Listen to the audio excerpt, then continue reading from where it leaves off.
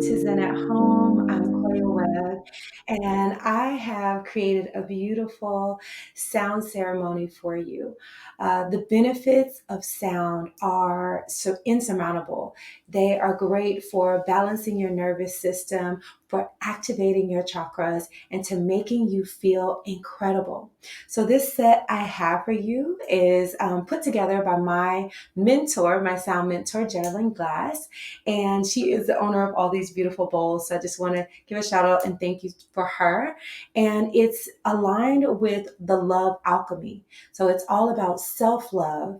And I think that's the most important thing when you start to create a sacred space for your home is to really devote your house, your home, your sacred space to self love, self nurturing, and self care.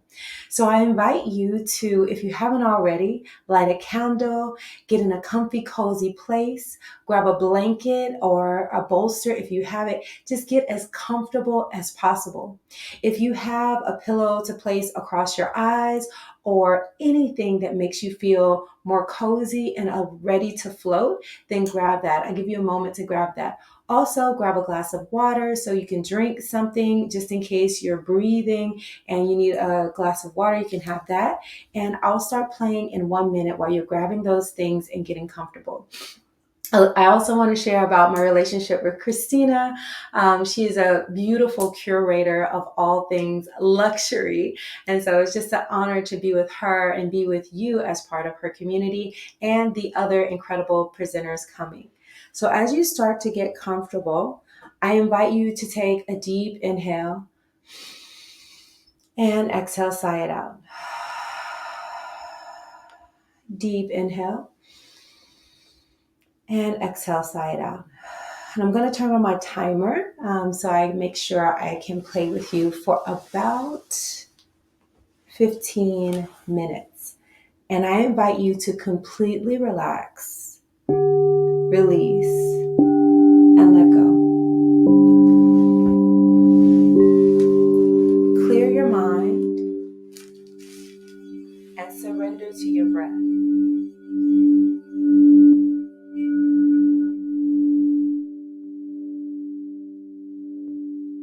Take a deep inhale and exhale. Allow your body to melt.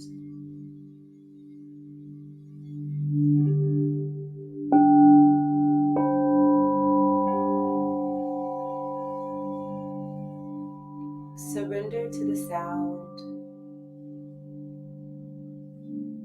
Feel it flowing through every cell of your body.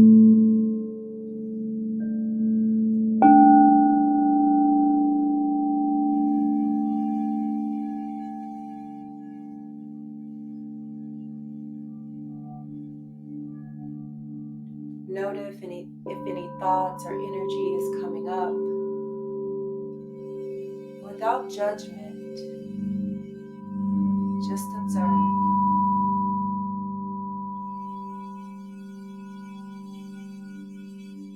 Breathe. Surrender.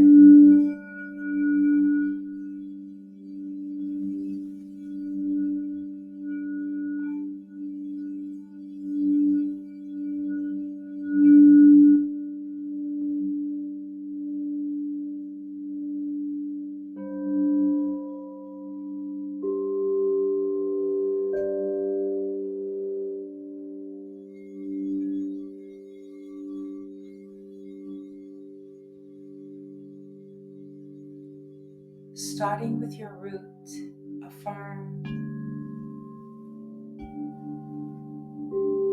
I am safe, secure, and supported. I am safe, secure, and supported.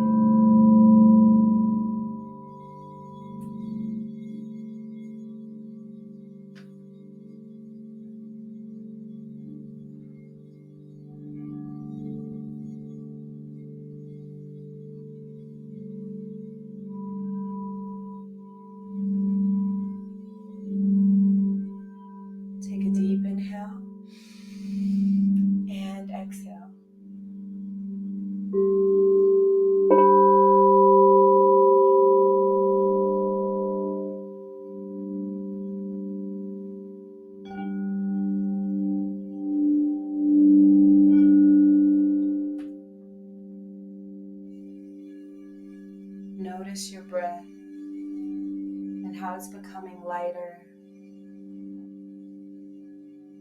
Notice how you surrender to the sound. Take another deep inhale. This time, hold the breath at the top.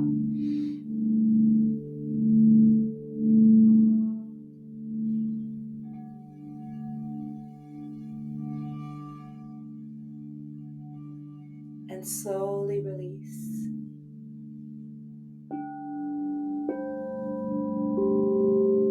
Fall deeper into the surrender.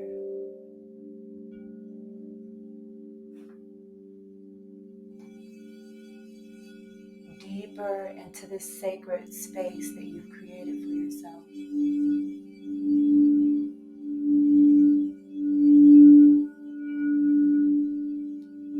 Trust. Surrender. Breathe.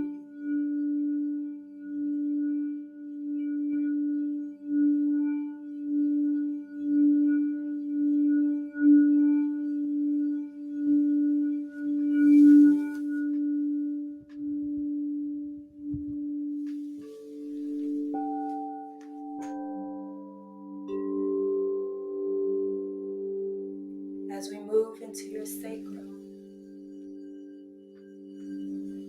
I invite you to visualize yourself dancing. What does it feel like to be free?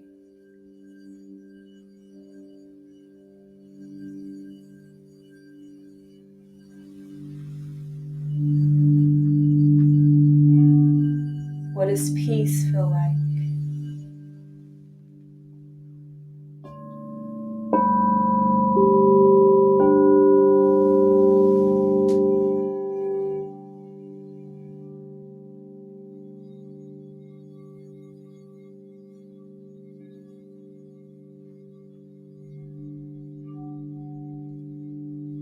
What does love feel like?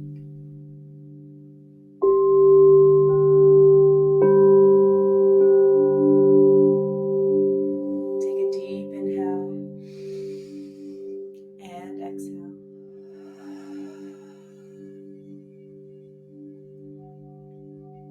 Surrender deeper to the sound.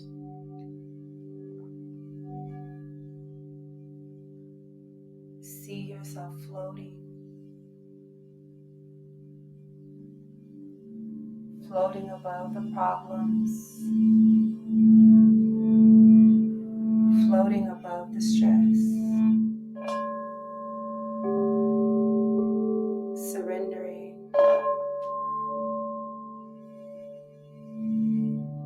Surrendering.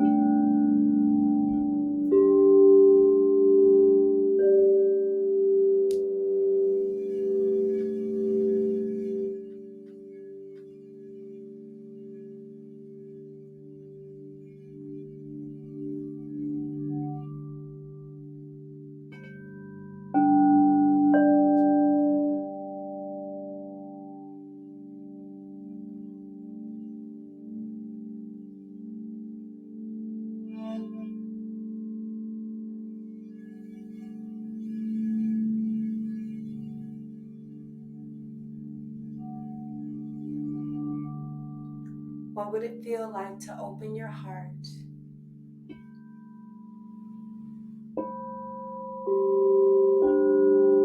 to infinite possibilities?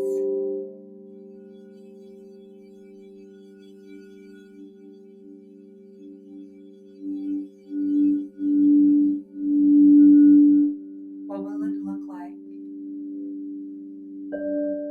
to open your heart to infinite love? Breathe into your heart space and release.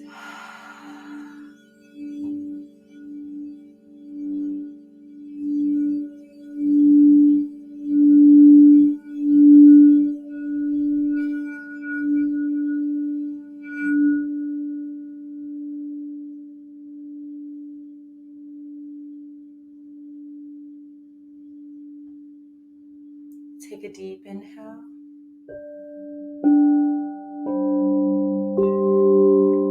And relax deeper.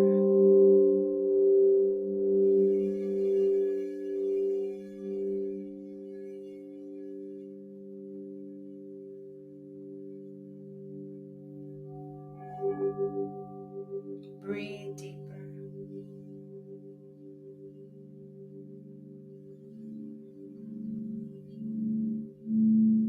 In this moment, visualize yourself speaking your truth.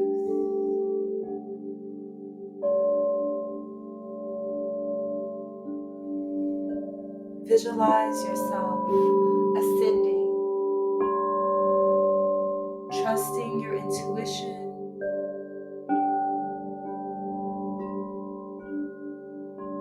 trusting your journey, trusting the challenges, surrendering to it all.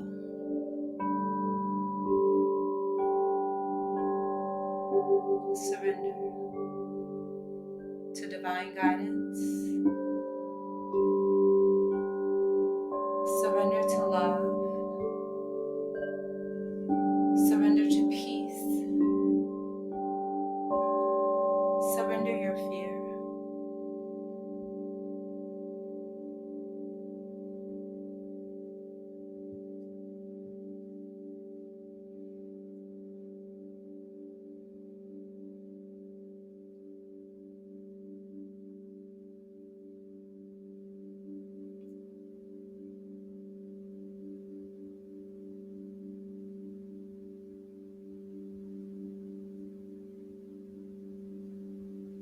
Take a deep inhale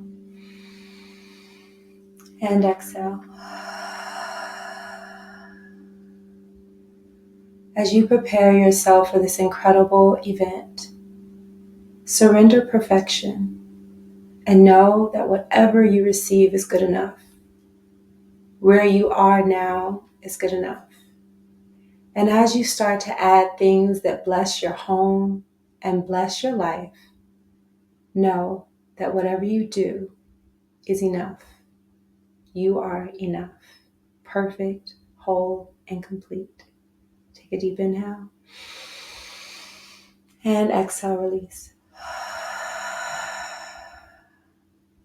Ashe.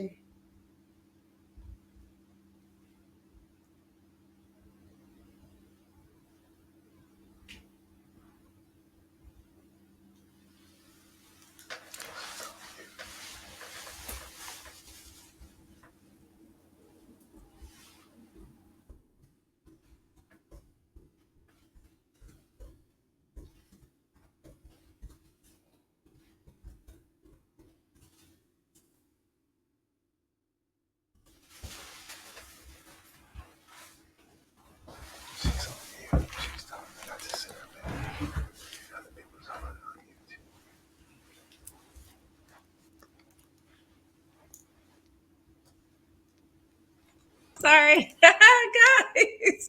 I've been talking all this time. Thank you so much, Koya, for blessing us this Saturday, for blessing our homes. We launched in the home. And I was saying, like, we met when I actually spoke at your virtual retreat a few years ago, and then you moved to Atlanta, and we have just had a heart to heart connection since. And so I'm grateful for your friendship. I'm grateful for all that you pour into our community, Om Noir, Get Loved Up. And I'm not sure if you told everyone, but we are working together to produce your retreat next year, September 2024. So everybody that's on it's not even going to be public. So it is everyone that is on Koya's email list, on the Om Noir email list, are only going to get the invitation.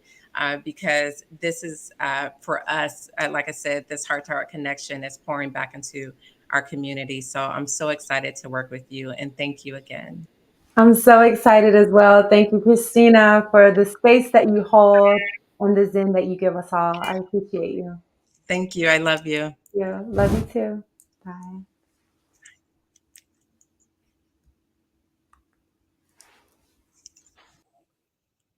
Hi, everyone. Welcome. My name is Christina Rice. I'm the founder of Om Noir. And I thank you for spending your Saturday with us. If you are new to Om Noir, I'm sure because so many of our speakers have posted about the event and you wanted to attend for them. But let me just give you a little bit of background. So I launched Om Noir in 2017, and it was just a retreat center business. I hosted all of our retreats from 2017 to 2021, well, minus 2020. And in 2020, when I had to cancel all of my retreats that were lined up for the year, we immediately pivoted to virtual retreats. And we hosted probably about six that year. The last one was January 2021. And this was obviously a way for us to bring our retreat experience to our communities' homes, but also to build community during a very difficult time we were all experiencing. And we hosted virtual retreats on reproductive health for Black women, financial wellness, whole body wellness, and also Zen at home. And that is where I was inspired to create our home collection, which is a line of candles, candle care kits, travel candles, and also items I have picked up from around the world during my retreats from Brazil, Peru, Ghana. I even have a ring from Brazil on right now. And so we launched the home collection in 2021. And I'll tell you, I did not expect the response. And I was packing and shipping from my house. And I was overwhelmed, grateful, but overwhelmed. And so for the last year and a half, we have been working to relaunch the collection. We are now in a warehouse. We have 7 scents, and we'll talk about them throughout the virtual retreat. And I want to say all of our speakers have their own special scent that is aligned with their topic. So our tagline, you don't have to go away to get away. You can create a retreat within yourself and in your own beautiful spaces.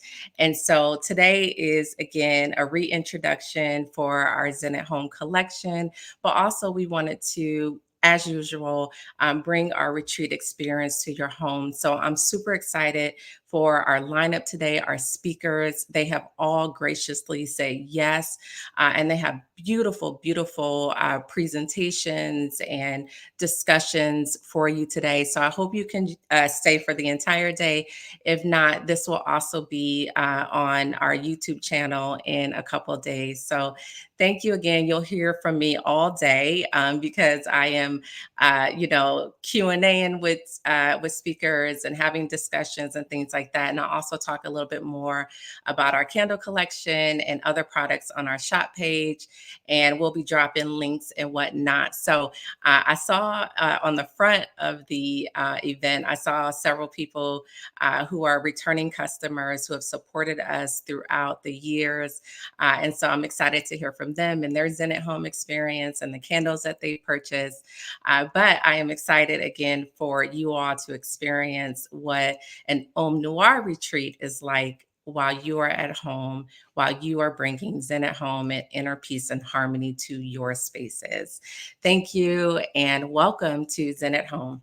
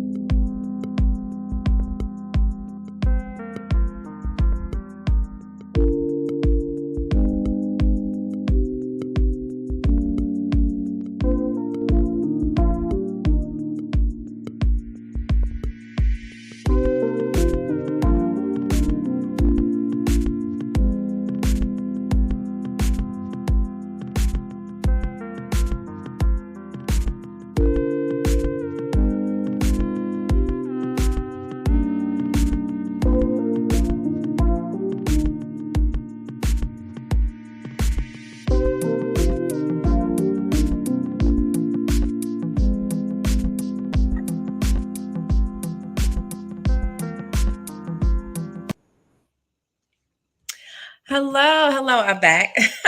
So I'm excited to welcome our first speaker, Dr. Sarah C. Young McFarland. Dr. Sarah is the founder of Trulery, a licensed psychologist who specializes in using psychology to help people understand the impact of the fashion and interior design industry, our interior design choices and wardrobe behaviors. She uses design and fashion consultation to help people create spaces and wardrobes that support their well being. Sarah has been a contributor of House and was featured in Essence. Let's bring up Dr. Sarah. Hello, hello, hello. Thank you for having me. Hey, come on now. I tried to do a little something, something. Thank I absolutely love it. So, you. I told you when we first spoke a couple weeks ago that, I hosted an event back in October, and one of the ladies who was in attendance is a mental health professional. And I was Mhm, talking to her about the Zen at Home retreat, and she was like, "Have you heard of design psychology?" And I was like, "What?" mhm. And she started to tell me a little bit more about it. I was like, okay, I got to find somebody, right? Like, who Yeah. specializes in this. And so me and the team started researching, and literally right after we emailed you, that young lady emailed me and was like, you have to read about Sarah, right? And I was like, oh Mhm. my God, like just all alignment, And so I'm Yeah. super excited just to hear about like how the colors in our homes impact our well-being, the layout of our homes impact our well-being, and I'm pretty sure most that are in here have not heard of design psychology. So I'm actually going to hop off stage, and I know you have a beautiful presentation, but please, like, introduce yourself, tell us about your work, how you came to this work, and then Mhm. of course share your beautiful presentation. Okay. Thank Thank you you. for having me. Yes. Hello, everyone. I'm so happy to be here today to serve you all. So I'm going to be talking about design psychology, like Christina just mentioned. So some of you may have heard of it, some of you may not have heard of it. It's an up and coming area in psychology. So I'm going to talk a little bit about the process of design psychology with you today. So just a little bit about me. I want to get these um, slides up. A little bit about me, like Christina said, I am a licensed psychologist and I have a background in child trauma. So I did that for a number of years. I worked with children, I did evaluations. That was really important work. But I had creative passions that weren't being fulfilled. So I decided to move into a more niche area of psychology, which is design and fashion psychology. And so I started Trulery, the design and fashion psychology consulting service, and here I am today. So let me briefly start off with what I want to do with you today. I want to start off with an exercise. Um, okay.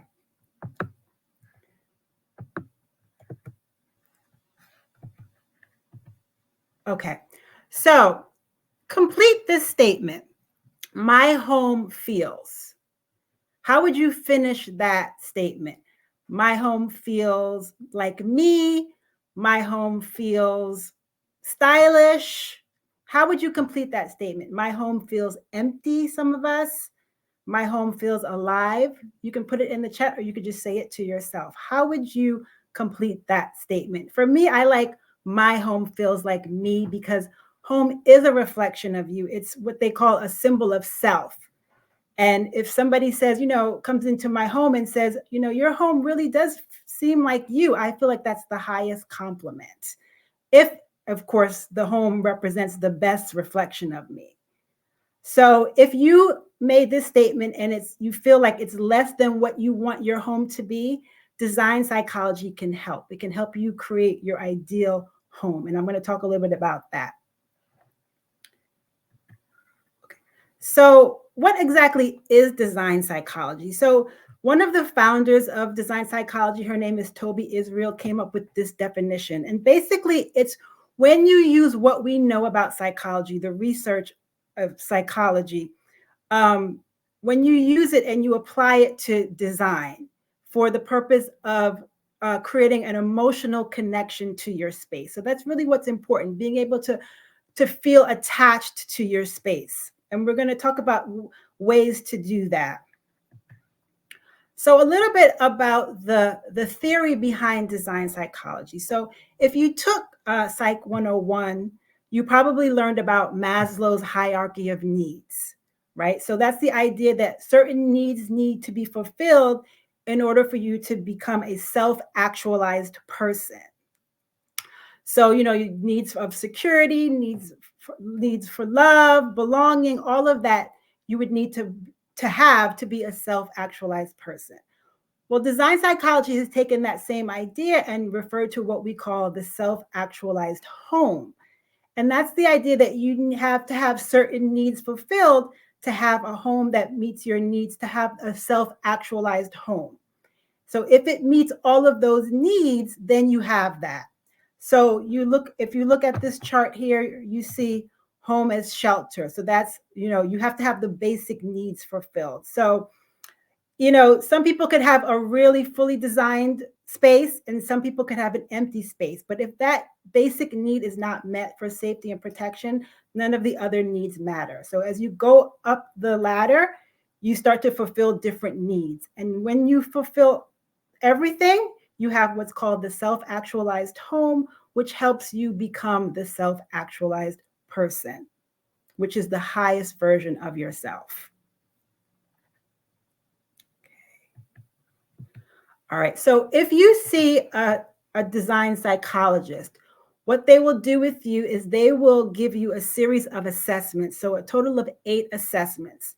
And these assessments will focus on your past experience of place, your present experience of place, and your future sense of place.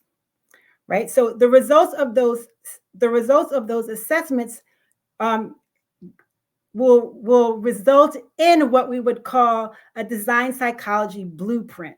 And so that is an ideal home statement along with recommendations for the look and feel of your space, the layout and the mood and so forth. So it's what we call a design psychology blueprint. So I'm going to go through one of the assessments that we would do with you if you were seeing a design psychologist. Now, this assessment here is called the favorite place visualization.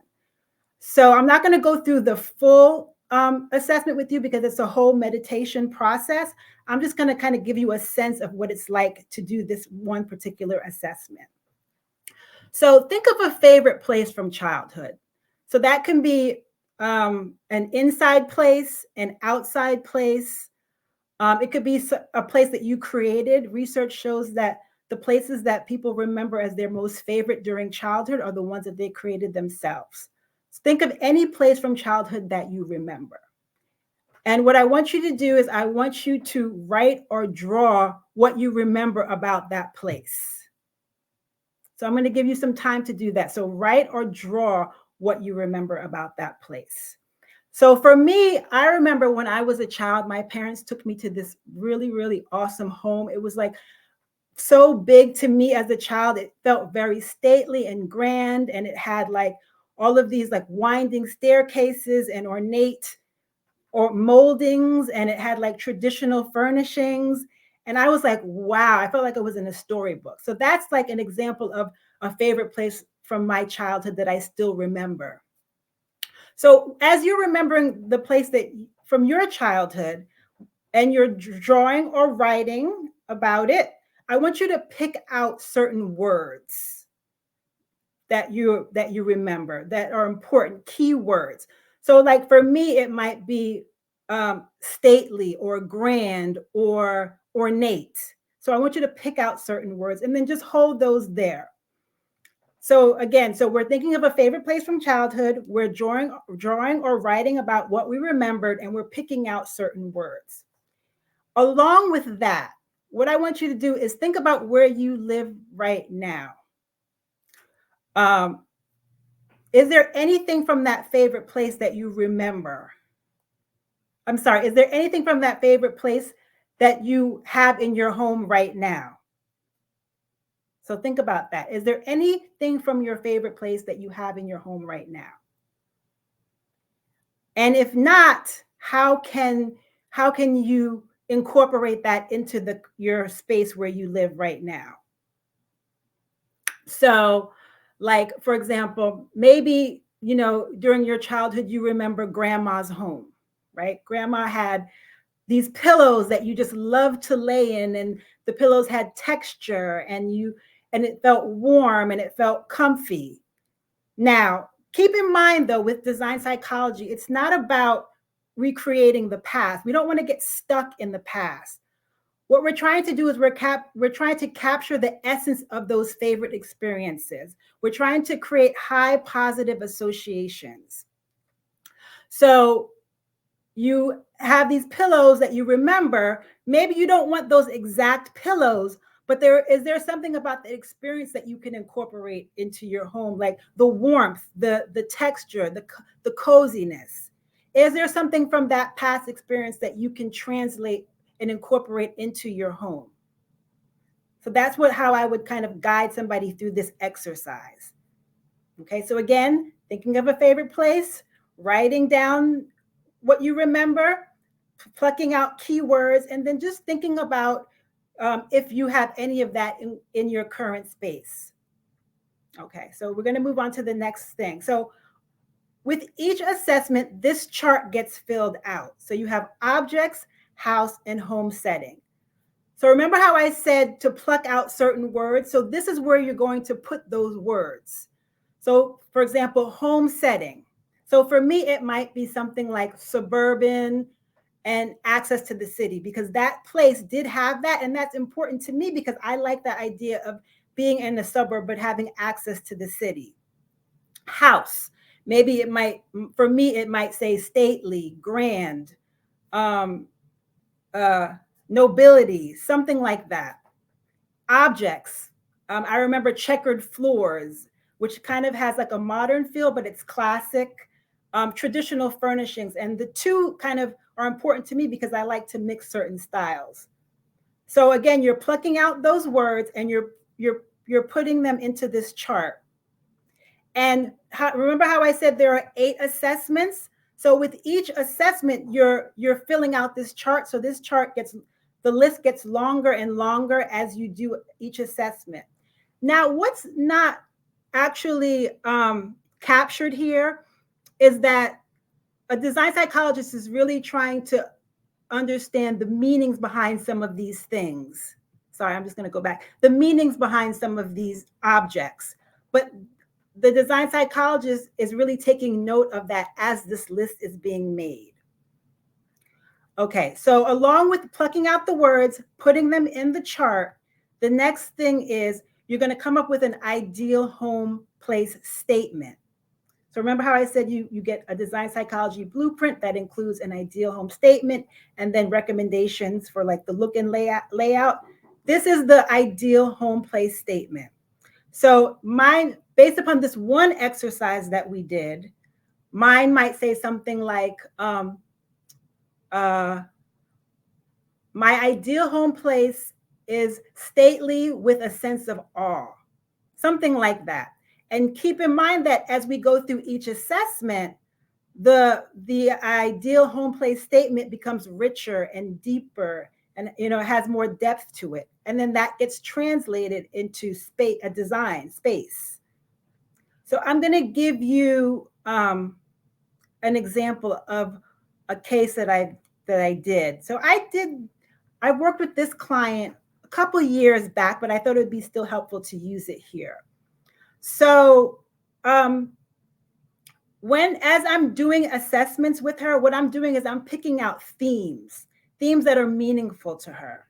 So one thing that really was important to her is her Puerto Rican culture. Another thing was, being a strong, independent single mom. And clutter was an issue for her, was a theme for her, but it was an issue for her. She kind of had an issue with clutter because she hated clutter. She did not like it at all. However, her house was very cluttered and she found that there was some comfort in it. So she had to kind of reconcile this love-hate relationship with clutter. And so we work together to try to figure out how do you reconcile that um, through a design, through space. So as you see her ideal home statement, it's very long and very in depth, and they do tend to be long and in depth. You don't Yours doesn't have to be that, but they do tend to be in depth. And this picture here, this mood board that I created for her, is supposed to capture this ideal home statement. So, she says, I'm just going to pick out some things. She says, my ideal home is a peaceful and loving space that is bright, uncluttered, and organized. So, uncluttered and organized. So, how did we resolve that whole love hate relationship with clutter? Well, we came up with what I call organized clutter. So, there is a sense of being lived in. There is a sense of there's a lot of things, but it's organized, right? Because she found comfort in clutter. So how can we make make things feel warm and cozy? How can we make it be so that there are things, but it's not cluttered? It's warm and cozy, right? So for example, this whole vibe has a very lived in look. It's kind of busy. However, there is some organization here, right? You have your credenza, you have pairs of things, you have pairs of lamps, pairs of chairs. There's a lot of pictures, but there's some order to them. So that's how we kind of devise that whole organized clutter. Um, she offers a sanctuary for a space that offers a sanctuary for spiritual connection. So, so she needed a place where she can kind of meditate and be alone and be by herself. But she's also very social and wants a place for social gatherings, as you see in the statement, a social space for family gatherings. So there is a definite space for gatherings, but there's also flexible seating here, so that if someone or she needs to go and be by herself, she can do that. So that's kind of how we resolved that. Of course, there's a lot of cultural expression here. It represents her Puerto Rican ancestry, a strong feminine presence. You see it in all of the artwork. So again, this is a visual that translates, that represents her ideal home statement. Okay. All right, so I'm going to show you another case. This one is a little bit more recent. And this person was interesting. He's very practical. And I'm going to talk a little bit about personality in a bit. But he didn't really want me to do anything or make any changes because everything was, quote unquote, fine. We just did a lot of like superficial changes. So he didn't want to change the granite countertops. He didn't want to change the cabinet. So we just kind of worked with what he had. And some important themes that came up for him are independence and community. He's from Russia originally, and independence was a big thing for him, but he also wanted community. So it was kind of like trying to find that balance. And then his ethnic heritage was really important to him. So I did a couple mood boards for this particular client. So not all of what's in the ideal home statement is reflected in this particular photo, but there are some things that are reflected. Like, for example, he wanted a home that reflected a spirit of nurturance, independence, the presence of nature, sunlight. There is a big window that you can't see. This is just the kitchen. So how we translated that into design is I use the color green because green really does speak to nature and nurturance. When you think of green, you think of those things, nurturance. And I used green in an interesting way. I used two different tones of green, and it's almost like it's off. But I kind of liked that, and it kind of fits his artsy, offbeat, bohemian vibe. So I used two different greens in sort of an artsy way. And then you do see references to nature with the rattan. There's definitely like a bohemian, presence to it with the rugs and the wallpaper and the way that the art is leaning against the backsplash. So again, this is his ideal home statement, and this is one visual how this gets translated from the statement.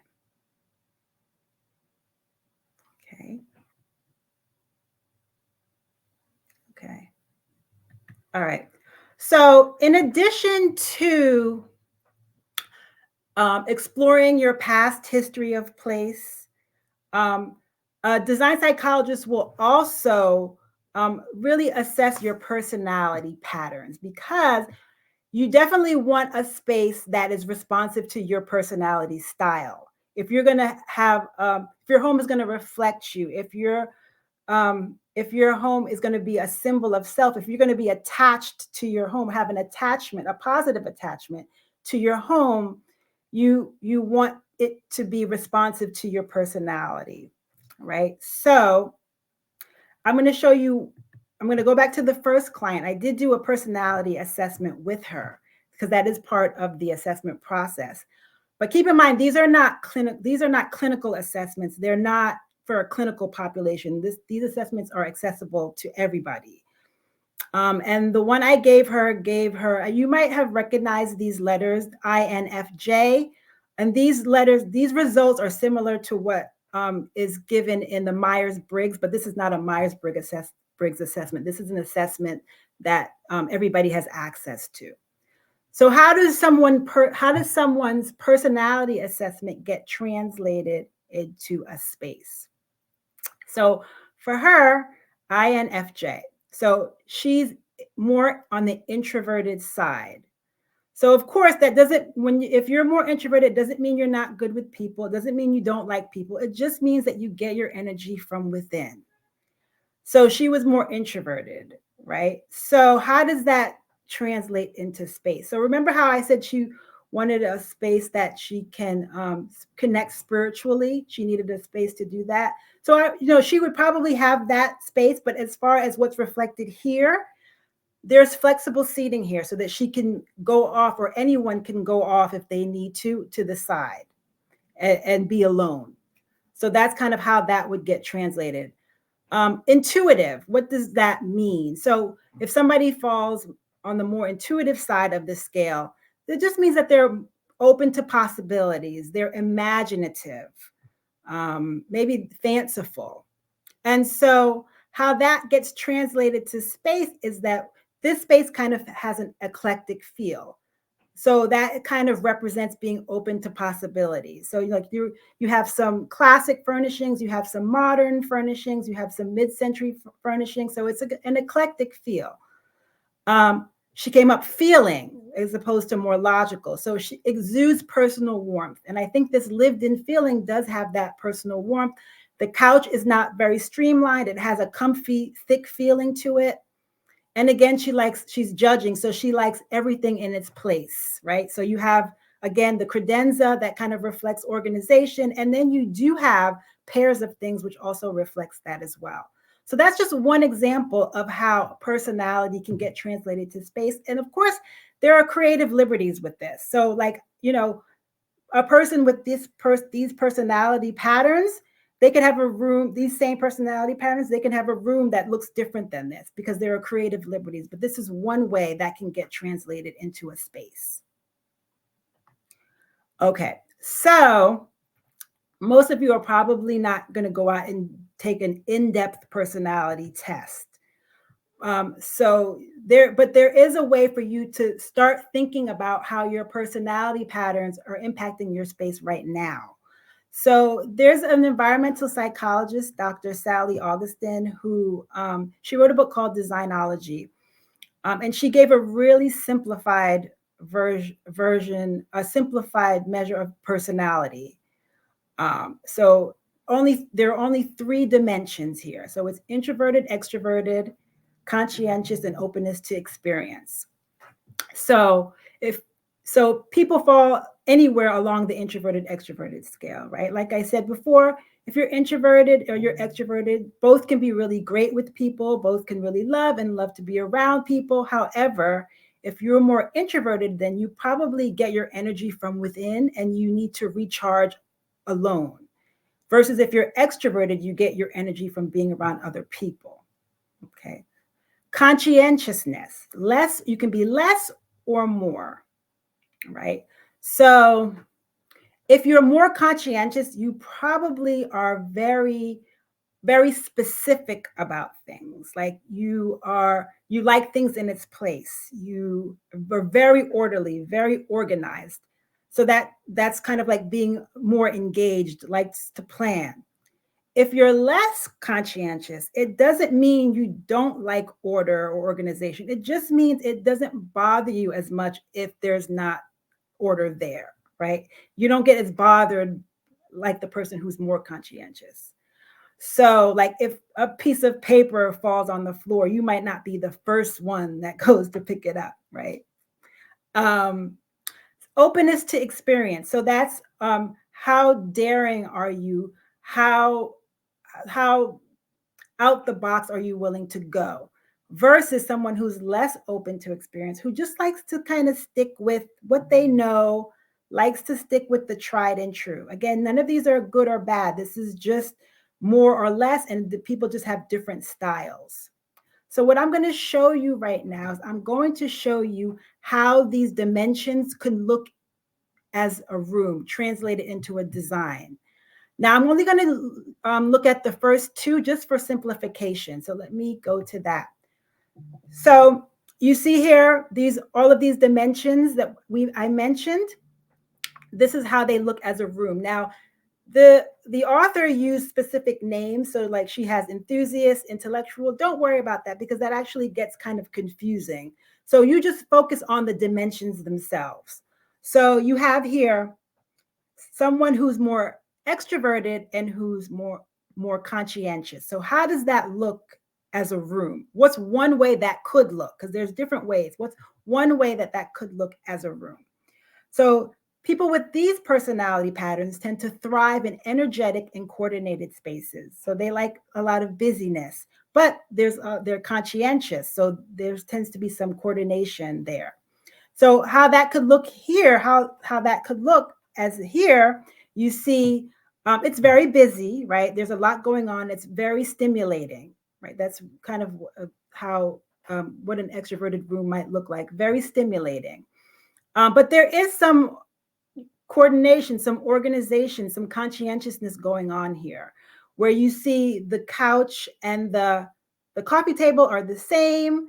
There are a lot of pictures. It's very busy, but it seems like each picture has a place. So that's how that could look. Someone who's more extroverted and conscientious, that's they might be comfortable in this type of a room. Let's move on to the next one. So this person is introverted and conscientious. So how does that get translated here? So they thrive in calm, contemplative, coordinated spaces. So if you look at this room, it is calm, it's serene, right?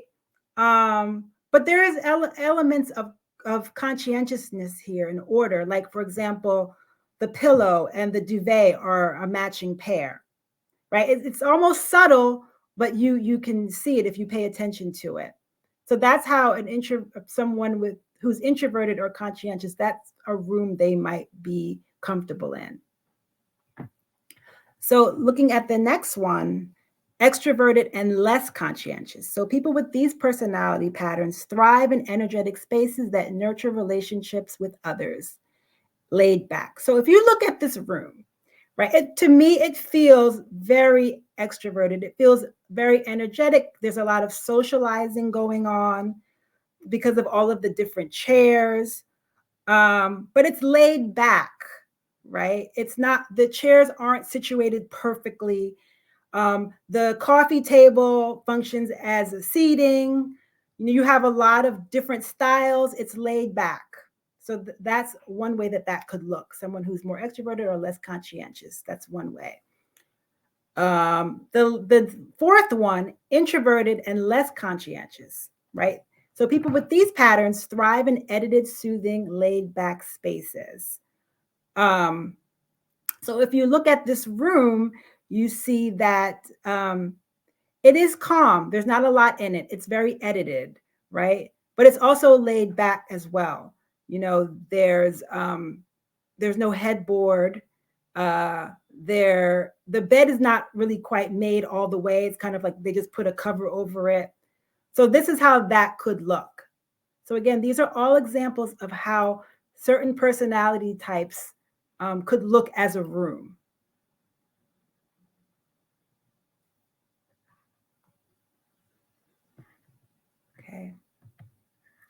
So I just wanted to leave you with just some tips that you can use today, if that's okay. Um, so one thing to consider is colors. I mean, Christina mentioned that at the beginning. Color is very complex, and you can probably do a whole workshop on colors. But a place to start is to think about whether you would like long wavelength colors or short wavelength colors. So long wavelength colors are what we consider warm colors. And short wavelength colors are what we would consider cooler colors. And technically speaking, like any color could be more warm or more cool, but this is just a simplified way to kind of get into it.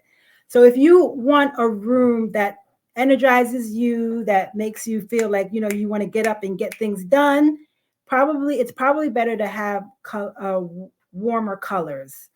If you want a room where you can relax, that's peaceful, it's calm, you probably would want cooler colors. So warmer colors are your oranges, your reds, your yellows. Your cooler colors are your blues, your purples, your greens. Okay. You want to consider how scents impact your space, right? Sometimes we don't always think of it, but scents really do impact the space. Research shows that we actually linger longer in spaces that smell good, and time seems to go by more quickly. You also want to incorporate plants and nature. So research shows plants decrease depression and improve executive functioning, right? Like problem solving, concentration. And there are many reasons why that might be, but there was a research study done that said that um, when environments are pleasant, it demands less mental processing. So when you're in a pleasant environment, you don't have to work, your brain isn't working as hard. So you're more relaxed and you're more free to be. So that could be one reason why nature and plants have that effect on us.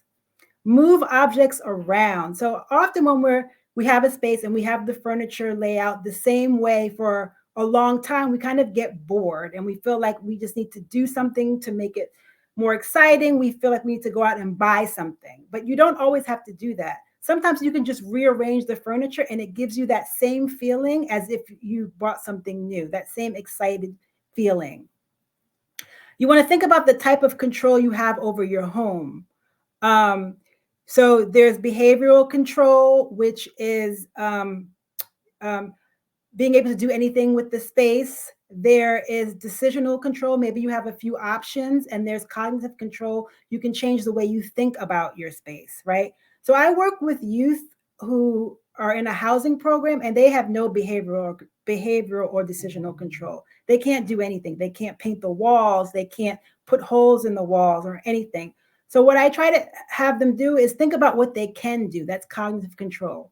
What can you do? So you can't hang up a picture, but can you lean, and you can't have a plant either, but can you lean a picture of a plant against your dresser?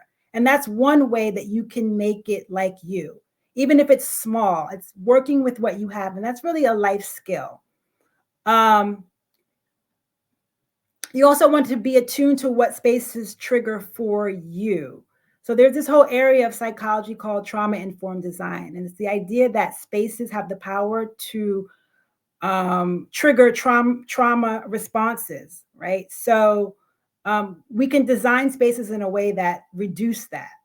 So there's three areas to really consider when we're talking about trauma-informed design. That's sensory information. What are people feeling, seeing, and hearing? So if there's a loud noise and someone's triggered by that, what can you do? Maybe you can modulate the sound. That would be one way. Nested layers. So the idea of rooms within rooms for people with different needs. So if somebody can't take a whole lot of stimulation, maybe there's too many people around, is there a space in the room for them that they can kind of be quiet into themselves? Identity anchors. Do people see themselves reflected in the space? Sometimes people are triggered when they're in an environment and they're not reflected anywhere, right? They don't see any indication that they exist at all. So so it's important to have what we call identity anchors, like maybe artwork of yourself, pictures that reflect you, something that symbolizes you. And that does go a long way to mental health and well-being. So that's the end of my slides. I hope you guys were able to get something from it.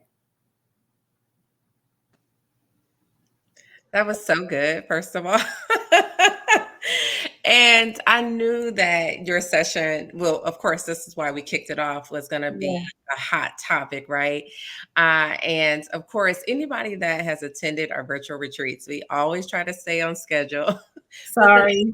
no, no, no, be so good. And it's just hard to get everything in a short 30 minutes, but it's okay. Hopefully you all can hang with us throughout the day. You know, here in Atlanta it's kind of gray and overcast, so I'm happy to be in the house. I Yeah. don't know about the rest. But I do want to get some of these really great questions in that I Okay. saw. And I know a few asked about the assessment, but there was someone that posted the link. And also, you all, we will, in our post wrap up, we'll share links to our speakers, their Instagram pages, their websites, if they have courses or just other informational links for you. We are kind of dropping them in the chat, but they're not hyperlinked for whatever reason. But we will provide you with all the information to contact our speakers post retreat. So, okay, so Kessie or Kesey, I'm sorry if I butchered your name. Do you ever recommend specific colors, tones, or palettes for specific areas? Kitchen, I that's a would, question. That's a yeah, that's a great question. And I would love to, it would be so simple if you could do it that way, but it really just does depend on what your needs are. So, like, for example, your bedroom. Do you need, what do you want from your bedroom? Do you want a place to relax? And do you want a place that's calm? Or some people want more stimulation. So that would determine what colors and what palettes I use with them, what their needs are, what they want from each room. Yeah, and I that's a really interesting topic, and we're going to talk about that when we bring up Amber and Bailey Lee, who are maximalists and Mhm. work with a lot of colors. And one of our conversations when we were planning the retreat with both of them was like, what do you want to get out of your home? For some people, because outside life is chaotic, when you Yeah. come home you want that zen at home, you want the peace and serenity. But for others, like colors could symbolize like I am ready to like come out my shell, I'm bold, you know, and expressive, and your home feels like that. So when you walk outside you carry that energy with you. Mhm. So it really depends on where you are in your own energy and your own life and how you design your home. And I can talk about this all day. And we talked Mhm. about this, Sarah. Like, Mhm. you know, before I moved into this house, I lived in New Jersey. I've been here for 5 years in Atlanta, but in New Jersey, I was in a one bedroom apartment. It was nice and big, but it was very dark. And Yeah. when I thought about it, it wasn't until we had our conversation. I thought about it, I said, man, when I was in that apartment, I was in a dark time in my life. Everything was dark. I was going through a bad break, or I was in a, you know, toxic relationship, breakup. It was a whole, you know, seasons of it. Yes. And so when I think about it, I feel like my home reflected that. I even had a dark gray SUV. Everything was dark. When I decided to move to Atlanta, you know, relationship done, like new lease on life, I wanted everything light. Right. My Right. new car is white on white. You know, my house has, I mean, it has some color, but it's very neutral browns, creams, and whatnot. But it's a lot of windows. So it really was reflective of this new place I was Mhm. moving Mhm. into in my own life. Yeah. And I think it's just really good to be attuned to what's going on in your space because your space does reflect you wherever you're at that time. So if it's dark and if it's kind of like sort of depressive, you want to kind of lean into that and figure out why that is. You want to process it. So you want to use it as information. And then you want to figure out where do I go from here? So you kind of did it without necessarily being aware of it. But when we go through the design psychology process, we make these things known. We try to be as aware and attuned as possible. So if your home is dark, so where do you want to go? Like we may kind of step away from the home and look at life in general. Like what do you want your life to be like? What type of person do you want to be? What are your goals? And then we would create a home around that. So like, someone might say, I want to start a business. I want to, I want to, be an entrepreneur. So is there anything in your house that says that? Like, so you want to be able to be very mindful of that, because again, your home is a symbol of self and it's supposed to be your best self. So you want your home to support you as you are moving along and accomplishing what you want to from life. I'm gonna pull up one question I saw because I've seen two about couples who have Okay. two different type of design styles, right? So let's see. My husband and I really love our home, but this has me thinking: should we create individual home statements and discuss or create one together? And then someone else just posted. Let's see, or it was up here. My ideal home space is warm and chic, inviting and colorful, where you feel luxurious and welcome. But my husband is a hoarder and I'm a Mm, minimalist. So he would be considered maybe mhm, a maximalist. We need to help mhm. him like Right. repurpose Yeah, yeah, yeah. his That's clutter, all. That's always a challenge when you're living with other people, because you can create an ideal home statement, but they also have their own ideal home statement. So the challenge is, yes, you can create separate ones, but you're living in one home. So the challenge is, how can you put them all together and make it work for everybody? So the idea is like, how willing are you to compromise for the people that you love without feeling like you're missing out or losing something? Right? So one way to tackle that is to go back to what I said about nested layers, how you create a room for people with different needs, right? So there's different ways to do that, but the idea behind it is that you're accommodating everyone in the home. So you could have one large room, there's like 5 people in the home. How can you design a room that meets all of their needs? So nested layers, rooms within rooms, and you can do it in a way that seems uniform, so it doesn't look like it doesn't go together at all. But the idea is being able to compromise, and that's a life skill.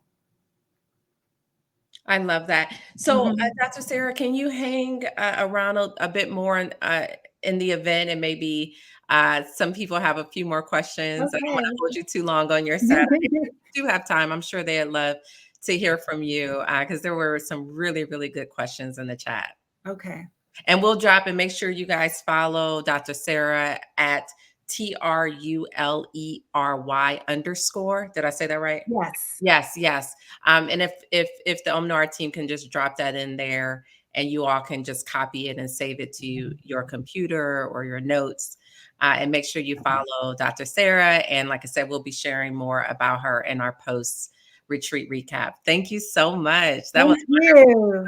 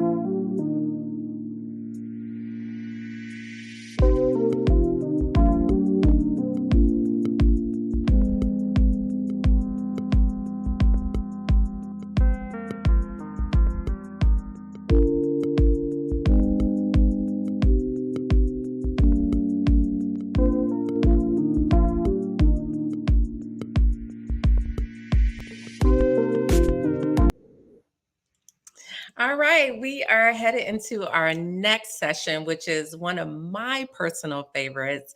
It's all about feng shui. So, Megan Rippershey is the visionary behind Yenergy Interiors, equipped with certifications from Tisha Morris's Earth School and New York Institute of Art and Design. And as a proud member of the International Feng Shui Guild, Megan is dedicated to raising awareness about this impactful practice.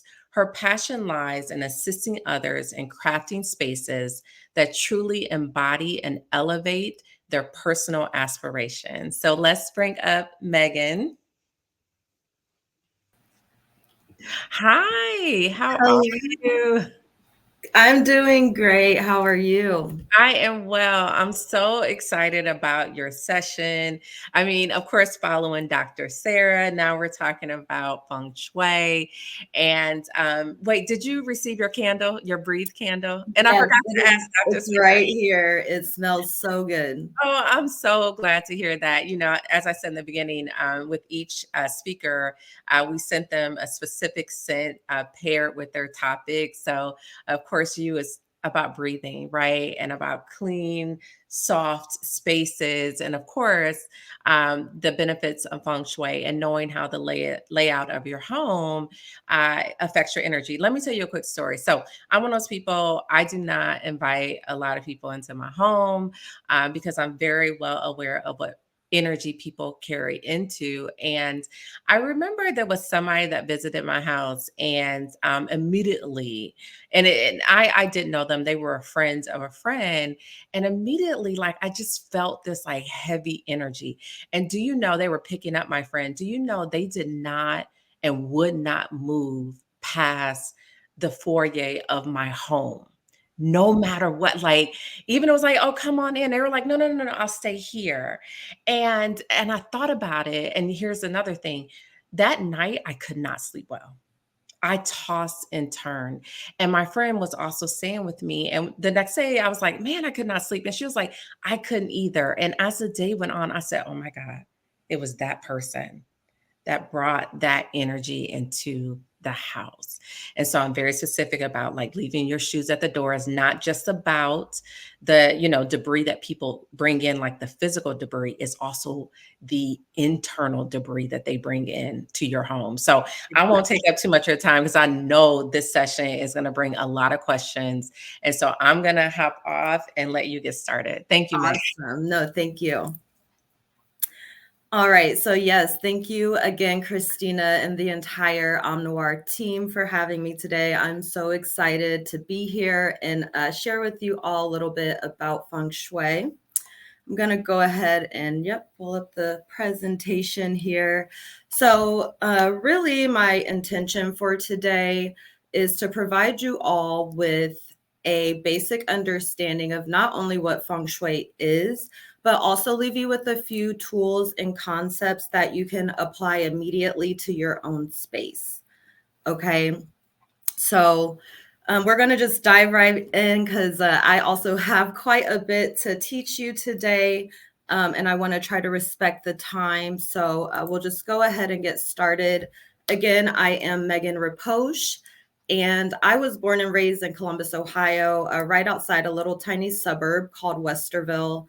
After that, I went on to get my bachelor degree at Kent State University in marketing. And shortly after that, I moved to LA for a couple of years where I was in the hospitality industry. And that led me to an opportunity to be able to travel the world. I was working for an international resort. And so I'd spend like 6 months to a year in different environments. Okay. So, for example, two of the places were Punta Cana and Turks and Caicos. And then I went all the way to the French Alps, living on the top of the mountains in the winter. And so as I was traveling to these different environments, I started to notice how the different spaces directly was affecting my personal energy. And that's really what got me to dive into the world of feng shui. And as Christina mentioned, I went on to get 2 certifications. And actually, just a couple of days ago, I finished a third one, with Feng Shui staging professional. It is to just sell your home faster and apply Feng Shui principles to that as well. All right, so again, it is the ABCs of Feng Shui that we're going to be talking about. So really just going through these 3 things here to give you a better understanding, and then we're going to try to leave some questions at the end. All right, so what is this word I keep saying, Feng Shui? Quick, boring history lesson. It actually originated in China about 6,000 years ago. And it was originally used to locate auspicious burial sites for royalty. All right. And it was like super top secret information. It was only passed down through like code or orally. And women were absolutely forbidden to practice. And then fast forward to like the 1950s, it was started to come about with the common people. And then in the 1980s, Professor Thomas Lin Yun brought it over to the West, to the United States, and came up with something that I practice called B2B Feng Shui. Okay, and that's just a more modernized Western approach. As time went on, our spaces changed, and so did the way we practice Feng Shui. All right, so Feng directly translates to wind, and then Shui, water. Okay, so it was actually originated on a poem, and it talked about how human life was connected to and flowing with the environment around it. Today, I would say the most simple way to describe what it is, the ultimate goal of it, is to remove the blocks. Christina was just talking about that energy, the not only physical, but also the energy coming into her home. And then removing those blocks so that energy can flow through. Okay, think about yoga.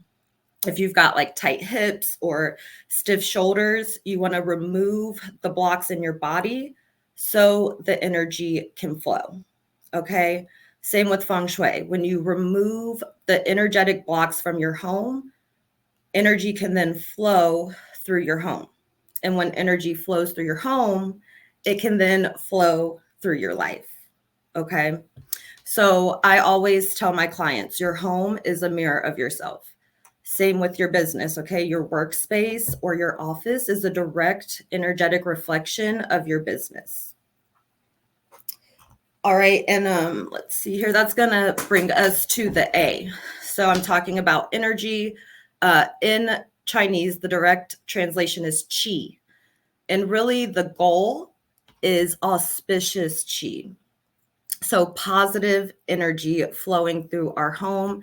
And we want that energy to be able to meander or flow fluidly, okay? Also, something important to bring up here is how it enters. So if you think about eating, okay, your mouth is where you put in the food to go throughout your body and give you energy. It's the same with your home. Your front door is the mouth for the qi to enter into your home and then flow throughout to give your home energy. So your front door and your foyer is very important of, you know, what that looks like. What is the energy being greeted by? So let's see here. Okay, let's go to a quick example, an activity that I want you guys to do to really just try to bring this idea of qi energy and applying it to your space. All right, so if you have never seen a big wheel, this is something that I used to love playing on as a little girl. They're like a bit bigger than a tricycle. That wheel in the front is pretty big. So what I would like for you to do is close your eyes and take a deep breath.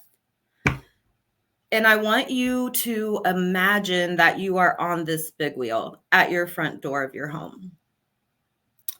All right, and what we're going to be doing is giving ourselves a self-guided tour as if it's the first time you've ever been to your home. All right, and do not get off of the big wheel if possible. All right, now first, before you start your tour, I want you to, again, notice your entryway. Are you feeling overwhelmed? Are there shoes and coats thrown everywhere? Or are you greeted by a very clean, tidy entryway and you feel so happy to be there? Okay, now start riding around your house. Just let's stick to the main level if you have a multi-level home. And I want you to see, are there any places that you can't maybe get to on the big wheel? Do you need to stand up and raise it over your head and squeeze and shimmy through some things? Or do you have the space to flow, meander through your home on that big wheel? All right, I'm gonna give you guys just a few more seconds to keep giving yourself a tour of your home. Just take some mental notes, how you feel. Can you flow freely on that big wheel? All right, and then go ahead and open your eyes, please. All right, and just like in meditation, let's take note of, what we just observed, and then we're going to analyze it later. Okay, and we're going to go on to some examples to just help you see exactly what I mean. All right, so here you can see our little cute girlfriend on the big wheel. She would not be able to flow freely or fluidly through this living room here. Okay, she might have to actually stand up and shimmy through some of these spaces. All right, now here you can see a huge difference. There's so much room. She has the table in the middle there that's circular, where she wouldn't, get nicked from a corner of a table. There's no sharp edges and a lot of room for her to flow fluidly and freely. And something else important to bring up here is that too much space can also have a negative effect. Okay, when there's too much space, there is could be an overwhelming of chi or energy. Okay, and then that could cause you to feel overwhelmed. All right, so let's go on to the B, which is the Bagua map. And I believe that this is probably the most used tool in BTB Feng Shui. And Ba means 8 and Gua means sides. Okay, so it's actually a 9, however, panel grid that once you lay it over the floor plan of your home, or even a room, if you just have a room that you're renting out, it works for both ways, but you want to stick to just one level of your home. And once you lay this 9 panel grid on your home, you can then see which areas of your home correlate to that area of your life. Okay. And then that allows us to target certain areas to improve or illuminate. So this is what I was just talking about, the Bagua map. We're going to go through this kind of quickly. Really, I want to just ask you guys some questions to get your mind flowing and see, maybe if there is one of these areas that you should pay more attention to. All right, and I do have a free downloadable PDF of this Bagua map on my website. And it does have a bit more information than this to just give you more ideas of how you can, or what you can incorporate in these certain areas of your home. All right, let me see if I can pull up a pointer. So the bottom 3 here, the wisdom and self-awareness, the career and life purpose, and then the helpful people and travel.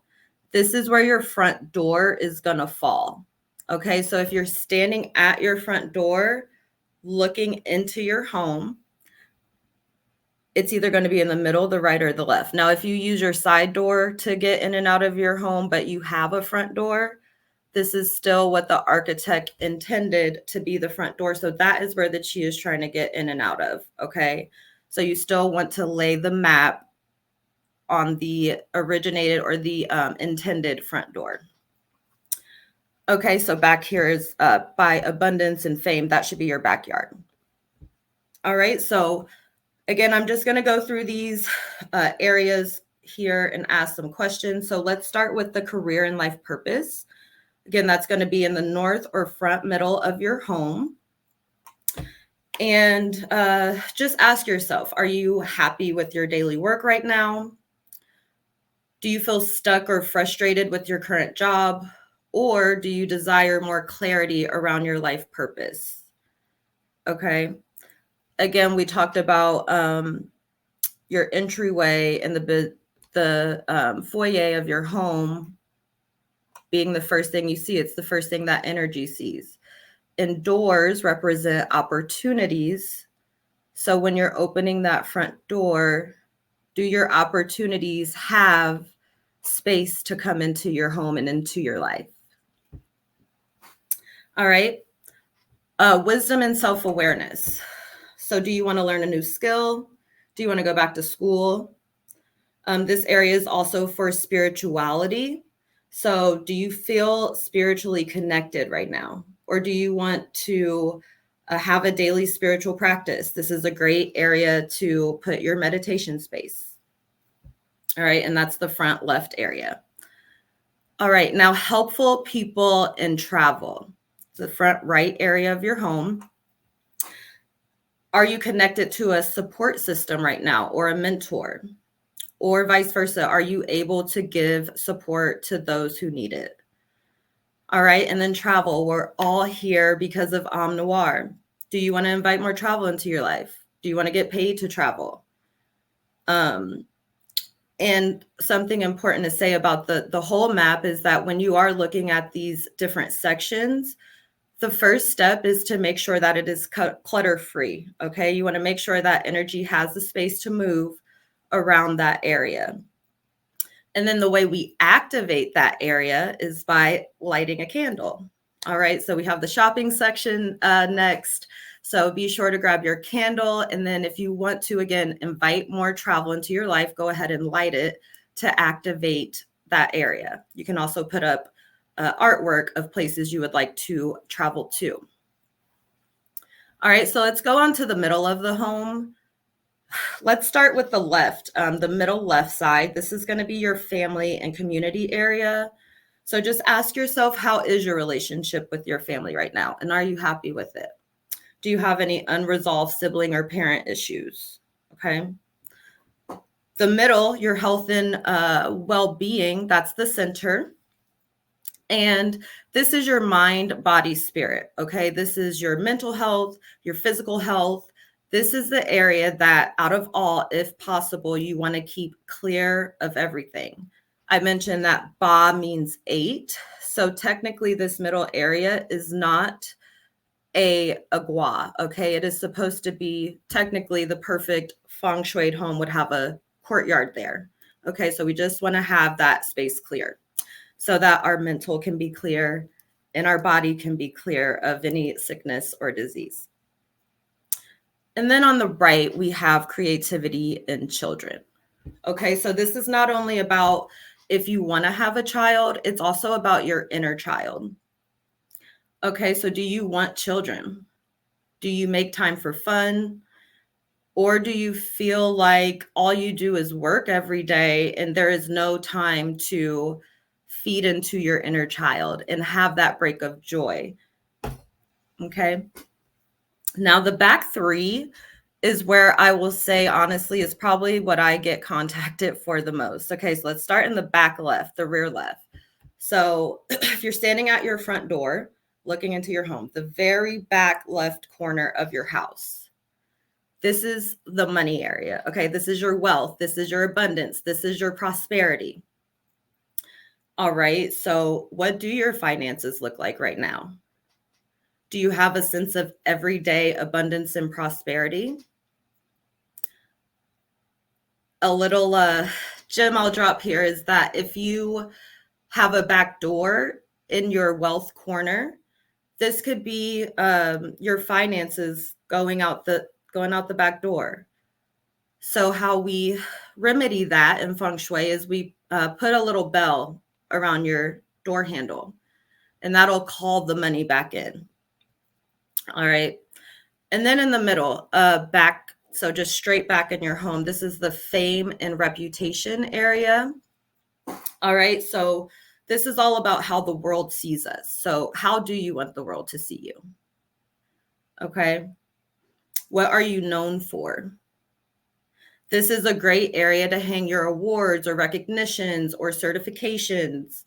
All right. This is a great area to flex. Okay. And hang up everything that you are proud of that you have accomplished. And if also with it being Christmas season, I'll add in, this is a great place to put your Christmas tree as well. If you are trying to be seen more, lighting up the fame and reputation area with the Christmas tree would be ideal. All right. And then finally, in the back right corner, we have love and relationships. So this is not only about, a romantic partnership. This is also about self-love and love, your relationship with yourself. Could also be your relationships with friends, your professional relationships, okay?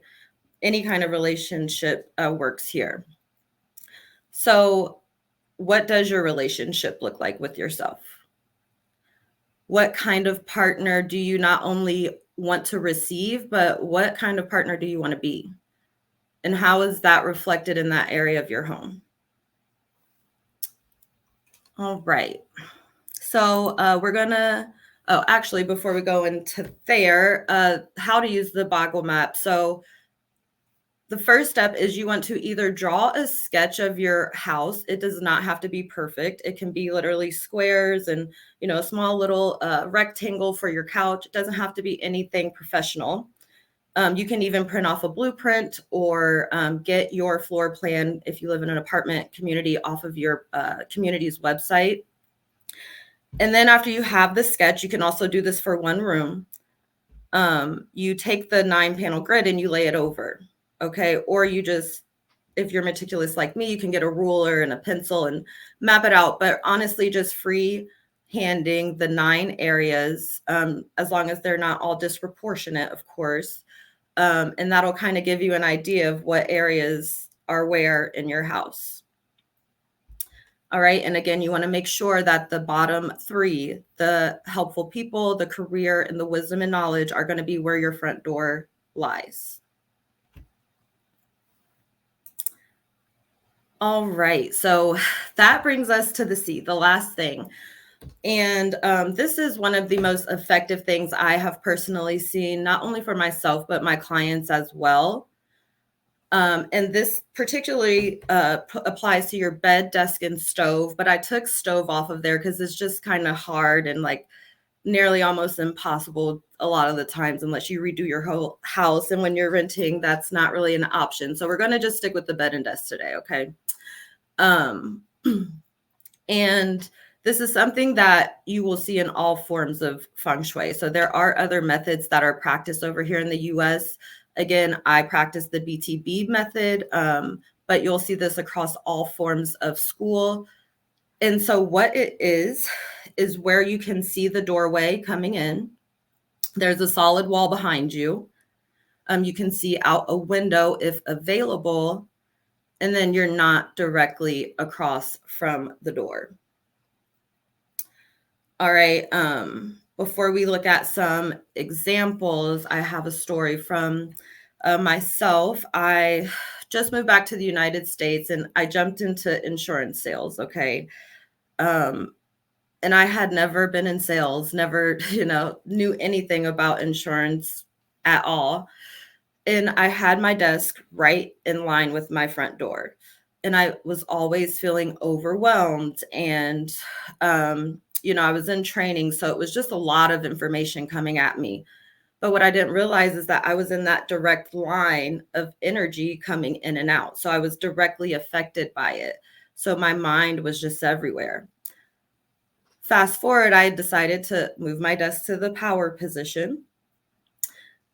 And within a couple of weeks, I ended up being in the top 10% of the entire Eastern region and had never sold insurance a day in my life. And of course, I put in the work. It's not just, you move your desk and things are going to happen for you. You have to put in the work, of course. But definitely, I feel like it influenced it a bit.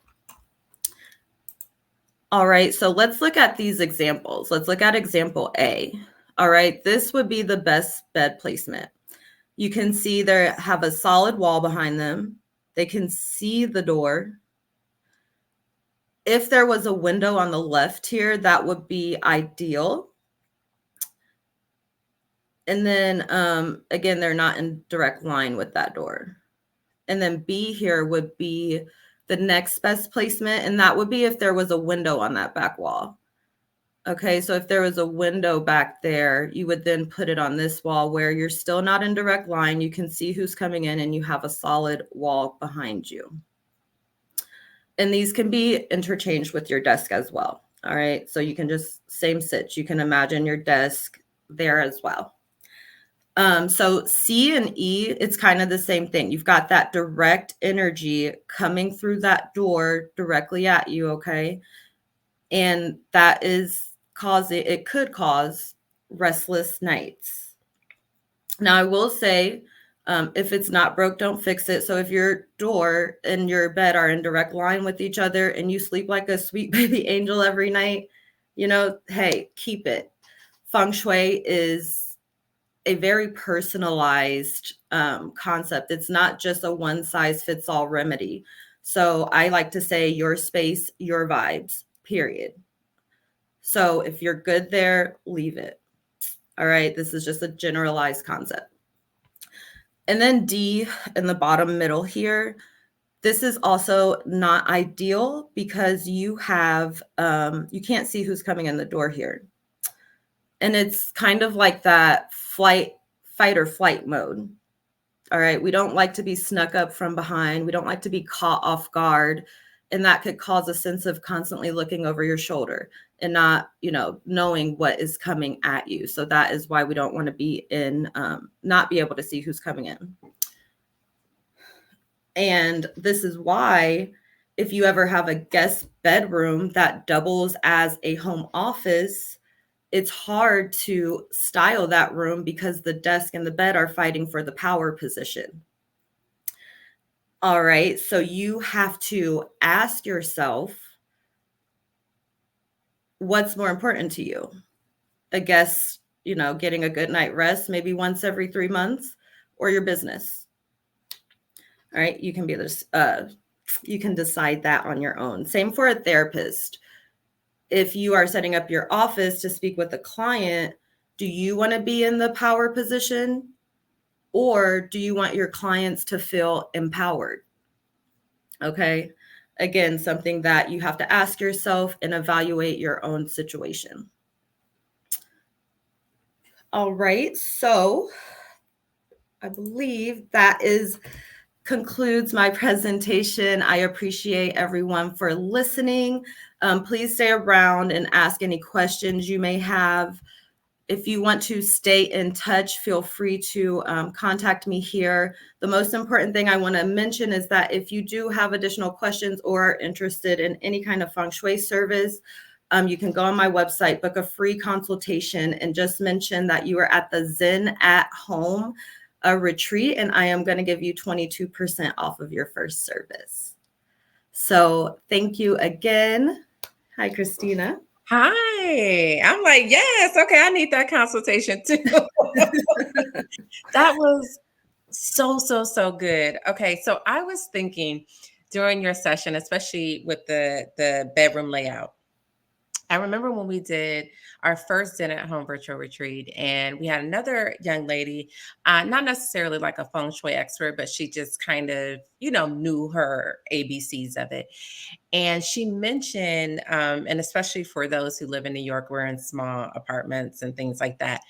But she was like, as somebody, like, say, for instance, you're single and you want to call a partner in, that like you should have two nightstands. Absolutely. And I remember one of my girls, she emailed me the like the day after, whatever, or text me and was like, "Oh my God, my head like exploded." Like, she was like, "I have one nightstand and I spent the day rearranging my bedroom to balance it out." Can you speak to that a little bit? especially like if Absolutely. you're trying to call in like romance and like pleasure. Absolutely. So And you know, we have a speaker who's going to talk about like bringing pleasure into our bedroom later on. But let's talk absolutely. about that. Absolutely. So she hit the nail on the head. Two nightstands are ideal, but that's the same with pairs in general. Okay, so if you have threes around, that's not really good. You don't want three people, or maybe you do, in a relationship. Mirrors are the same thing. If you have a mirror in front of your bed, that symbolizes doubling the amount of people in your relationship. All right. You also want to pay attention to the colors you're using in your room. Again, I believe Dr. Sarah spoke on it. It's all your space, your vibes, and it is an individual analysis each time, but adding a little dab of peach here and there to bring in that romance vibe. And going back to the two nightstands, the reason you want that is because you do want to feel equal. And even if you have a partner and you only have one nightstand, maybe the other person doesn't feel appreciated or like they're there at your level. Same if your bed is up against the wall. If the person's sleeping on the inside, they feel like they might have to go and get through you all of the time. So you want to make sure your bed is centered. That's oh man, that's such a good point. And also let's talk about colors. As women, a lot of times your bedroom it's just a pink explosion, right? But like when you have, you're dating and you have a partner, like they won't feel comfortable if it's I mean, there's a way for your bedroom to be feminine without being like obnoxiously just pink and all these different kind of like bright colors we tend to go towards as women. And so let's talk about colors too. Yeah, absolutely. And I just want to touch on, how you say dress for the job that you want, design your room for the relationship that you want. On that Bagua map, you can notice that there were different colors for each area that we talked about. And those colors actually coordinate with the area. So I'm not saying your house needs to be a rainbow like that, but just adding little dabs of that, a little pop of that can really bring in that energy. I love that. Okay. I have my home office in my living room space. How does this affect my business or my creativity? Also, how does it affect my home? Great question. So again, this would depend on the layout of your home and what area of the Bagua that your living room actually falls in. I would say that the living room is the next best place if you do not have a home office, because it is a social place. It'll keep you up and motivated to keep doing your job. The bedroom is the one thing where I would maybe refrain from. I would work in the kitchen over the bedroom because that's where you sleep and you need it to be peaceful, and extra electronics in there do disturb your rest. So, as far as creativity goes, that depends on, again, what job you are doing.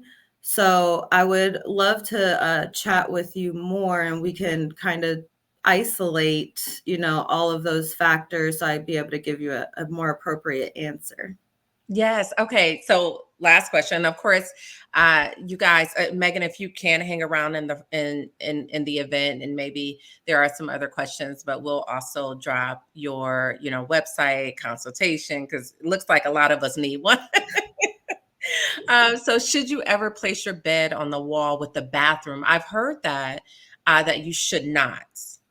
Yes, correct. Think about it. There's so much water in there, and water represents as well our finances. However, in the bathroom, that's where, there's a lot of waste being disposed, and that's where your toilet is. So if you have, a leaky toilet or a drain in there, it can symbolize, your finances going down the drain.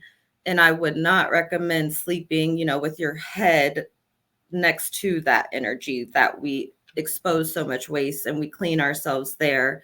And the energy in there is really just supposed to be for us to get ready to show ourselves to the world and then go on about our day. So sleeping next to it, I would not recommend. If your feet have to be against that wall, that would be, I guess, the best case scenario there.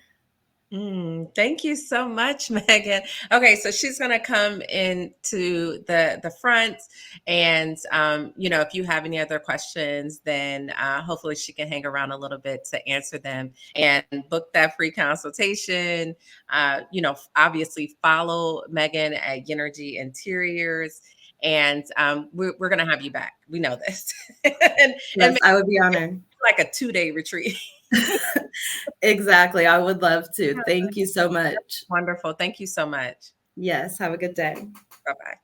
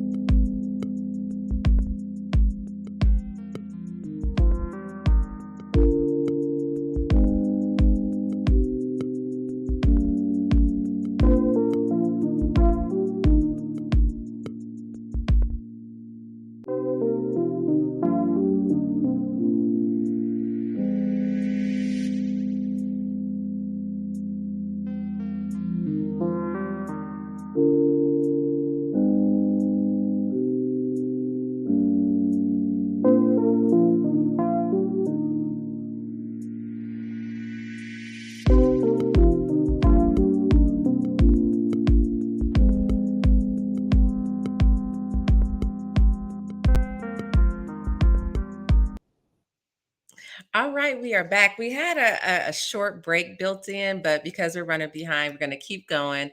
Hopefully, these quick 60-second breaks, you can, go to the restroom, you can get water, and we'll hopefully have a break where we can talk about Zen at home, and of course, like, our candles and all that good stuff. But most importantly, we are going into our next session with Kanika. So again, we, always when we do our virtual retreats, we want to highlight Black and Brown women.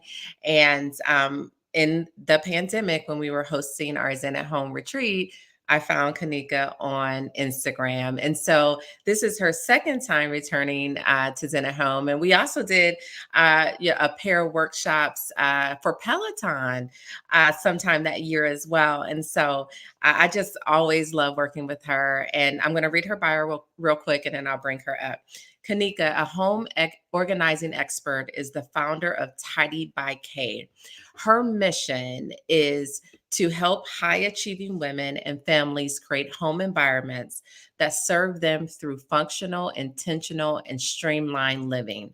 She aims to empower them to present the best version of themselves to family, friends, and the world around them through tidied spaces.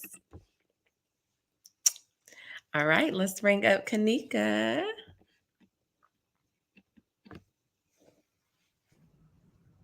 All right, hi. Hello. How How are you? I am so good. I love these virtual retreats. They're so fun. And we just luck up with like the best presenters. So thank you for saying yes, for Absolutely. coming back again. And I'm always going to hit you whenever it's about organization. And one of these days, you're going to come in my house and help me. I kind of been waiting because I'm about to start the home buying process and like all that stuff. So I've kind of been waiting for me to move to like really set up the house that I want and the design that I'm in the space now. Like when I was speaking before the other session with Dr. Sarah, I was like, I wanted a really bright and neutral color house. And now I'm ready for color. So I can't wait to talk to Amber and Bailey about maximalism and color and all that stuff.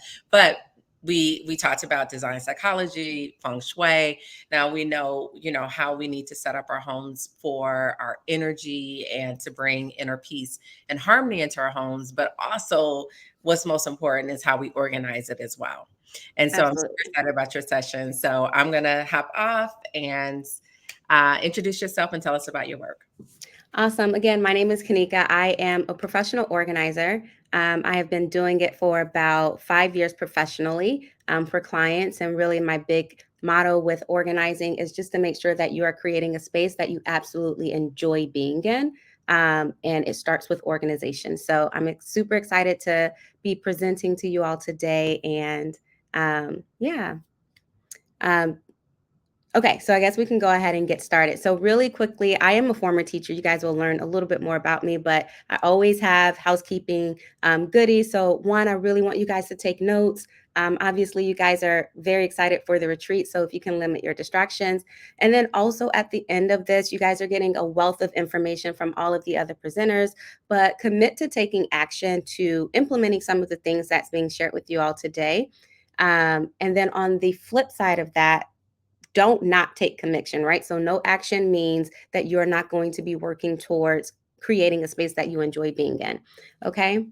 So objectives, my goals for you guys for today is to understand the significance of creating a space again that you love and that you can thrive in. I'm going to share with you all some practical tips that you can implement to create a functional home that flows. And I'm also going to talk you guys through my 4-step process to creating that home environment again that brings you joy. And you'll learn some key strategies to edit your home successfully.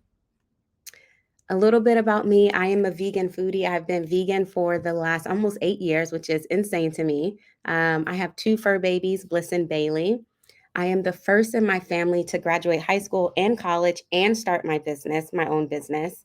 And like I mentioned, I am a former teacher. I taught first grade in Tulsa, Oklahoma for 2 years. I did Teach for America. Also been a financial analyst and a data manager. And like you guys now know, I am also the CEO of Tidy by K, which is a home organizing company based out of Atlanta. Just some of my press features and speaking engagements. Obviously, I'm here with you guys at this retreat, but here are a few of the other engagements that I've had the opportunity of being a part of. So all of this is just to kind of give you context that the information that I'm sharing with you is valuable, it is helpful, and this is what I implement for myself and for my clients as well. So if you just take a couple of the pieces of information I share here, it will be helpful as you try to work towards this goal of creating more organization and systems in your home. Okay, so let's go ahead and dive in. So signs that your home is draining you both mentally, emotionally, and physically, right? Maybe you walk in the door and you immediately don't feel good. You don't enjoy the space. You almost have an attitude about just walking in your space. I remember the days when I was growing up with my mom, and my mom would seemingly have like a very good day at work. And then as soon as she got in the house, y'all, she was yelling. She was upset. She was just grumpy. And I would just be looking at her like, what is wrong with this woman? Now as an adult, I get it, right? You walk into a space, it's not organized, it's stuff everywhere. Your kitchen isn't tidy for you to start cooking. Like it can be not a good environment to be in when you feel like your home just isn't set up. And these are all signs that your home is honestly draining you, right? So if you dread going home, or if you're avoiding spaces in your home, really this is the opportunity for you to take heed into that, but then also make some concerted efforts to make adjustments so that you don't have those feelings when you go into your home.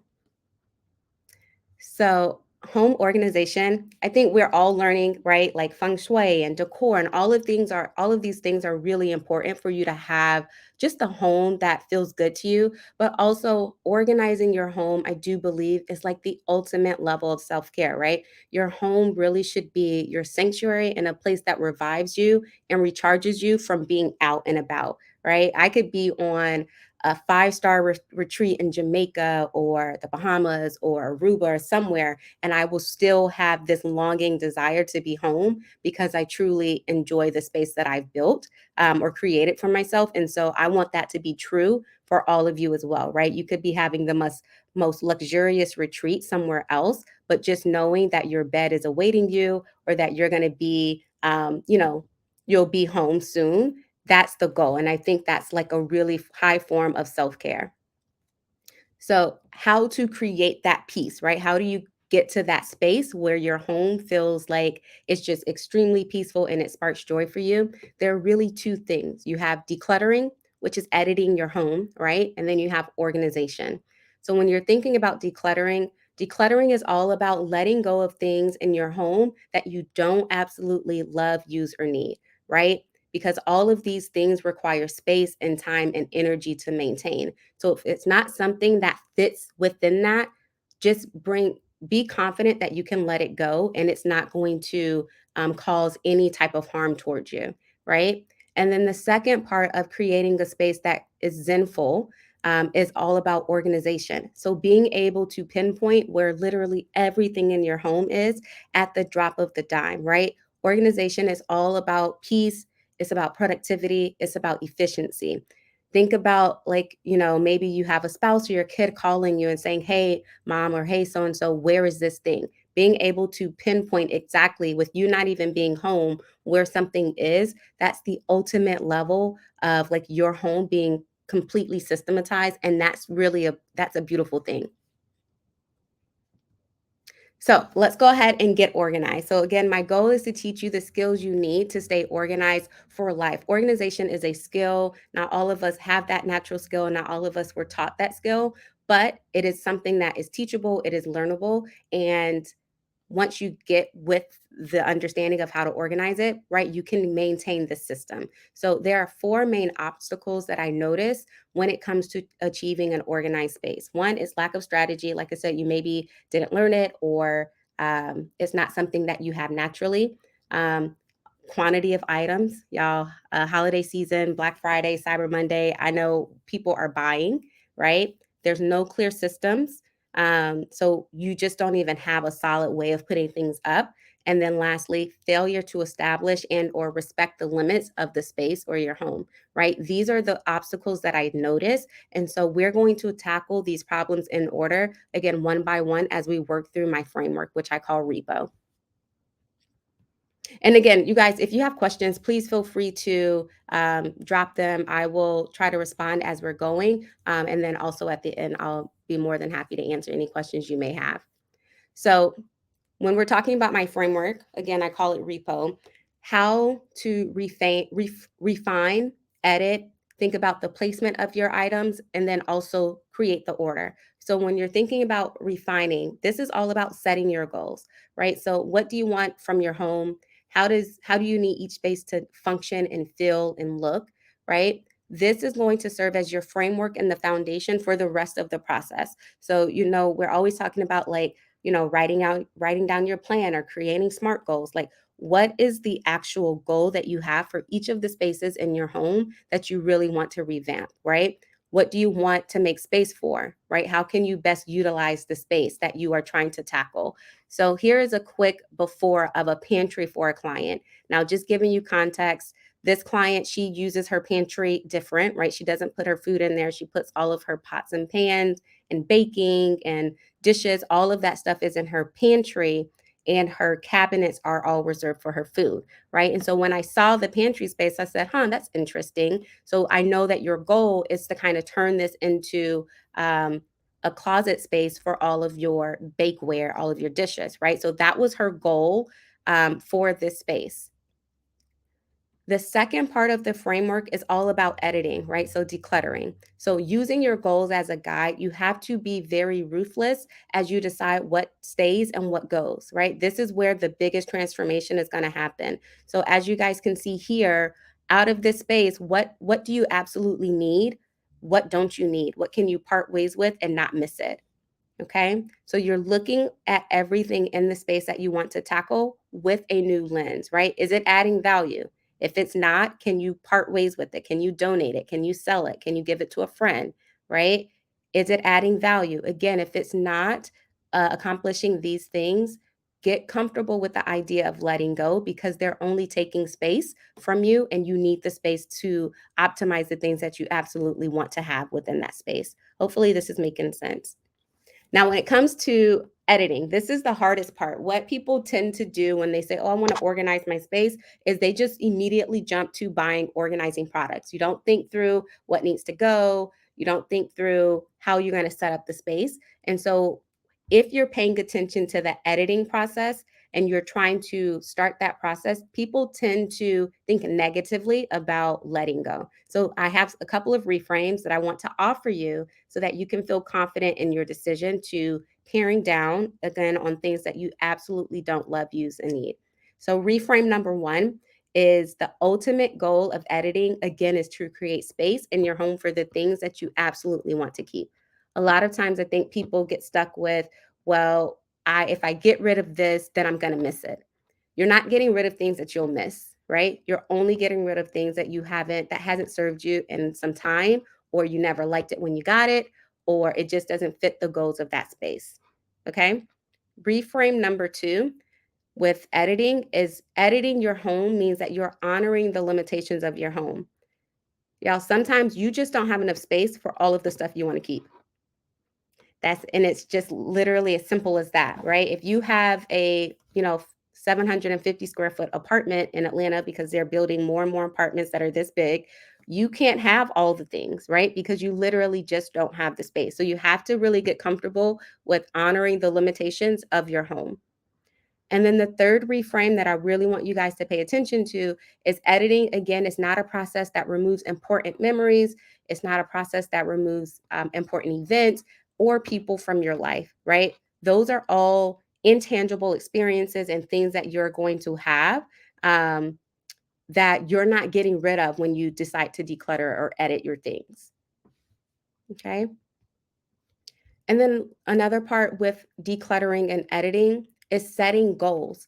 What people do before they don't even do this. What people are doing when they're editing is you just start blindly, right? You just start going in, um, taking things out, trying to make decisions, and then you start going down memory lane. You started blindly, you didn't establish any goals for yourself, and maybe 7-10 minutes down the road with you decluttering, you kind of fall short, you kind of give up, or you don't complete that process because you didn't start with clear goals. So when you set editing goals, this allows you to be intentional and objective about the editing process, right? So ultimately, your goal is to accumulate many wins throughout your editing process. So maybe you're going to start with your junk drawer, right? What is your goal with decluttering your junk drawer, right? I need you to reverse engineer what that looks like for you so that you can be successful when you are paring down or deciding to let go of the things in any space. And then the last thing, editing rules, right? Why? Why do you want to do this? It allows you to power through what I call rapid edits, right? So by following your pre-established rules, making decisions quickly becomes simpler to do, right? So let's say you're in your closet, for instance, and you are wanting to edit your closet, your clothes, right? Establish rules. If it is a size 5, um, I can already donate it, right? Because I know I can't fit it. If it is holy or if it has stains, I can throw it away because it's not wearable for myself or anyone else, right? If it is out of style, I would never wear this. I will go ahead and donate it. Maybe someone else will get use out of it, right? So establish your rules before you start the process of editing so that you can make quicker decisions and you can be more objective with what you decide to keep because you already have established rules. And then the last thing, hypotheticals. Why do you want to block the hypotheticals? If you ever start, strong with editing your things and all of a sudden, the what if scenarios start rolling in, we got to get over it. We got to be, honest with ourselves, right? So here are a series of questions that I ask myself when I'm decluttering or my clients to, again, block the hypotheticals so that you can power through your editing process, right? So what's the worst thing that may happen if I no longer have this item? Because a lot of times it's like, oh, if I donate this, so-and-so is going to come looking for it, right? Well, if so-and-so comes over, what's the worst thing that can happen if you no longer have this thing? Right? Are you going to really use this thing or need this thing later? Again, be honest and genuine with yourself to kind of discern if it's something that you truly need to keep in your space. And then the last thing I asked myself in terms of trying to block out the hypotheticals, could you function or go without this thing? Right? So I had a client, she had a crock pot, she had an Instapot, all of these, kitchen appliances. What would happen if you got rid of the crock pot?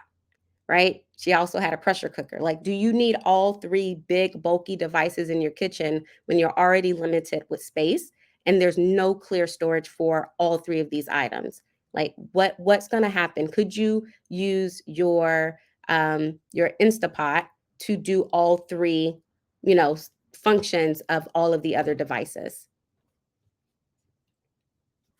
Okay, so once you've edited, right? Now, this is the part when we're thinking about placement. This is the part that is more free flowing and a little bit more easy, like simpler to execute, right? Because now you're only trying to figure out what you need to organize for the rest of the things, right? The things that you decided to keep. So, you guys remember that pantry I showed you? That was her, space for all of her dishes and her pots and pans. Now that we understood what her goals were, we got rid of all of the stuff um, that she didn't need. This is now what the placement part looks like, right? So this is the organizing that you guys know. So it's creating homes and systems for everything that remains. Again, like I said, now it's super easy because you know exactly what you're trying to achieve and whether the things you have are all worth organizing. Look at how beautiful this space now looks because she went through the process of really understanding what her goals were for the space and then really getting rid of the things that she didn't need, use, or want to have within the space. Okay, so this is all about placement. And then you have the last part of the process, which is all about order. So this is about respecting the limitations that you've established. By the time you get here, so you've put in so much work to transform your home, your workspace and your mind. So now all it's about is maintaining the system. So adjusting your habits to keep up with the system that you've just established for yourself. So as you guys can see here with this image, it's just a matter of putting your shoes back or putting your clothes back in the respective section in the closet, right? When you think about order, right, which is maintaining the systems after it's established, how did your space look prior to the process, right? How did you feel about it? Were you the best version of you? Probably not if it was cluttered, if it lacked systems, if you didn't feel good about the space when you walked in the space. So you have to really get good at managing the habits or creating habits that make sense and that are productive to maintaining the space. And so I call this a habit facelift, right? It's basically your wake up call to adjust your practices. So again, that you can maintain the order that you've worked so hard for, or that you've paid a professional organizer to come help you accomplish. So it's time to respect the limits and again, just make adjustments with your habits. I like to do this by establishing commandments, which is basically your cheat code, right? So your commandments are different things that you are going to employ to maintain the systems, right? So if you hired an organizer to help you tackle your kitchen, or maybe you tackled your kitchen yourself, what commandments can you create or establish that will help you maintain that system? So maybe that's at the start of or at the end of every day, I'm going to make sure that I reset my kitchen, right? I'm going to clean all the dishes. I'm going to load the dishwasher. I'm going to put things back where they go, right? Can you create some type of commandment that will allow you to live in an organized space long term? Okay. So, really, I wanted to just make this a very bite sized, helpful presentation so that you can find some takeaways that you can implement in your home, literally starting like yesterday, right? We're going into a new year. It's all about creating a space that you enjoy being in, that you are excited to be back at. And making sure that everything in the space is intentional and that is something that you absolutely want. Okay, so that's all I have for you guys. I'm going to go ahead and go to the last slide. If you want to stay in touch with me, all of my social platforms, they're all tidied by K. My website is also tidied by K. But yes, I am going to open the floor. If you have any questions, I am more than happy to answer them. And if you have any personal scenarios, I'm more than happy to offer any thoughts or feedback as it pertains to your space individually. So I have a question from Ms. Crystal. How to stay organized when you have a multi-purpose room for work, school, exercise, hobbies, and sleep? Okay. Think that's a lot of different tasks in one. So, or like a lot of functions within one space. So sounds like you already have like the goals, right? Like you want it to be a workspace, a school space, an exercise space, hobby space. It sounds like you're going to have to create zones within that space, right? So you're probably going to need some multifunctional furniture for storage, to kind of contain everything, but also just being intentional about what is in the space. If it doesn't align to the functions of that space, they have to go, so that so that again, it can be, you can be present within all of the certain tasks within that room. But it sounds like you're going to have to zone it out a little bit and make sure that you have the systems, meaning multi-purpose storage, to kind of maintain what's in there. I've been decluttering, but seems like shifting the clutter because it seems an everlasting task. Um, So you're probably not getting rid of enough stuff, maybe.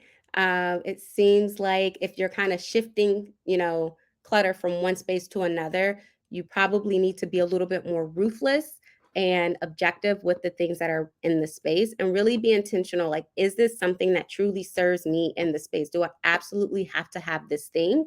And if you can say no to those things, then I would consider letting them go, donating them, finding a charity that you feel closely aligned to kind of get the stuff out of your space. But then also, when you're thinking about decluttering, it doesn't have to be a daunting task. It can be something that you are dedicating 30 minutes a day to until you feel accomplished with letting go of the things that don't serve that space. Do you consult outside of Atlanta? I'm in New York, downsized from a 5-bed, 3,000 square foot home into a 2-bedroom apartment. Ooh, that is quite an adjustment. Yes, we take projects, honestly, anywhere in the States. We've been to New York to organize for clients, so we'd be happy to partner with you there. But yeah, sounds like you have a big project on your hand. Do you have any other questions? You're welcome, Franny. Hopefully that was helpful. I'm not telling you that you're not doing a good job, but it may be that you could just be a little bit more ruthless with the things that you have within the space. Come on, Kanika. Yeah. Oh my goodness. Thank you so much. So I have a question. And December is my time to declutter, reorganize, get ready for the new year. But say, someone is like, okay, I need to start somewhere. Where do you suggest, like, okay, room by room, or like, what is the things like the kind of like a checklist of how we can declutter and then reorganize? Ooh, that's good. So start honestly in a space that does not immediately overwhelm you, right? So that can be a space, or it can be or it could be a category. So a space could be as small as a junk drawer, right? It's just this small drawer that you got to go through and sift through all the stuff that's visible trash or stuff that you just know you don't absolutely love, use, need. Start with that. Or maybe you're past the junk drawer size and maybe it's like a small coat closet or a linen closet. Start in spaces that just don't overwhelm you and you feel like you can get that mini win, right? So that it's kind of like a snowball effect, right? Like as the snowball kind of rolls down a hill, it gets bigger and bigger and bigger. So that's the same concept here. Start in spaces where it doesn't feel overwhelming and it's small, and you get an accumulation of small wins until you get to the big project, which may be your closet or your garage, right? And Mhm. that's for the spaces. When it comes to like categories, start with low hanging fruit. Maybe that's just visible trash that's around your house that you could just go pick up, right? Like these are all mini wins. And you just have to get in the practice of starting and just being consistent with that task, whatever space or category it is. Okay, so this is the trap we all fall in, right? We organize, we declutter, and it's just beautiful spaces, right, that can breathe. And then they get cluttered again. So how do we like stop falling into that trap, which I do as well? Is it like, should you task yourself every quarter, or like what is a way that we can like not get back into the clutter once we declutter it? Yeah, I think honestly, it's just a matter of habit and routine, right? Like, and I feel like a lot of part of our lives are that way. Like, we get on the fitness train for a good 2 months and then you fall off, and then you got to get back on the train and you do it consistently for 3 months and then you fall off. It's the same thing, right? So, with decluttering, it's just the practice of getting in good routine, of maybe once a week. Just getting rid of stuff like, oh, I haven't worn that in a while. Let me get rid of it. For me personally, I declutter often, especially when I notice like spaces get hard for me to maintain. So if I like to work out, right? If my space for my clothes, for my, workout pants start getting cramped, right? Because I'm bringing in more stuff and it's hard for me to maintain it. It's like, okay, something has to go because it's hard for me to maintain this space, right? So just being cognizant of maintaining your space, letting go of things when you just recognize that it's not something that you need, and just try to be in good practice of that, I think is where like you would start. I love that. And I can't wait to speak to Shantae or see her presentation, because a big part of us decluttering is also the emotional, kind of release, and being able to just let things go, let people go, let things go, and not feeling like, and I know a lot of us, when we have these favorite items in our closets, and like we just, it's so hard to let them go. But I firmly believe, and I think this is like, Feng Shui psychology and design psychology, is that when you let things go, you also make room for more to come in. And so I try to remember that, even if I like throw something out or donate it months later, I'm like, oh my God, I can't believe I did that. I'm like, it's okay, because more is coming. What do I say to my girls? I say, thank you, more please, because I'm always like, I'm inviting more in, but I also have to make room for them as well. So Kanika, Exactly. you're always a pleasure to work with. You're the first on my list whenever we do these Yeah. retreats. And when I buy this house, you are the first to call, because I want to move in organized. Like, just Listen, I am ready when you are. thank you so much, you guys. Make sure you follow Kanika. The team has dropped the chats. I think someone asked about, do you do Zoom consultations and organization? So make sure you reach out to her if you're interested in learning more. And of course, we'll be sharing her links as well, post retreat, and we'll be seeing her on IG as well. So thank you so much, Kanika. Thank you so much for having me. You guys enjoy the rest of the retreat. It's been awesome. Thank you.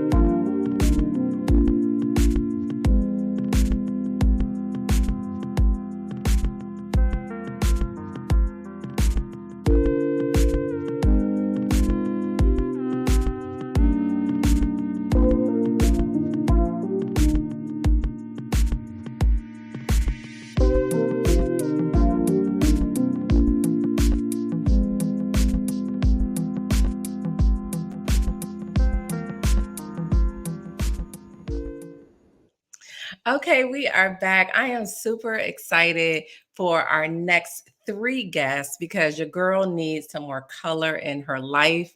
If you remember earlier, I said, my house is very neutral. There's not a lot of colors. I am a blush girl. I am a cream and browns. And yeah, my house is very zen like, but for some time, I have been feeling called to invite more color into my home. And I personally don't know where to start. Like, is it like an accent wall? Is it, a mural? I'm gonna have to call Bailey when it's time for me to, like I said, buy my home and start to bring more color. But the next two guests, and I'm gonna read their bios first. So Amber Guyton, owner of Blessed Little Bungalow, love that name, is a passionate advocate for making interior design accessible to all. Since founding her firm in 2016, she has transformed homes nationwide with affordable, colorful, and aesthetically pleasing designs. As an interior designer, content creator, and influencer, her work has been featured in HGTV, Magazine, Architectural Digest, Forbes, and more. With a background in journalism and an MBA, Amber also collaborates on wallpaper design. Bailey Lee, a self realized visual artist and interior designer, transitioned from a real estate career in 2003 to become a renowned professional artist. With clients such as Oprah and Whoopi Goldberg, Bailey focuses on themes celebrating femininity and freedom. Known for her fearless design perspective and famous hand painted wall murals, the interior designer and artist goes by the belief that by transforming one space, you can transform your life. So let's bring them up. Hi. Yes, color, color, color. Come on. Come on. And like I said, here I am, very tonal. I'm super excited to speak with both of you because, there's a difference between maximalism and minimalism. And when I was thinking of the name for the session and I Googled maximalism, I kept seeing more is more, right? We are always taught less is more.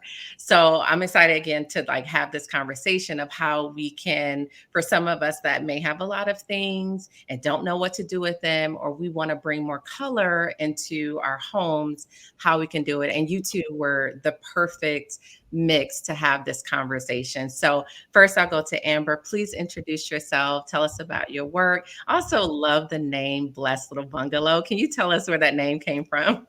Sure. Hi, everybody. I'm Amber. First of all, I'm just so excited to be here, and I've been a fangirl of Bailey for a while, so it's just an honor to share a stage with both of you. Um, so Blessed Little Bungalow started as a blog and a creative outlet back in 2016. I bought a house in San Antonio, Texas when I moved there for my marketing job after getting my MBA, and I decorated the whole house in a week. And my mom and family came to visit, and they were just like, oh, we were expecting to unpack boxes. And my mom was just like, when are you going to do this for real? And so that sparked the blog, and it launched April 4th, 2016. I kind of created spaces for clients locally and virtually through eDesign. And after 5 years of it being a killer side hustle, decided to step out on faith and be an interior designer / content creator full time. So I've been full time for almost 3 years. And one thing that I continue to stay true to is, like you said in the bio, I want affordability when it comes to design. I think a lot of people walk into a restoration hardware showroom and think that, oh, well, I have to spend $20,000 to make my space feel like valuable. And that is not the case. I'm a bit of a maximalist, so we'll talk about a lot more of that. And then to answer your question, Blessed Little Bungalow is just a combination of my love for bungalows, which are smaller homes, usually has a front porch, sometimes brick, a lot of character, craftsman style usually, and then also my faith. So Blessed Little Bungalow, I love alliteration. I write a lot, and so that's how the name came about. I love it. Thank you so much. So, Bailey, okay, tell us about you and your work. I know when we spoke, you were like, I don't really consider myself an interior designer. I'm an interior artist. So, tell us about you, your work, and like, what is that differentiation? Okay. Hi, all. First of all, like, thank you so much, Christina. I'm so honored to be here. And Amber, like, such a fan of yours as well. So this is wonderful. Um, so I I want to first say, because you caught me off guard when you said, Christina, that Oprah was one of my clients. Oh, sorry. What? I was like, okay, Manifesting. I'm listen, manifesting. from your lips to God's ears, girl. Yes. I don't know if you know human design, but I am a manifesting generator. So am And so I. there you go. So we should speak things out loud because that is our superpower. So I don't know if I thought I heard you say that. I know Whoopi Goldberg is, but listen, I'm manifesting that for you.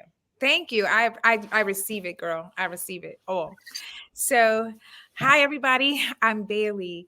I'm the owner of Bailey Lee Interiors, and you may kind of recognize me more so for like my murals, because that was like the thing that kind of caught everyone's attention in the design world when I started to create these hand painted abstract murals into my client projects. And it just really became a thing with the clients where I couldn't even escape it. Like, I do a design project and they're like, you have to do a Bailey Lee wall. Like, they kind of labeled it and everything, gave it a name. And I believe that the reason why that took off so well is because people were able to have a piece of art that they were the muse of. Like, it was like my clients were the muse and I could create this beautiful piece of art for them. And it was a larger than life piece, a mural, and something very original for them. And so that's kind of how I got my stride in the design world, where it really caught on. So I'm located in New Jersey, and I started back in, I would say, 2015 with my own firm. Prior to that, I was a realtor, like you mentioned, Christina, and I would list and sell houses and work with clients. And it just kind of took off because I started staging the homes that I would list. And then before you know it, they would buy a new home and they'd say, Bailey, you got to come in and decorate this new home. And then the new buyers would say, hey, we need you to do. So this whole thing just kind of took off before I could like turn around. And so I was staging homes, and then full on design came in right after. Oh, I love that. I love that. So, okay, what does it mean to be a maximalist? We always hear about minimalism. And is maximalist, is that like a newer-ish term? Because I'm just kind of learning about it myself. Amber, but yeah, either one. Well, I was just going to say maximalism. A lot of people look at it as the opposite of minimalism, which in most terms it is. Like, for minimalism, less is more. Maximalism, more is more. And I think recently, like, a lot of publications have been kind of naming it. They call it cluttercore, dopamine style, things that like ignite nostalgia. But for me, it's just about layering on the magic. Like, you can add color and pattern and texture, and it can be eclectic. More than anything, I think when people are trying to design a space, they feel like they have to just buy a bunch of new stuff. But really, it's, you want your home to feel curated, like it's collected over time. And so I feel like maximalism does that very well, because when you just have a blank room with a beige sofa and a plant in the corner, it doesn't really feel as collected. It doesn't ignite the senses and just give you all the, I don't know, I just warm tingling inside. That's the way it makes me feel. And so I think maximalism is definitely something that more people are embracing. Bailey, like what would you consider like your personal home style, both of you? And I remember, Amber, when we were speaking, you said like your previous home, I think it was black and gold, or wait, maybe it was Bailey that said that. One of you guys said that it was, yes. Okay. So what would you consider like your personal home style now? Because we know that it evolves over time. Yeah, Bailey. so for me, I'm an ever evolving being, ever expanding, ever evolving. I just don't like to be in any boxes. And so, like, I remember looking back at my apartment like years ago when my kids were a little younger, and it was like primary colors, and it was all about the kids. It was just like, oh, we have this yellow couch, we have this red, we have all this stuff, and maybe I don't know if that was a great idea because they were like hyperactive, but you know, I just loved the colors, and I wanted them to feel like really alive in the space. And then once they kind of like moved on a little bit, I went into the firehouse loft, which a lot of people know was featured. And that was like, so people would call it neutral because there was blacks, there was whites, there was, you know, beiges, but I use metallics. So earth tones to me are like colorful. But even if you bring in a neutral color, it doesn't, like a gray can be silver, you know, like there's so many metallics and so many beautiful ways in order to just like pop color and pop intrigue within the space. And so for me, it's like, that's a difficult question for me. My personal style is just like being free. It's like freedom, the freedom to express who I am in any given moment, you know, in my life. And the willingness to invite people into a space where they get to see a part of me that they would never, you know, typically know, you know, if they didn't come into my space.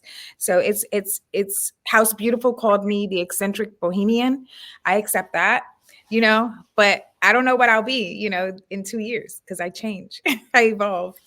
Yes, and you know, I love one of my girls posted like describe your personal home style, and I would consider myself like bohemian chic, right? And there's so many, right? There's so many different home styles. So Amber, what is yours? I know when we spoke, you spoke about some of the different rooms in your house, like your office is this color and it's beautiful, and I'm having office envy here.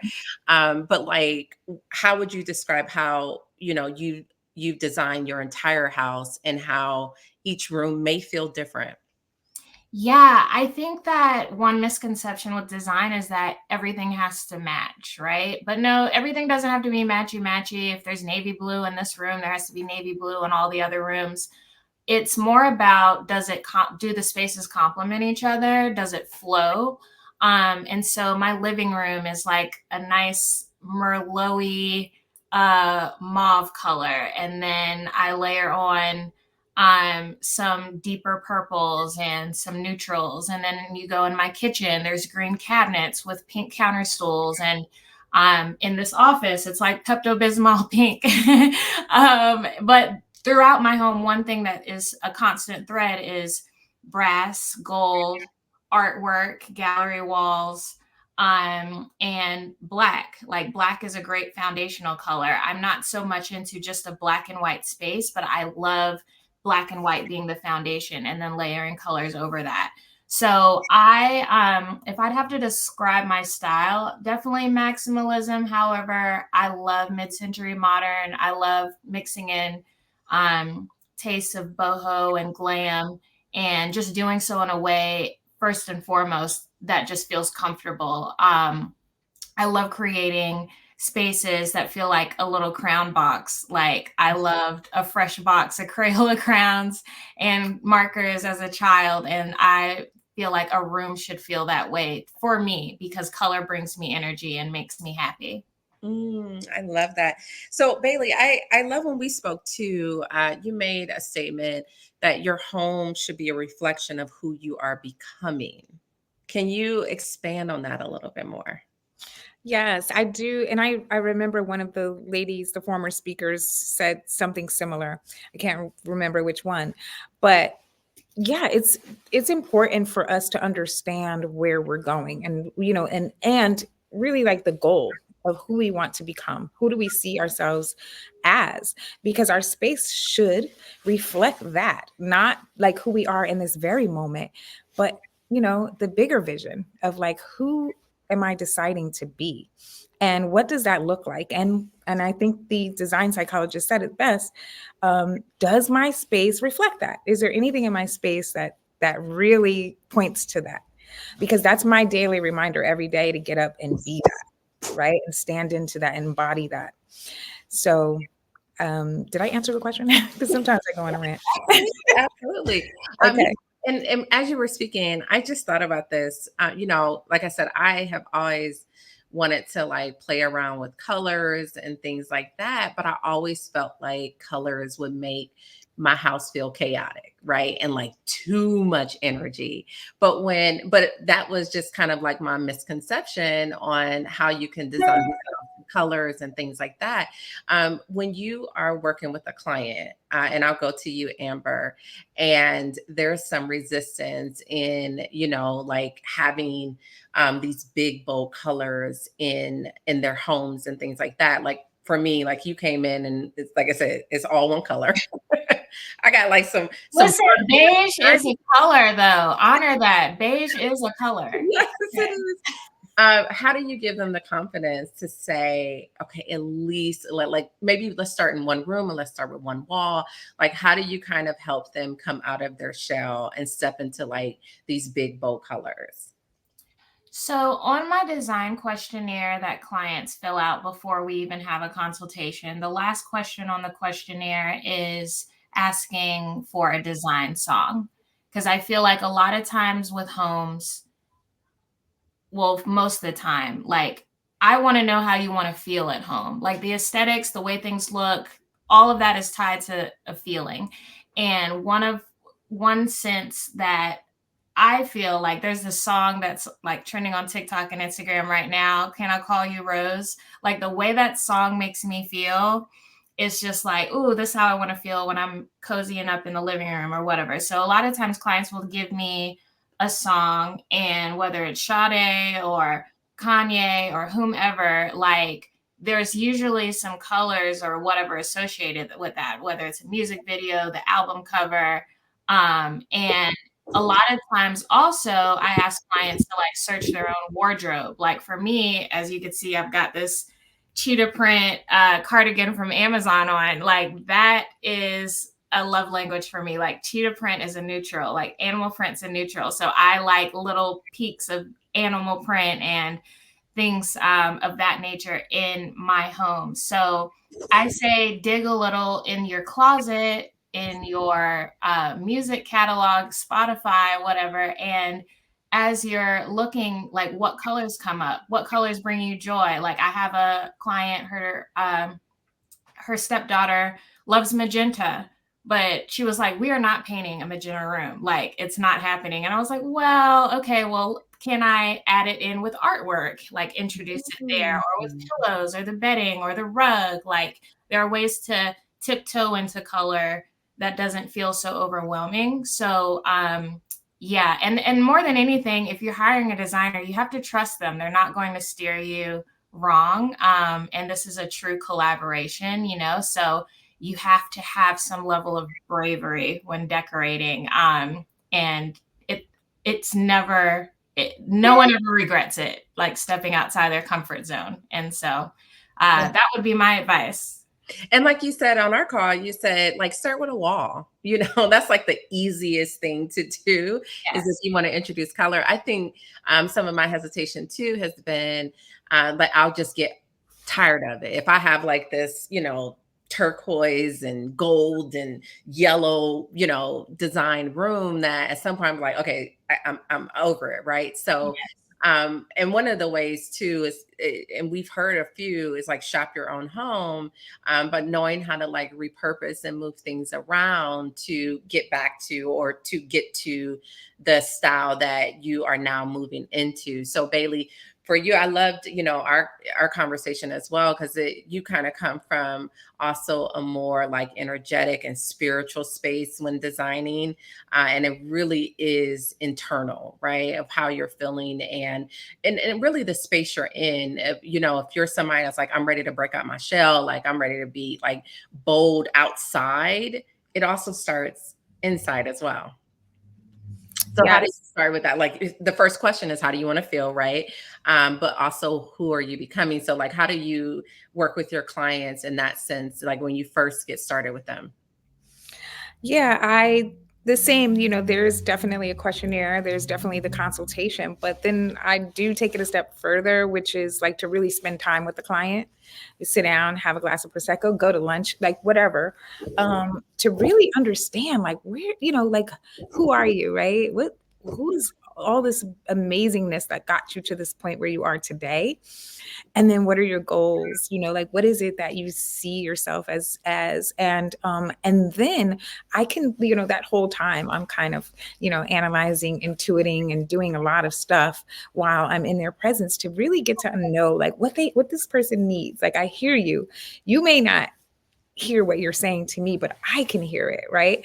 And then I get, I'm into astrology, I'm into numerology, manifesting, generate, human design, like cardology, give it all. Like I want to know everything about myself and everything about a person that even they don't know. And so I dig into all of that. And that's how I come up with like, you know what, this person's ready to be pushed a little bit because I'm there like to push you. I'm there to like challenge you. I'm not here, like, we're not here to play small. We're not here to just be mediocre. We're not here to blend in, like none of that. Right. And why would we do that in our homes? Like, this is my space. Like the audacity to think that I should care about what someone else thinks about, what I'm doing in my space. My space is mine, right? And so this is where I get to shine the best and the most. I had a client one time. She was like in a vanilla box. That's what I called it. Like everything was like this French vanilla color. I don't know if y'all remember that from like back in the day.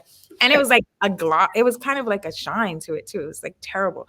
And no judgment, no judgment. But it was like all the walls, the ceiling, everything. And she wanted like something new and fresh, and she wanted color. She wanted these things, but she was so afraid. And we went through a series of different things. We approved so much. When the colors finally went on the wall and the whole place was installed, she called me. Guys, this is like the first time this ever happened to me. She called me and was like, I don't like it. Put my vanilla box house back to where it was, and let's call this a wrap. And I was like, oh, so so let me tell you, I did. I was initially, I was like, holy shit, like, what do I do? I've never had this happen. Excuse my French. And so I had to pause and I was like, you know what? I'm just gonna give this some days. I'm gonna like take some deep breaths. I'm gonna meditate and we're gonna see what happens. I said, you know what? I'm busy right now. I'm gonna check back with you in like 2 to 3 days. 2 to 3 days, she calls me crying, saying, I love it. I absolutely love it. And I'm so sorry. I thought I wasn't ready for this change.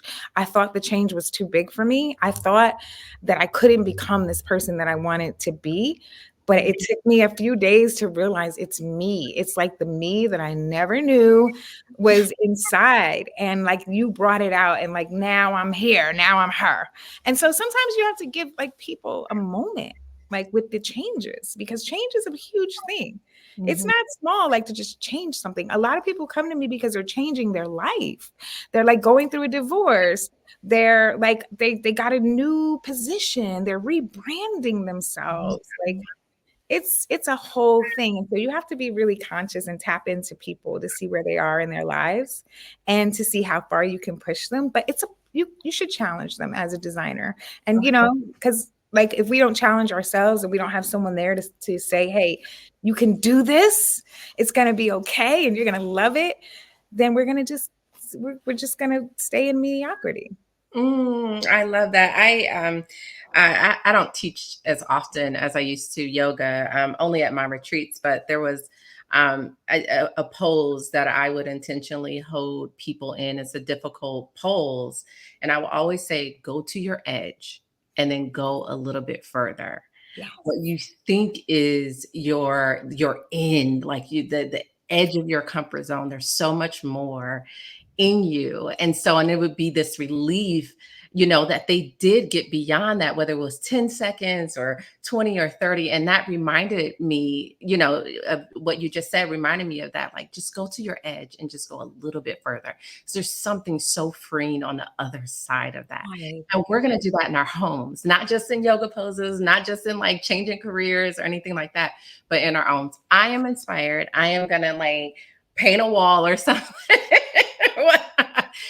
Last question before we bring the plant queen up. I actually want them on the screen right now. Bailey, how long does it take you to do a mural? Like, do you freestyle or do you what's the process? Yeah, I download. It's like I'm channeling as an artist. I honestly am. I'm not a taught artist. I'm not, any of that. But I just trust in God. I go into prayer, meditation, and I'm just like, okay, I know the color scheme, I know the concept, I know something, but I don't do it at first. Like I don't do it in advance as a sample or anything. I just go to the wall. Balls to the wall, y'all. Balls to the wall. And and it takes me, because it's layered, it's textured. I'm using metallics. Sometimes I'm using diamond dust. Sometimes I'm using goat leaf. Sometimes I'm like I incorporate a lot in that, because I really want it to be a work of art, and whatever inspires me. If I'm, if it's, if it's a if it's a rock, like if it's a stone, a beautiful stone, and I'm trying to like really, mimic the brilliance of this stone, then I'm going to the materials that are going to allow me to do that. So it could take me, I would say some walls have been, 10, 12 hours. Some walls have been, a couple of days, because I got to come back once it settles and touch up. I think one wall that I did, it took me about 4 days, because it was like an 18-foot wall. And so each day I was coming back, but yeah, it varies. Oh, I love it. And I'm not sure, I didn't see, but we have links to Bailey's website, to Amber's website, also your shop, Bailey, where you have some artwork there. And make sure you follow these ladies. I wish we had time for questions, but we're running behind. If you all have a few minutes and can hop back in the front if you have any questions for Amber and Bailey. Thank you so much. You guys were amazing. And now I know who I'm going to be calling when I get this house, because like I said, I want to walk in a whole new energy, and now this new kind of person that I'm becoming. I want my home to reflect that. Thank you, ladies, so much. You were wonderful. Thank you. This was awesome. Yes.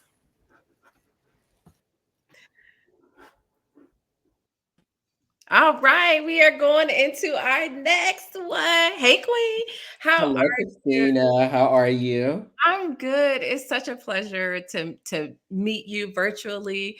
I remember a couple months ago, one of my like former assistant had sent a DM with a reel you put up, and it was the one with the suitcase.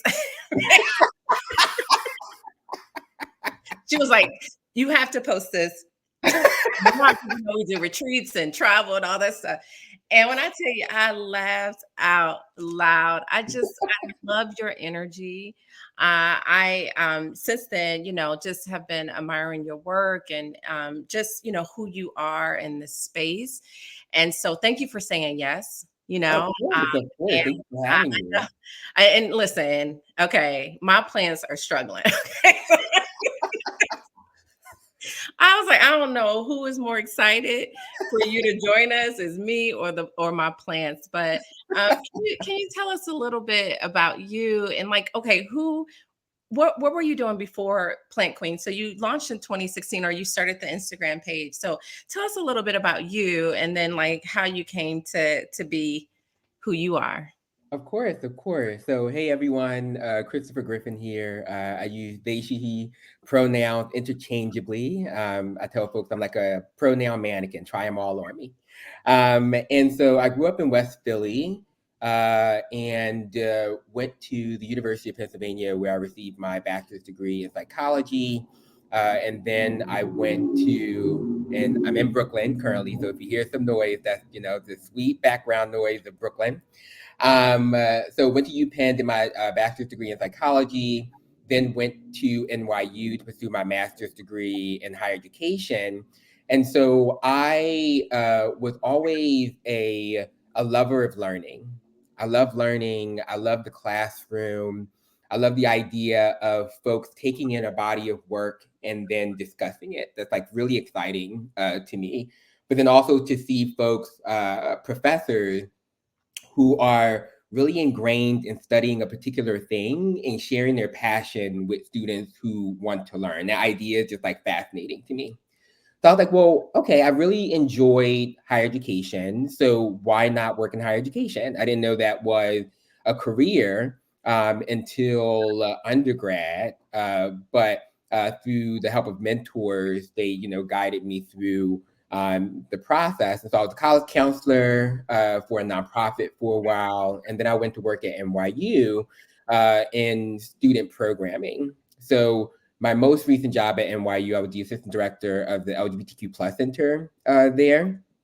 And so did that work, the pandemic hit, and amidst all this, Plant Queen was something I was playing around with. It was like a hobby.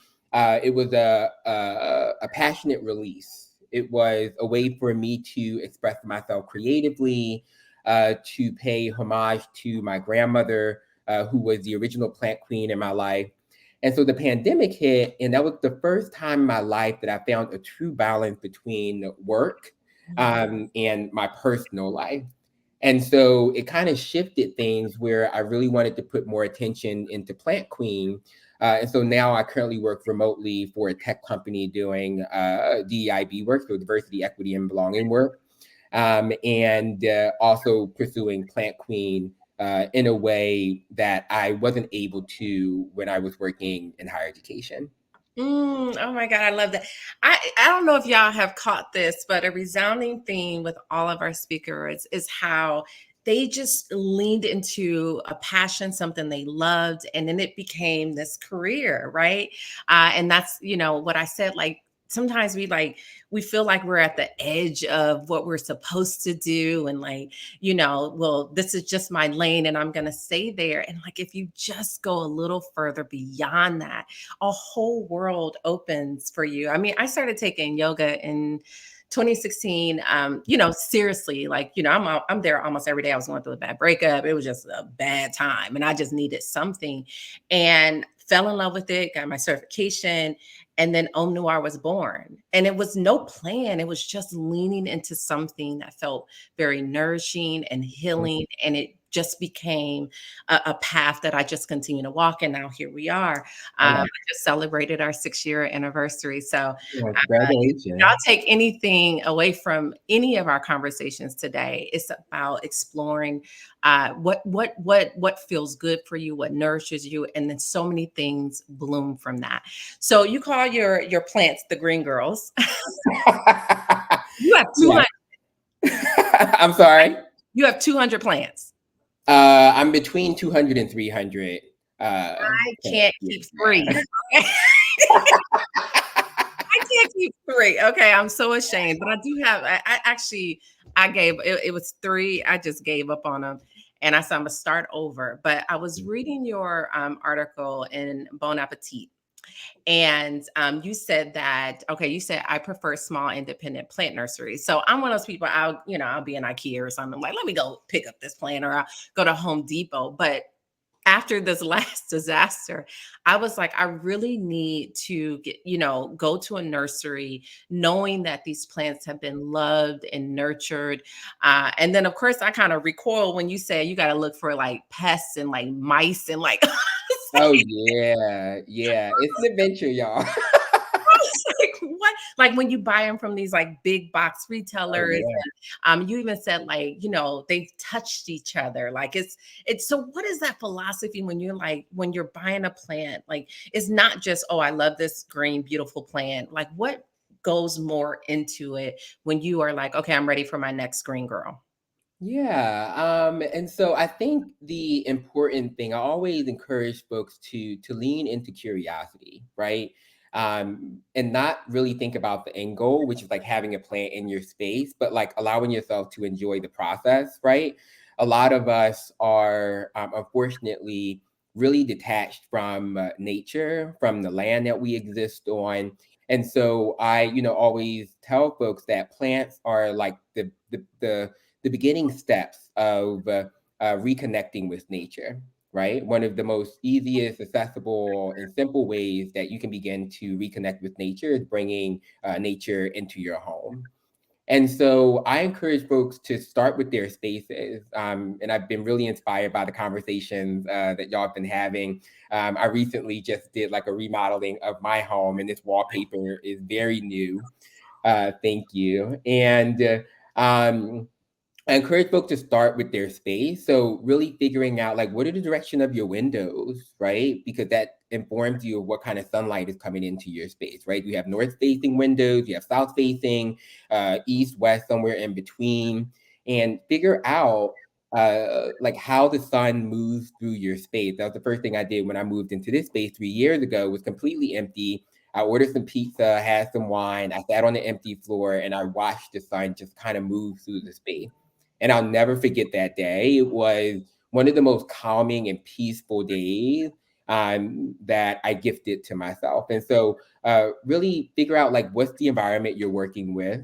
If you want to go a step further, figure out, where are the cold drafts, where are the heaters, right? What are potential spaces that you can really put plant that they're going to enjoy? Because a lot of plants that we bring into our spaces are tropical plants. And so they enjoy humidity, they enjoy warmer temperatures, nothing too extreme, and they enjoy consistency, much like us humans, right? We enjoy consistency, and plant establish their rhythm, and they like consistency. So that's the first step, like environmental assessment.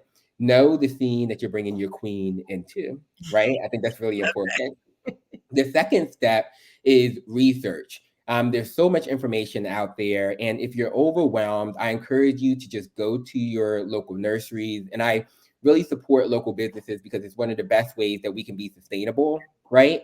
It's supporting our local businesses, and it also reduces our carbon footprint, right? So supporting your local businesses, talk to the folks that are working there, because 9 times out of 10, they really enjoy plants too, and they know what they're talking about. And then, the next step is bringing the plan into the space, trusting yourself that you've made the right decision when you place that plan in that place that you have designated as its new home. And don't be a helicopter plant parent. Don't keep watching over her. Like, just let her establish herself.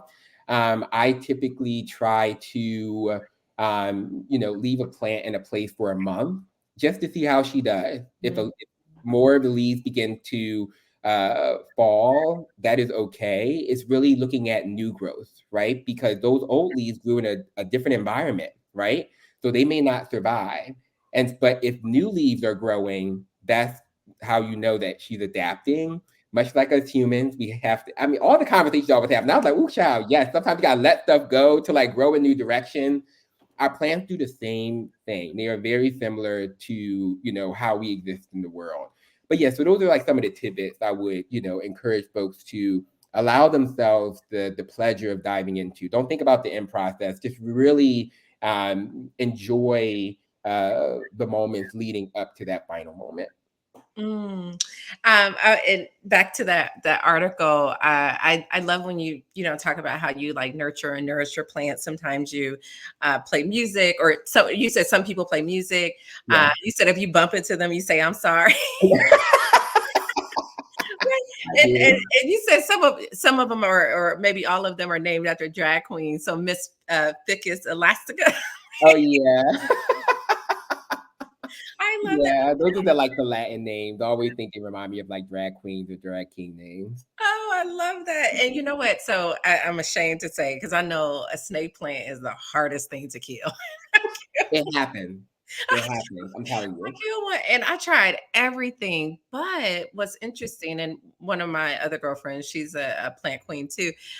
She was like, it's probably the window, but I had it for a couple years, and all of a sudden, it just would not, just grow, and nothing new was growing. And I didn't even think about that, because I didn't consider that my living room windows, I keep looking because they're right here, had that much sunlight coming in. But then I have one, now it's a baby, but it's growing rapidly. So clearly it loves this space it's in, but it's not in direct sunlight. It's not, it doesn't really get any sun that way. And so I love that you say like test them out in different places, because it may not be that like you're overwatering or you're underwatering. It may just be where it is. And that the one that died is also, it was right by a vent as well. Ooh, child, yeah. So, Yeah. some of the ways like you can nurture and nourish your plants, like you said, some people play music, they name them, they talk to them. Do you do you spray your leaves, essential oils? Like what? How do you take care of your 200 plus babies? Because some of us is struggling. I saw Amber say she got 7 and 4 are on life support. Sometimes our plants leave us for that little botanical garden in the sky, and that is okay. All right. The point is that you take note, similar to how you did.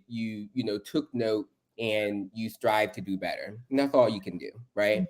Mhm. For me, how I care for my plant, I think the big thing is consistency, right? So I have my plants on a schedule, right?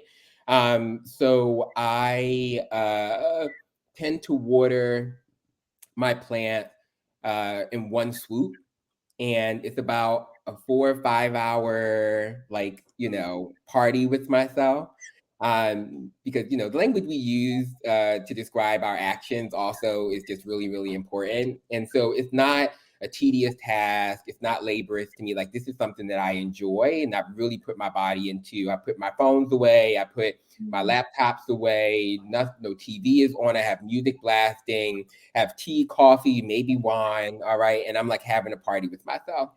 And so in the warmer months, so spring and summer, I water every 2 weeks. In fall and winter, I water every 3 weeks. So consistency is really important. Dusting your leaves off is also really, really important. It allows them to photosynthesize in the best ways possible. And I check for pests, which can take a lot of time. But I encourage folks to look under the leaves, right? You never know what's growing there. And unfortunately, that's just like the nature, bringing nature into your home. There's going to be little critters running on your plant sometimes, and it's important that we, wipe those leaves off. Pruning. We all have yellowing leaves that we need to let go of, and so do our plants, right? So pruning those yellowing leaves is really important.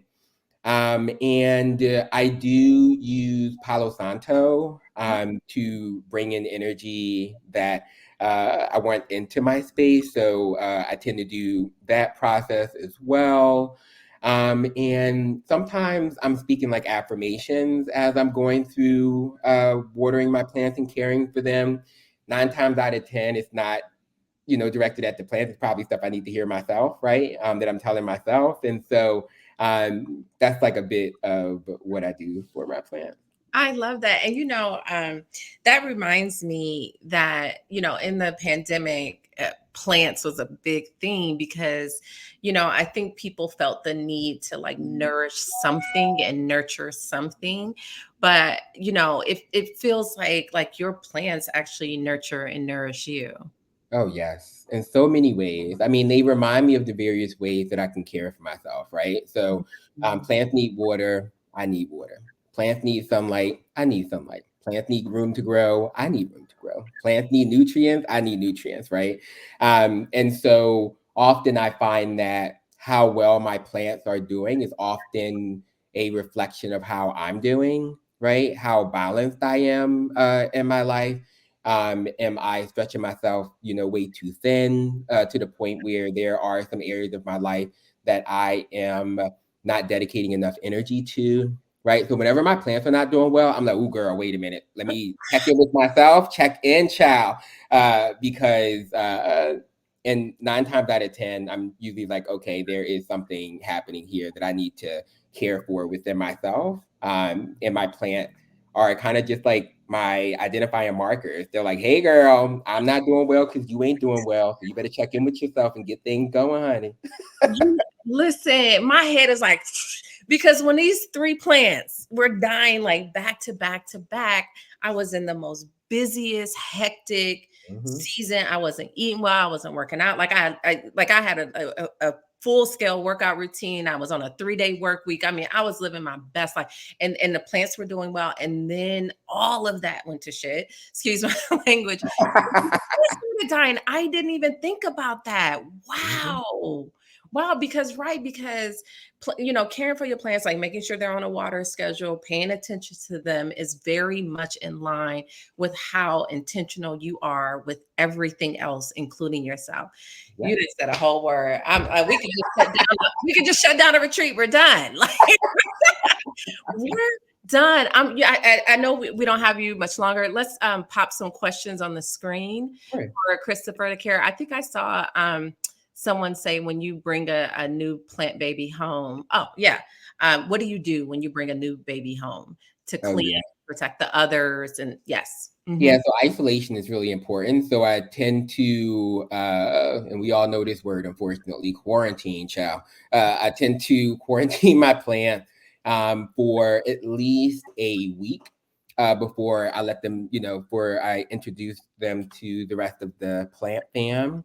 And yeah, I clean them. I usually spray them with like a organic, like pesticide.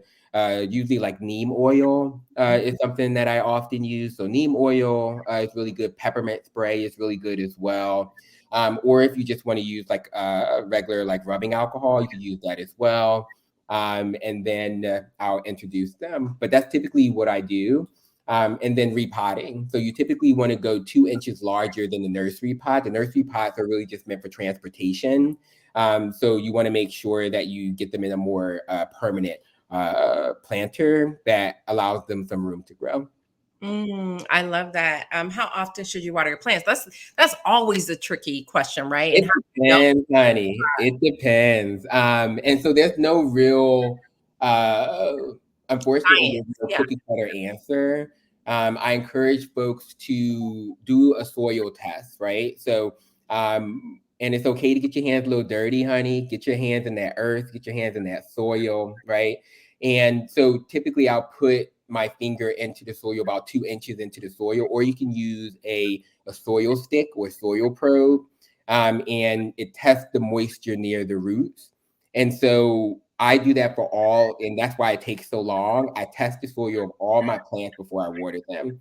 And that just honestly just allows me to take a pause and exist with the nature that I brought into my space. So when the soil is really dry, right? She'll need a drink, but if you find that the soil is still wet near the root, then she's good to go. Okay. Yes. Yes. And so when do you, last few questions, when do you know it's time to repot a plant? Yes. So there's various signs, right? So if the plant is not growing during growing season, then that's a sign, right? If there's no new growth and you're like, girl, you usually like pushing out new growth at this time of year, and I don't see anything, that's probably a sign. If the plant is beginning to tip over, it's too heavy for its planter, that's a sign. Or even if you see the roots beginning to grow out of the pot, that's a sign. Oh, But yeah. I would encourage folks at least every like 1.5 years, try to repot your plant into a planter that's 2 inches larger. I love that. Okay. Somebody asked about Palo Santo and Oh, how you. so I don't have like the exact definition, but I know it is I actually have some right here. It's a wood that, oh, there we go. It's a wood that folks burn to, for me, I burn it and I speak affirmation and I speak what I want to bring into my life, into my space. I know that some folks use sage Sage. to, Yeah. yeah, to get energy out, right? So sage is like emptying your space of negative energy, and Palo Santo is like a way to bring in the energy that you want to exist with. And yeah, so that's when it comes to like what kind of wood it is and all that stuff, I don't know, but I know what I use it for. Right. Yeah. And I use sage primarily. Palo Santo is like you got to keep lighten it and stuff. But Yeah. what I do, especially right before the new year, I'll sage my entire house. You got to make sure you open the windows because the energy you're trying to get out has to get out. But that is my way of clearing out the energy. And sometimes, like somebody leave my house, I'm like, And that's when you be burning. You're like, "Ooh, child, you got to go." go and stay gone. Okay, tell us about You Grow Girl, your book. Team, drop that link in because we all need it. We all Thank need this you. book. Tell us about the book. What's in it? What tips do you give us? Yeah, so You Grow Girl is basically a fun, fashionable, sassy plant guide that, really guides folks through the adventure of greening up your space. All the outfits that I'm wearing outside of the one that I'm wearing on the cover, which is Christopher John Rogers, a Black queer designer in New York, is all thrifted. All the outfits are thrifted. All the plants in the book are mine. They were photographed by a good friend of mine. I wrote it in 4 months, and yeah, they had me on a deadline, child. And so I didn't want to take the traditional route of like, oh, this is this plant, this is this plant. And while that is in there, there's also playlists in there. There's breathing exercises because while you're growing your garden, right, your plants, you should also be growing your inner garden, right? So You Grow Girl is like I say that to my plants, but also you grow girl, right? So what are the ways that you can be intentional when you're bringing plants into your space that allows you to grow as well? So yeah. That's beautiful. Thank you so much. You are such a delight. And I can't wait to work with you again and Please, see, please. see your growth, girl. So thank you. And we'll see you soon, guys. Make sure you get the book. Make sure you follow Christopher at the Plant Queen. And you're just everything. Thank Oh, you so God, much. thank you, Christina, and thank you for creating this space. It's been beautiful to witness. I was like, "Ooh, child!" I was just like captivated listening during the entire retreat. So I appreciate you, and I know it takes a lot of work to do all this. Create all this behind the scenes. And I know you have an amazing team behind you. So also shout out to the team. Y'all are fabulous. Thank you for creating and holding this space. Thank you. And your team as well, Lydia and Colin. They've been amazing. So we will see you soon and we will work together again soon. Indeed, darling. Take You care. grow, girl.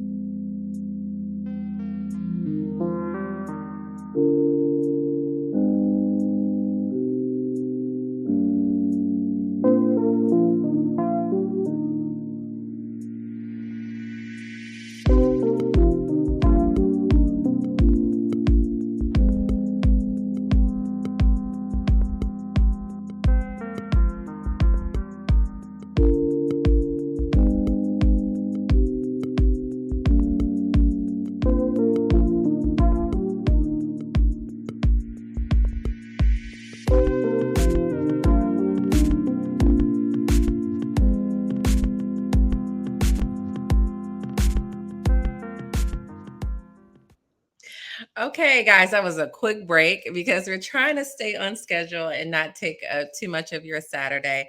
I am excited about the next guest. Now we are moving. I mean, we have talked about design psychology, feng shui, plants, maximalism, and now we are moving into the bedroom. Okay, and also our closet. So there is some organization. There's some things we need to let go, and there are some things that we can do to welcome in more more pleasure, more play into our lives. And that starts in those closets, and especially in the bedroom, where we nourish ourselves, where we rest, but also we get prepared for our days. And so our next speaker is Roxanne Carnet, a Hollywood trained personal stylist from New York.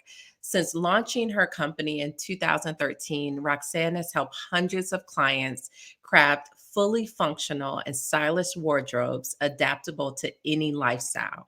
Specializing in closet editing, she is dedicated to guiding women on the profound connection between personal style and inner well-being. Let's bring Roxanne up. All right. How Hello. are you? Very good. Very good. Thank Enjoying the show. Thank you. Thank you. It went by so fast. I'm like, we started at 11 a.m. I feel like we just started just Sure. 30 minutes ago, but it's been so good. All the sessions. And like I said, now we got to move into our bedrooms. We got to move into our closets. We're Right clearing out. into the closet.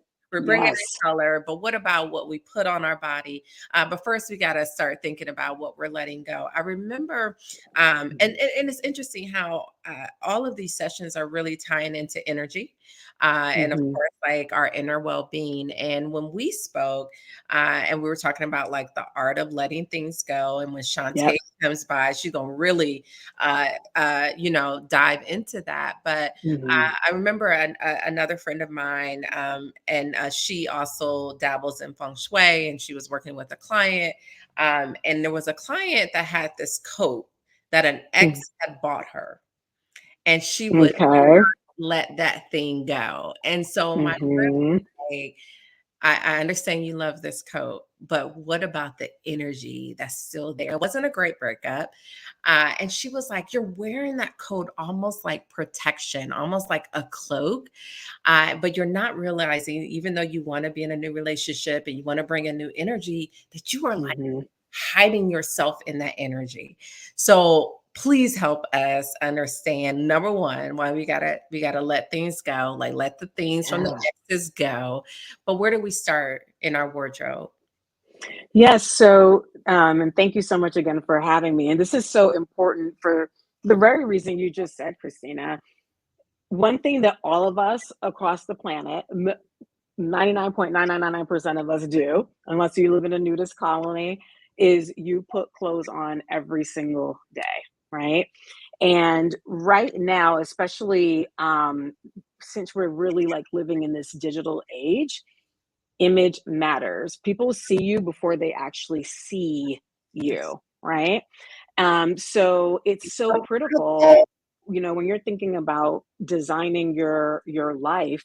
One thing that people see, they see what we wear every single day. They see it on Zoom, they see it in person, they see it on social media, they see it in magazines, movies, everything. And I do really feel like your wardrobe needs to be in 100% alignment with who you are, not only today, but where you want to be, right? So we're thinking about now, but we're also thinking about paving a way forward, because I feel like a very well executed wardrobe can help you get what you want in life. I see that and do that every single day. Let me just say this. I said that Mm-hmm. same thing on the call. I'm sure many of us know Rachel Rogers, and she wrote "We Should All Be Millionaires." And Mm-hmm. I remember, yeah, I'm on her email list, and she said the subject line: $100 haircut changed my life." And she Yeah. said, like, because she, she's mixed race, and so very fine hair, so she'll just go to like Supercuts for like that $10 haircut. Mm-hmm. But one day she was like, let me treat myself, and it was the haircut that gave her the confidence to walk into rooms much Oh different. yeah. Absolutely, the impact. And it is, the beauty about it is that it's not rocket science, but the impact is immediate. We have all had those moments where we have an outfit that we are just killing it. We're slaying, right? And you walk into that room, you're owning that room, your shoulders are back, your head is high, and people are actually like coming to you, right? You're attracting that energy. And all of it is just, and some people think that clothing is frivolous. And for some people, quite frankly, it is. But honey, clothing is a tool. It is a tool, and it is a And a fun key tool. sometimes, and a key sometimes. I'm Oh, gonna yeah, for come off opportunity. screen and let you get started. Yes, ma'am. All right. Let me go ahead and get into perfect. Okay. So, what I am going to be talking to you ladies about today is really the foundation to implement a thoughtful closet edit, right? When we're thinking about elevating our style, showing people who we really are, it comes down again to what you're putting on your bodies every single day. So, yeah, let's. If you want to go to the next slide, I'm going to walk you through. And this is just a little bit of info about me. Christina just shared a little bit, but as she mentioned, I'm from New York, and that's where my love and passion for fashion started. I'm a Brooklyn girl representing, so I know Chris said he was in Brooklyn, but I've had my company. I'm based in Dallas right now, actually, and I've had my personal styling firm now for 10 years. While I'm based in Dallas, I do work with clients nationwide. It's such a blessing. We work virtually, we travel, we go to them, they come to us. And really, I do it with the love of helping women truly realize their worth when it comes to their image, particularly from a wardrobe standpoint. It's so critical, again, in moving day to day. You never know what opportunities are going to come around the corner, whether it's in love, whether it's in business or just in your, family life. Image really, really matters. So let's go to the next slide. So I want to ask a question, and I want you ladies to kind of pop your comments in. Just imagine, and this is thinking of your wardrobe in its current state, like right now, today. Say you just got an invitation to go to some type of soiree this evening, right? Maybe let's not say that it's anything that's formal, or maybe even not as far as cocktail, but maybe kind of an elevated look. I want you to imagine that you're standing in front of your wardrobe right now, and I want you to tell me what emotions run through your being, your body, right? What emotions you're feeling. Give me those keywords as you stand in front of your closet and you're starting to think about what are you going to wear tonight. So let me see if we can put some comments in. Give me some emotions. I'm just curious what. Okay, so Nico says dread. Christina says overwhelmed, depressed. Christina also says disappointment. Yeah, sad. Okay, right? That's not a good space. So let's go to the next slide. Some of these words kind of popped up: disappointed, sad, right? Embarrassed, frustrated, because you're kind of hoping that, gosh, I wish I had something that I could wear. Or then maybe you start thinking, oh my goodness, so and so is going to be there. I know she's going to look like this. I wish I could have a style like that or pull it together, right? It's not a good feeling. And the reason why I asked this question is that I think it's important to realize this is something that a lot of women, and I know with the clients I work with, they go through this every single day when they're getting ready for work, when they're going out to that party, when they're going to hang with the girls. This is something that is repetitive. And why are we doing this to ourselves? Like, why are we in this space, right? So now let's go to the next slide. Let's flip the script. And I want to ask you, when you are in an outfit that is, amazing. It is the you just look, you're dressed to the nines. Actually, even not necessarily dressed to the nines. You could be dressed casually, right? But you are on top of your game in that outfit. I want you to now to tell me in the chat section, tell me what emotions you are feeling at that point. And I only want emotions. Give me those keywords. Okay. When you got something on that you love and that looks good on you. How are we feeling in those moments?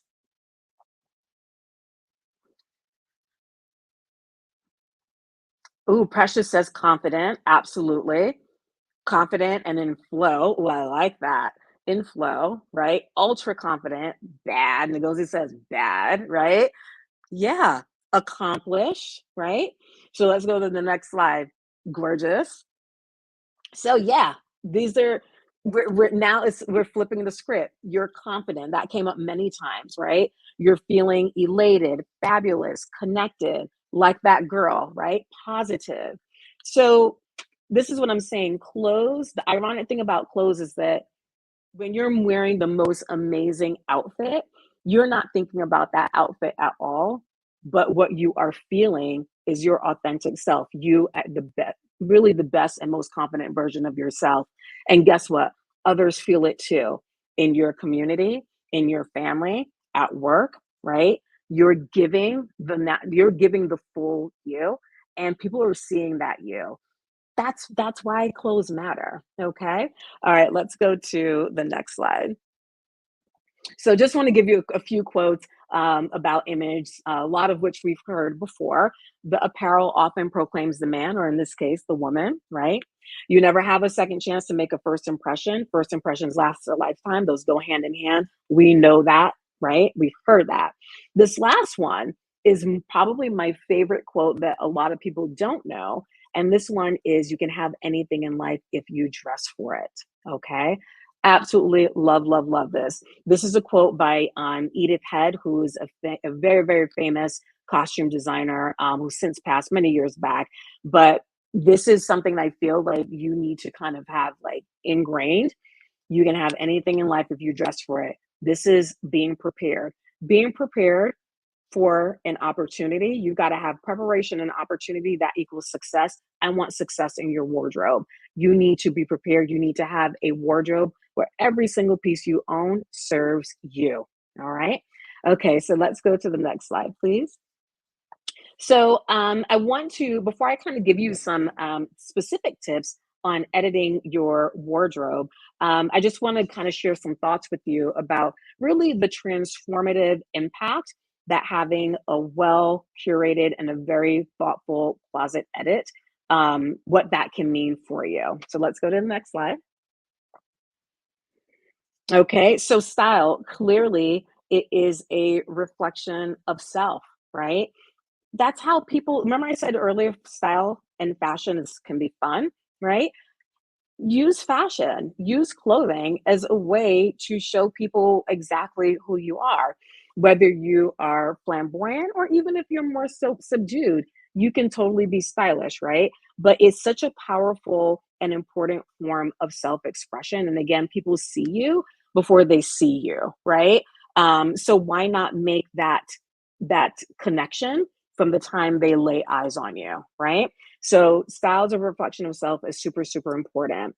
And I also think that you're having a really well curated wardrobe is a reflection of your values, aspirations, it shows your personality. It really can be a conversation starter for people to get to know who you really are. Boosting confidence, we just talked about that, like how amazing it feels when you have something on that really, really serves you. And it allows you to be moving in a space with just ultimate confidence. And it's natural, it's not forced, it's a natural confidence. There's nothing better feeling than that, right? Um, and I know this is something that I see every single day, with clients when we're in fittings. After I've curated for them, we are getting them in pieces again that serve them, and they're going out in the world and being great and doing great things.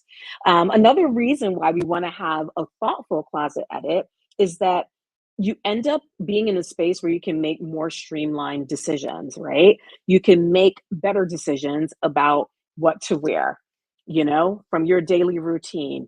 You're not standing in front of a closet. Like, tell me in the chat if you have a closet full of clothes and sometimes you just feel like you have absolutely nothing to wear and you've got clothes, okay? Right?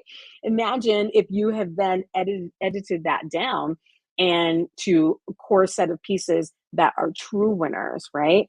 It makes getting ready so much more simple. So it's easy to make a decision on what you're going to wear for that day. All right, let's go to the next slide. Saving you time and energy. How many of us had stood in our closet for 10, 15, 20, 30 minutes trying to find what we're going to wear for the day or for that party, right? You're changing pieces. Oh, this doesn't look right. This doesn't fit me today. Um, you're digging something out, or where is that piece, right? There's so much clutter around that you spend so much time looking for that one piece that you have no idea where it's buried in your closet, right? So it saves time and energy when you do have an edited closet and you can actually see what you own. All right. Versatility and styling. This is also important. While it's fun to have a lot of different pieces to choose from, and that's a personal choice, but when you have a wardrobe that is really curated and edited, you can actually see, you can better see what you own and come up with creative styled looks for yourself in combinations that you wouldn't have seen before, because before you couldn't see the forest through the trees, right? But now you really see what you have, or you're reminded like, oh my gosh, I forgot I had this, right? You're not going to have those moments because it's actually there. You can interact with the clothes and really wear and style them in different ways. And the last thing I'll say about having the impact of having a really thoughtful closet edit is that long term impact. That mental shift is awesome. There is nothing better than getting to a point where you walk into your wardrobe, and I'm telling you, this is my life.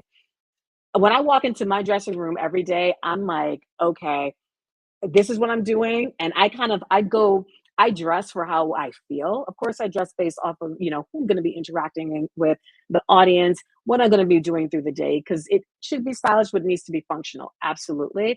But a lot of times it's driven by how I am feeling. And I'm able to create really fun and awesome looks that represent who I am, because I'm not wasting time trying to figure out what the heck I'm going to wear, right? It's very, very, it's fun, and it should be that way. And I want it to be that way for you. All right. Okay. So let's go to the next slide. We're saying that people are going through their closet every quarter. I love that. Purge, because you're creating space for pieces that will serve you. Okay.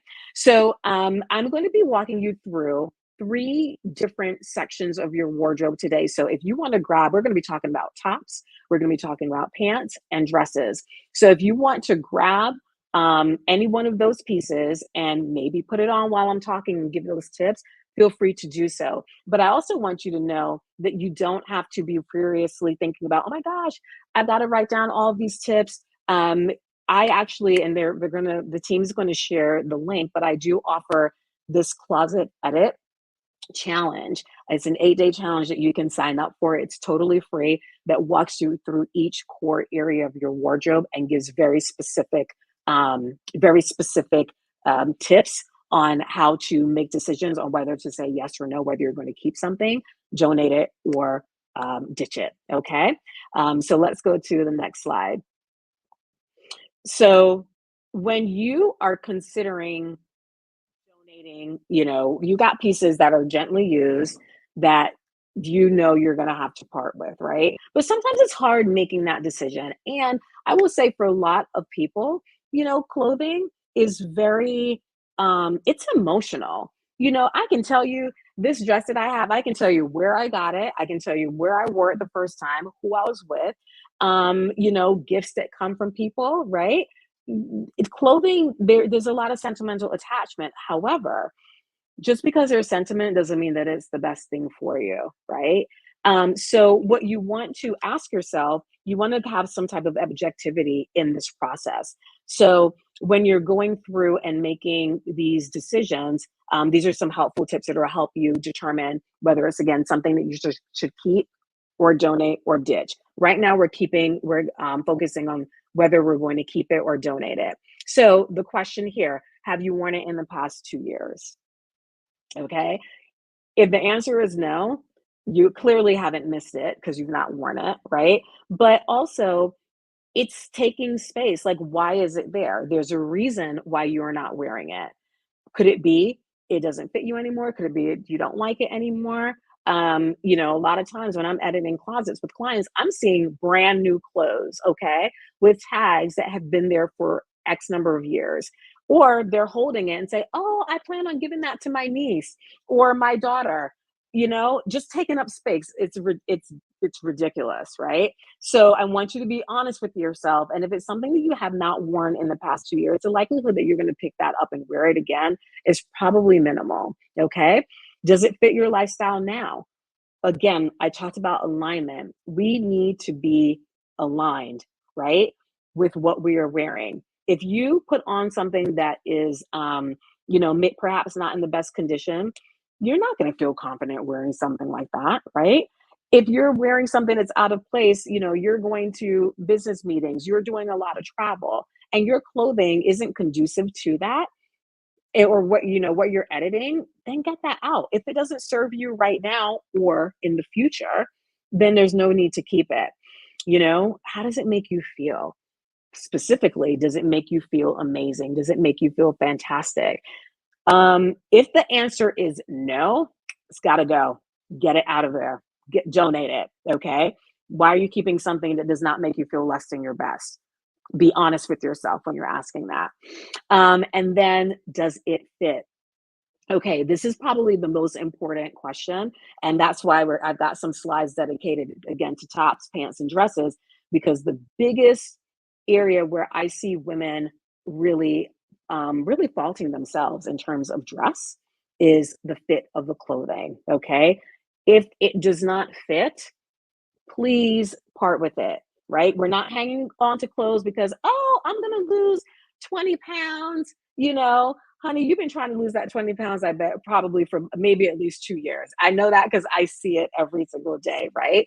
We're not holding on to things that could be, which I'll be fair. There are some pieces that I think it's okay to have as inspiration. I call them inspiration pieces, right? Because if you do have goals and you're working hard and you will reach them, then hang on to it for another 6 months to a year. But if it does not fit you, please part with it. We're not holding on to dreams. We're trying to get clothes that you can get on your body now and love now. All right. Let's go to the next slide. So if you are answering yes to any of these questions, that means that piece has to go. And when I say go, I don't mean donate. It's not usable for donation. It's got to get trashed, okay? Or repurposed as rags or something. I do that sometimes from time to time, depending on the piece. But wardrobe pieces, some pieces can age over time, right? And then there's some pieces that we've simply worn to the ground, like those sweatpants we just love so much. We have to get those ratty clothes out of our wardrobe, okay? So if there is significant pilling, and sometimes, pilling, for some fabrics, it gets to a point of no return. Yes, you have pill shavers and removers that can be helpful, but there's some pieces, some materials and textiles that when they pill, you just really can't get it off. It looks awful. If there's significant pilling, got to go. Is it faded? Okay. Is the color not what it was supposed to be? It used to be white, but now it's ivory. You can tell when something has actually changed color, right? Or is this a black that is no longer a rich black? It used to be, but now it kind of looks faded and dingy and it's not meant to look that color. Believe me, we can tell. Okay. So if it's faded, get it out. Um, I saw a comment saying, woo, I'm being dragged today. But this is healthy dragging, right? Because again, image matters. And I want you to wear clothes that make you feel good at the end of the day, right? The other question is it stretched? Is it stretched out? Can you see the knees in the sweatpants and you're not wearing them? Can you see the knees in the jeans? Like it's not serving you. All right. And the other one is, does it just simply look fatigued or dated? Okay. Styles do phase in and out. Classic styles do tend to last a lifetime, which is a great way to rebuild your wardrobe. But if it looks like it belongs to another era, and but it's not kind of stylish, because we can wear things that belong to another era that are stylish. But if it really just looks simply dated, please ditch it. Okay. All right, let's go to the next slide. Now we're going to be talking a little bit more about fit. And again, concentrating on tops, pants, and dresses. And keep in mind, some of the tips that I share here are only some of the tips. When you sign up for my e-course, I have more tips for each garment type, and there are 5 garment types in the course. Not only does it cover the tops, pants, and dresses that we're talking about today, but also jackets and skirts. So really all core areas of your wardrobe, all right? But let's get started by talking with some quick tips on how to determine fit. And again, I'm concentrating on this, and we can go to the next slide. I'm concentrating on this because, again, this is where I feel women sell themselves short, okay? So if we're thinking about tops, I want you to donate, okay, in terms of fit, if your top is pulling across the bust line, okay? If that top is struggling for dear life, okay, and I know we have all been there, right? Our bodies change, okay? Sometimes our breasts get bigger with age, with weight gain, with medication, right? Things change, and that's okay. But clothes need to fit you. So if it is pulling across that bust line, it is too small, you need to donate that. If it has gaps between the buttons, so if you're looking at it from the side and you can see, into perhaps your breast or your bra, and it has gaps, that's also an indication that that top is not the best fit. It's too small for you, okay? If it's feeling tight in the shoulder or sleeves, all right, you need to be able to like freely move around in your clothing. If you cannot, that is not something that fits you. And also with the shoulder, you want to make sure that the shoulder hits where at the corner of your top or jacket, right? You need to have a good shoulder. A lot of times I see ladies that are wearing tops where the shoulders seem like ends really closely in here, and it's not meant to be. And then what happens is that it causes kind of a ripple effect right here and right here. Not a good look. Okay.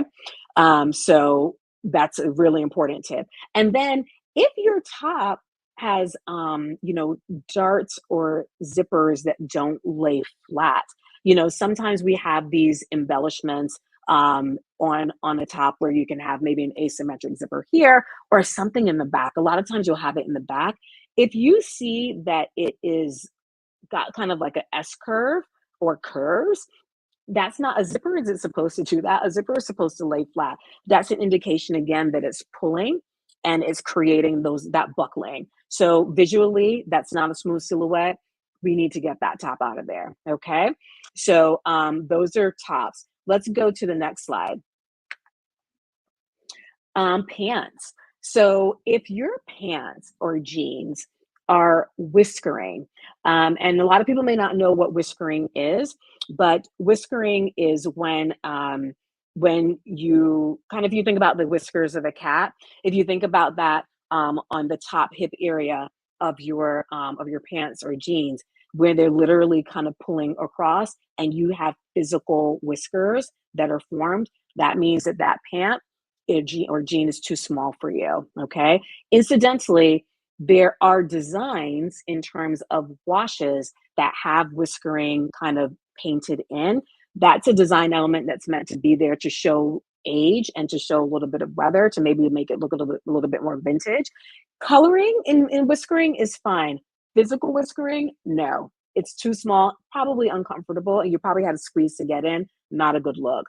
Okay. Another tip for you, if you have pockets that pop open on the side when you're wearing your pants and they're exaggerated, that is too small. Pockets, for the most part, should lay flat. All right. If your pants have a super high crotch and it's giving you camel toe, too small. We don't need to be seeing all that. We don't need to be seeing all that. Okay. It is too small. Get trousers that actually fit well and that have give in the crotch area. Okay, that's super important. If you have a waistband that causes muffin top, all of us have been here. All of us have had those pair of jeans, pants, short that used to fit us, right? And then we're trying to squeeze into it. Remember, silhouette is important. We want a smooth silhouette. Okay, a muffin top is not a smooth silhouette. Okay, that is a major indicator that the bottoms that you're putting on or too small for you. When you put on something that fits you properly on the bottom, it's going to lay on your high hip and your full hip. It's not going to squeeze it and then create this other issue. All right. So we don't want anything that's giving us a muffin top.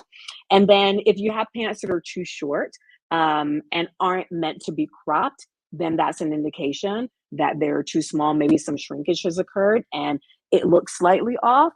We need to think about donating those. All right, let's get to our dresses next slide.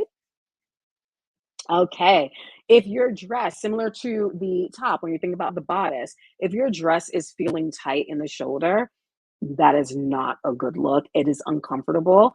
And it looks like it's too small. You know, when you look at people that are wearing clothes that are too small for them, it gives off images of just kind of being unkempt, don't really care about how they look. They look like they maybe just rolled out of bed or just didn't have anything better to put on.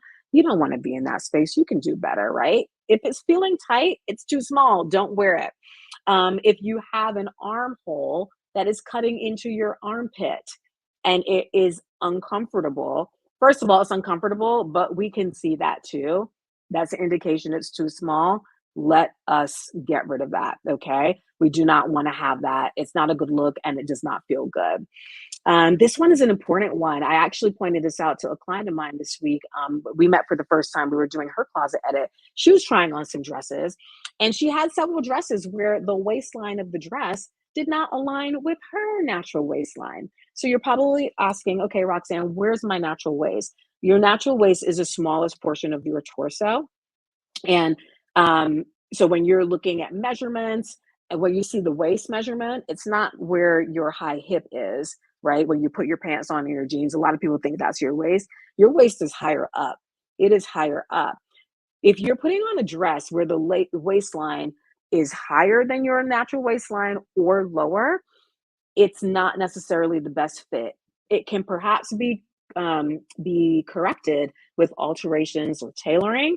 However, a lot of times that involves a lot of work. So you really need to be critical about where you're introducing into your wardrobe. So as you edit your dresses and putting them on, I want you to look at that waistline that they have in the dress and see how it falls on you, because that makes fit issues elsewhere. If you maybe have a torso in the dress that is longer than your torso and it is creating kind of baggy issues, that's not a good fit. All right. So we want to think about that. If your dress has a seam on the shoulder that's off center, ideally seams should be, unless it's done by design, that's a different thing. But natural seams on your shoulder should just go right across the shoulder. I should not be seeing you in a dress where the seams are like down here, okay, and then it's going back. I see that from time to time. Again, not a good look. That is not a great fit. Okay. And then finally, if it doesn't offer a smooth silhouette, it's great to have design elements in dresses such as pleats, ruching, right? Again, those are meant to be there. But if overall the dress is not laying on your body smoothly, it doesn't fit you, you should consider donating it. Okay. All right. So let's go to the next slide. So I know I just gave you a really, really quick overview of, going through tops, pants, and dresses. But again, in my e-course, we can go to the next slide. It's an 8-day e-course that goes through even more tips on how to be more discerning with fit. But also it includes additional resources for organization, because once you work through the 5 areas through the e-course of your wardrobe, you're going to have piles, right? Piles for donation, pieces that you're keeping, pieces that perhaps need to be tailored. But once you sift all through that, it's like, what's next? What do I do? So I do provide you with additional tools on basically how to kind of organize it all and then be able to see what you own properly and really take your wardrobe to the next level and elevate that style. Again, we're creating room so that you can curate pieces that are truly going to serve you. Okay, so make sure if we can drop that that link in the in the chat for the e-course, and it takes you through day by day. And even though you're going to get the emails every day, it is self-paced. So if you stack up the emails and go back to read them and download the printables that I have for you, that's totally fine. But each step is going to help you really get to build that wardrobe that you love. Okay, so if we can, I have a question saying, how do I join the challenge? If our Noir team can drop the link that I shared, that would be fantastic. I don't know if we have time for any questions that have come through the chat that I might not have seen.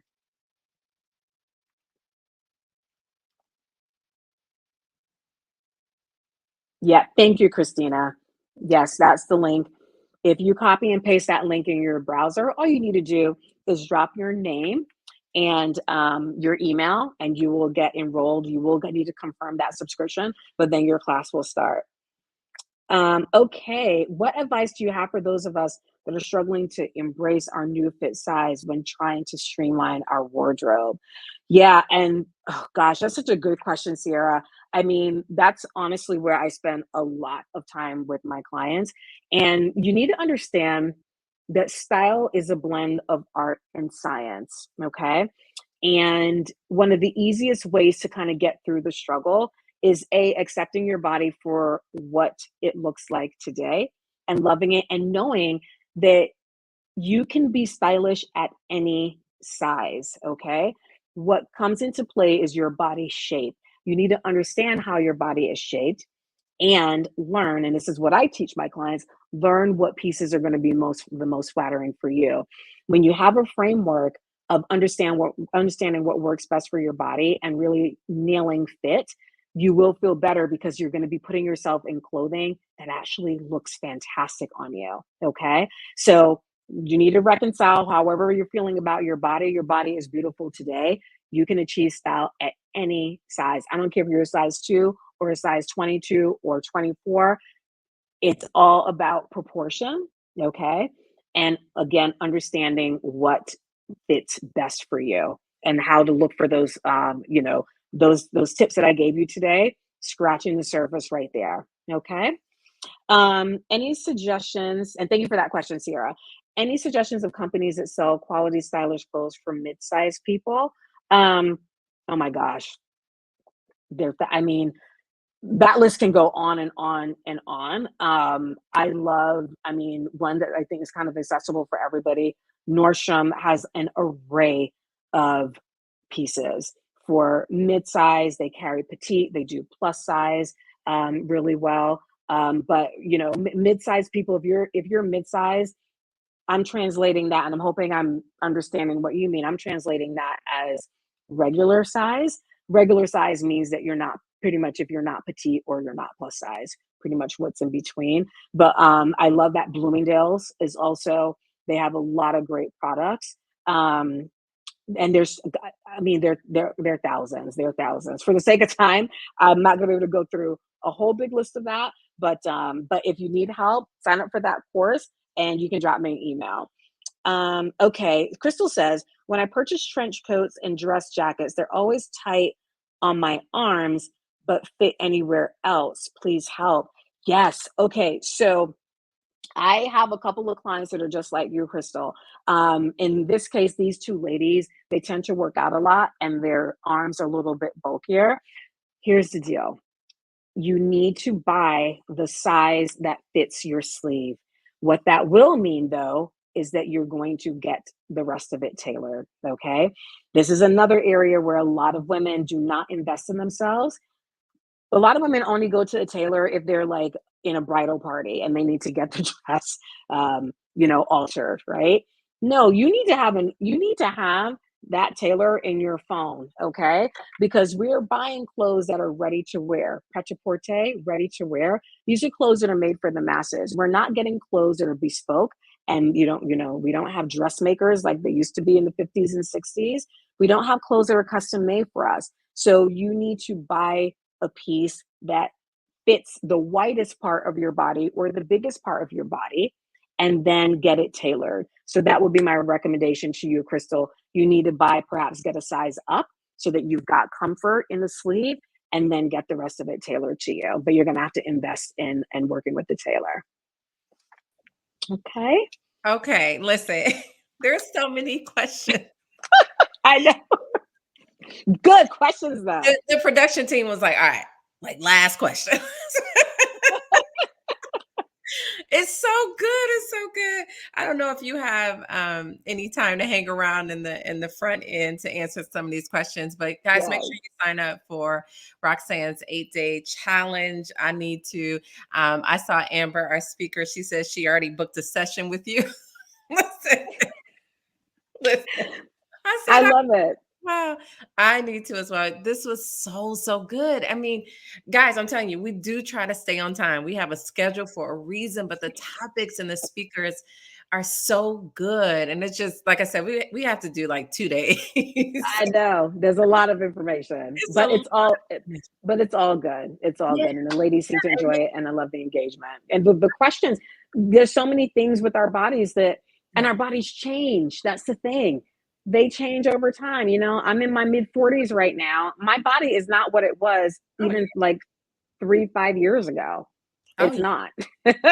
And we got to keep evolving. I know some of the ladies say, they had gained weight or they were like resisting getting bigger sizes and things like that. And I know it's very emotional when that happens. Yes, It's just embracing that as we get older, our bodies change and like we do what we can, our working out and our eating healthy, absolutely. but it's just really not anything we can control. We might be able to slow it down, with the right, like I said, Right. exercise and eating healthy and things like that. But it's just something we just, unfortunately have to embrace. And in that embracing, we Mhm. choose the clothes that make us feel good. I don't feel good when I have a muffin top. So girl, just get the bigger Just jeans. for the bigger size. And I just want to accent this because I think this is a very poignant thought. There's something called vanity sizing out there where designers will put smaller size numbers on tags. So you go in thinking, oh, I'm a 12, but now I'm putting this on and I'm a 10 or an 8 over here, or I'm a 14 or 16 here. Ladies, if you kind of generally know what your size is, use that as a starting point, but do not feel bad if you have to put on that next size up. It's just a tag number. Mhm, Forget about the number. Put on the piece that fits you the best. Who mhm. cares about the number? It's all about how it looks on you, Yes, right? So you feel. we need to disassociate ourselves from the tag, the sizes in our clothing. Yeah, it's the same thing with losing weight. Like you're so obsessed with the number, but what about like Hmm. feel good right now? Do you feel good about the progress? Do you like what you see in the mirror? We really Right. get caught up in those numbers and it all starts in how we feel. I mean, this has been the resounding theme of how we feel internally reflect Inside. everything else, right? Ross, Agreed. so good. Listen. I know you had asked like how we found you.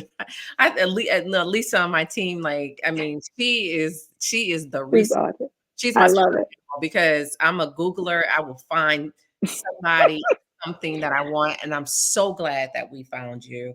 And this is Oh, the thank last you. time that we work together. Like I said, we need just a whole hour, 2 hour session with you. Oh, Period. there's a lot. It's There's a lot, my friend. Thank you so much. We'll see you Thank soon at you. that time, and can, come Yeah, on. I'm gonna go back through the comments. Yeah. Thank you. Thank you so much. Okay, guys, listen, it's bringing back up. Yeah, we only have 2 more sessions. So we're going to just take like a 5-minute wellness break. The team is also like, if you're really enjoying Zen at home, you need a candle in your home. I have like them all around me. This is our breathe candle. Because my ring light. This is our breathe candle. This is the Align Life behind me. That's the endless summer there. We got the Lux Life, which is one of my favorites. It's a new scent. We also have After Dark, which is coming up next. Well, not next, it's our last one. That's our sexy, our masculine candle. Of course, we had to pair it with our lingerie stylist and feminine adornment coach to talk about how to bring more pleasure in the bedroom. But the team is going to drop some links. We have 20%. You are the only group that has the link to our website right now, our new shop. Zen at Home. I mean, we got like these beautiful water bottles, but 20% off today only.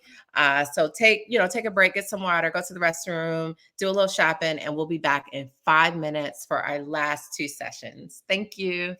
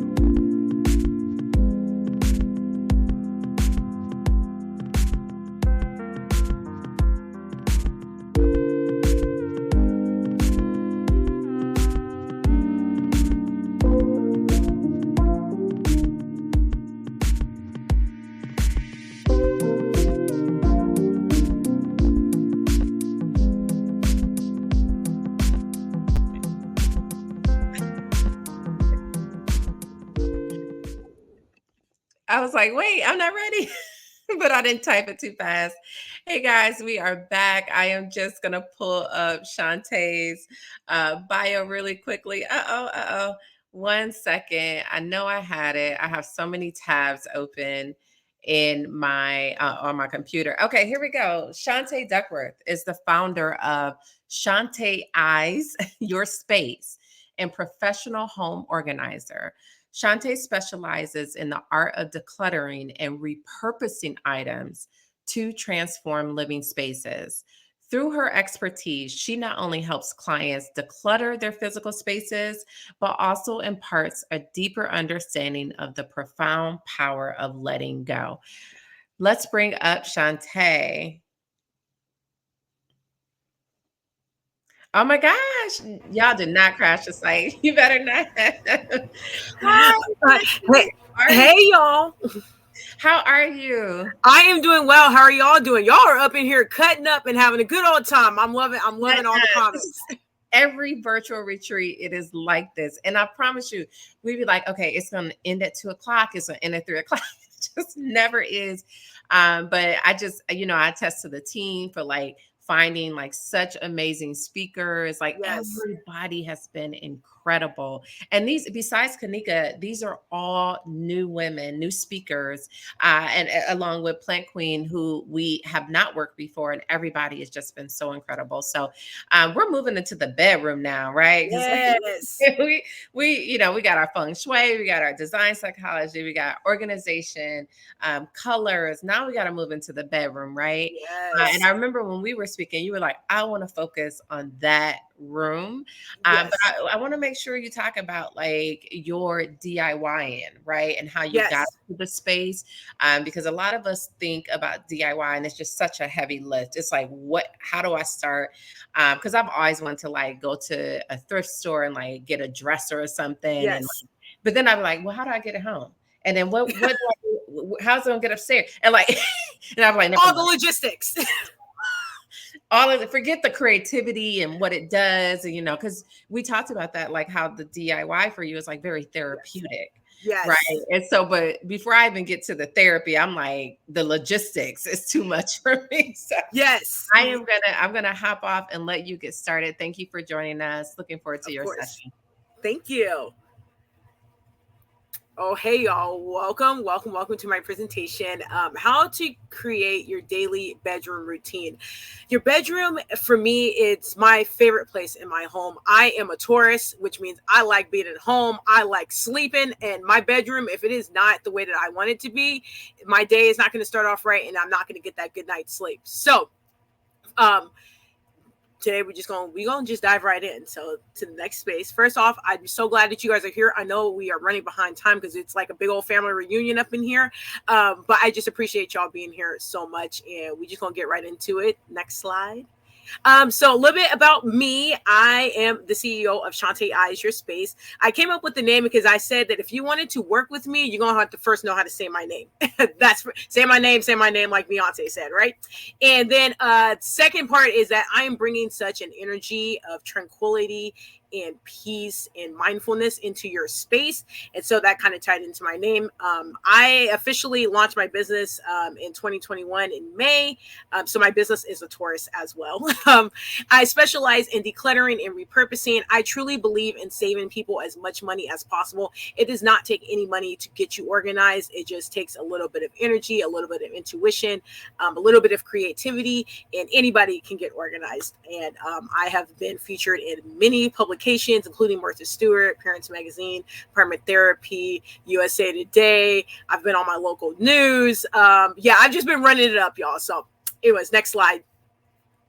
What you guys can expect from this, just tips and tricks on how to make your bedroom a place of peace and tranquility. That is the overall gist of this presentation. Next slide. I'm sure that everyone has gone over what clutter is. I'm sure Kanika went over it, as well as some other people who have been on here. I've kind of been in and out as of this morning. But generally speaking, clutter is a collection of things lying around in an untidied mess.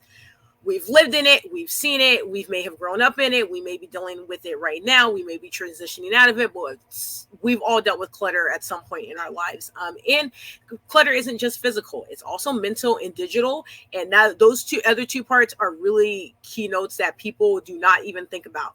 Think that digital clutter, the stuff on your phones, the emails, the pictures, the apps that you don't use, all of that digital clutter, the mental clutter of like trying to figure out where you're going next, trying to maybe move to a different position in your job, maybe trying to find a new job, maybe trying to think about applying for colleges, switching careers, where you're going to take your family to next level. Like all these things are all forms of clutter, and it can affect everything in your life, from your mood to your sleep to your mental state, your relationships, and so much more. Clutter ties all into that. Next slide. The benefits of being more organized and less cluttered is that you have more time because you know where your things are. You're less stressed out, so it makes you more of a happy and more energetic person, giving you that more energy. You have pride in your home. You do not mind people stopping by your house. If somebody says, "Hey, I'm in your neighborhood, can I just pull up and have a glass of wine with you?" And you're like, "Yeah, girl, because my house is clean, my house is tidy." Or maybe it's only going to take me 10 minutes to put a couple things away, and then my home is going to be ready to entertain. And it gives you that confidence. When you have that confidence in your home and in your bedroom, per se, especially, it's going to give you that confidence out the door. It's going to give you that confidence to go close that business deal, to go and apply for that new job, to go and ask for more money for your business, to make sure that your kids are getting treated well in school, to make sure that, especially as Black women, that we have that place to be able to feel comfortable with ourselves, to know that we're going to go into any room and be able to command that attention that we deserve. Next slide. All right, so now let's get down to the nitty gritty of personal bedroom solutions. Again, the bedroom is such the catalyst for me because it is the first place that I see when I open my eyes, and it is the last place that I am seeing when I'm closing my eyes. Sleep, as we know, is so vitally important. And if your bedroom is not up to par, if your bedroom is just all over the place, you got clothes everywhere, you got mail piling up, you just got papers and just stuff everywhere, and you don't know where anything is, you don't have a formal routine of how you're going to get your day started in the morning, how you're going to make sure that you get properly into bed, all that is playing into your sleep, which means you're not getting that REM sleep that we know we need, especially as Black women, because people be stressing us out and we need that extra energy to get on to the next day. And yeah, we just got to make sure that our bedroom is on point. So I'm here to give you some solutions to some of these problems. Next. Okay. I like to work backwards. So I like to identify the solution. For me, I like to envision, what do I want my bedroom to look like, and what kind of a routine do I need to establish to make sure that my bedroom is going to be the way that I want it to be. If my solution is that I don't want to rush leaving out of the house, how many of us are running around trying to find your keys, trying to find your favorite lipstick, trying to make sure you got the kids' lunch, making sure you got your bag, and you don't know where nothing is. Everything is all over the place, and you're feeling stressed out. Well, you're bringing that stress into the outside of your home. So let's work backwards. How long does it take you to get ready in the morning? Maybe you need to add an extra 15 minutes to that time. Picking out your work clothes the night before. That way they're ready to go. All you got to do is just jump in the shower, put them on, put your makeup on, run out the door.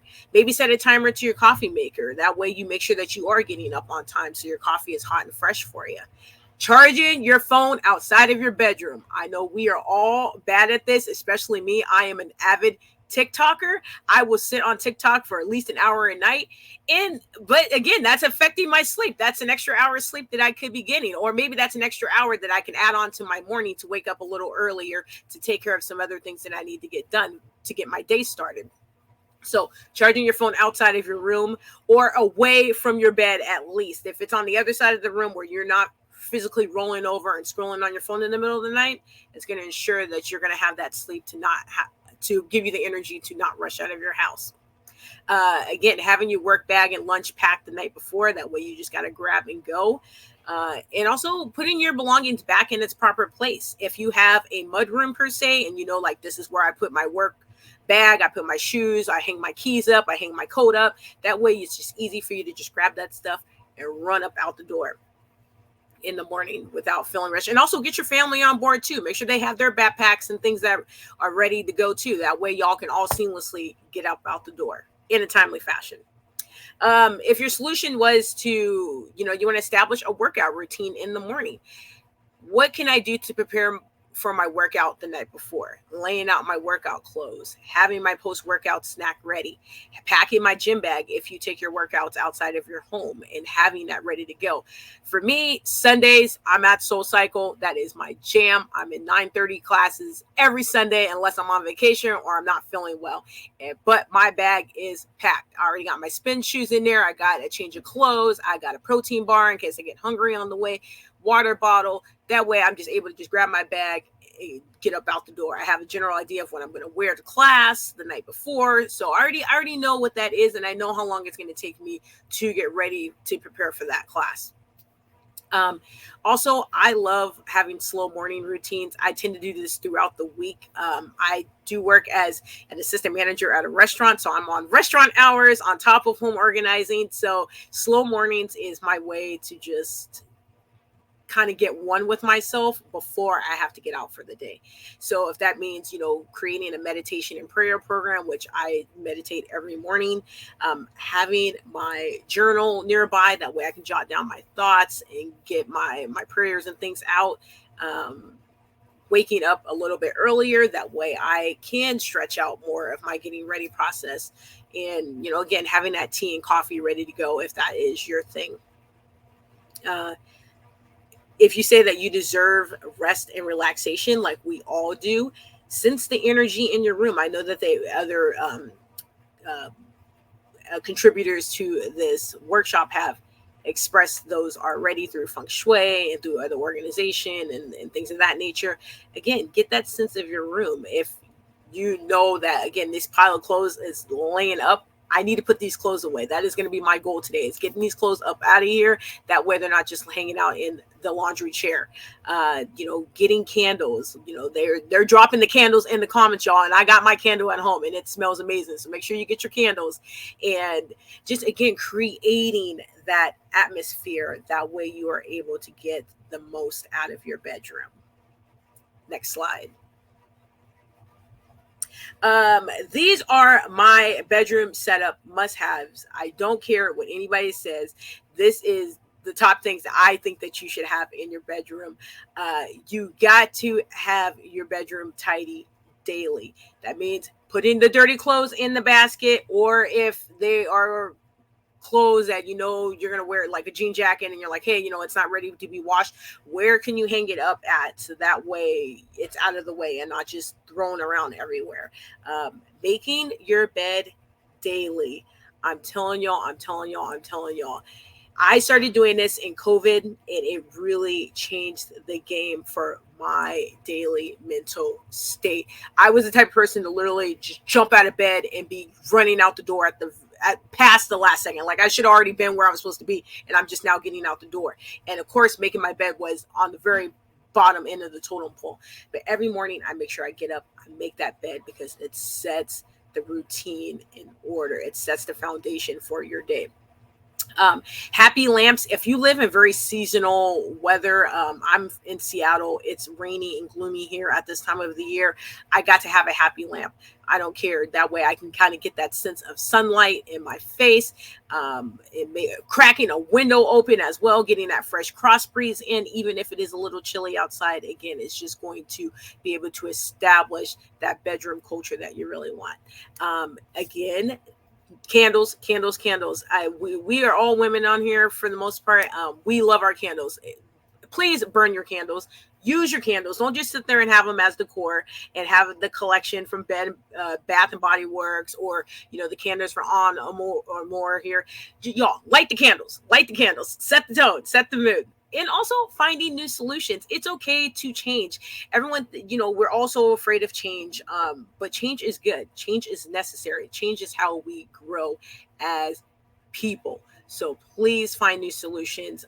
I will say personally for myself that I knew that beginning of COVID, I like all my makeup was just in this makeup bag, and it was just thrown around and tossed around, and I wasn't even using half of the products because I didn't even know what was in this bag.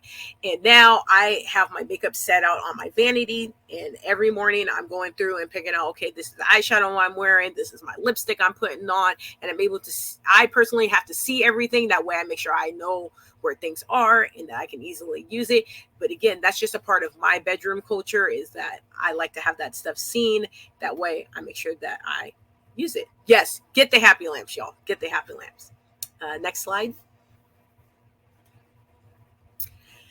I like to, this is a quote from me personally. Your bedroom is the catalyst to great beginnings. Think this is where dreams and ambitions are built. This is where a place where, you know, the higher power comes and speaks to you and gives you that intuition for your life.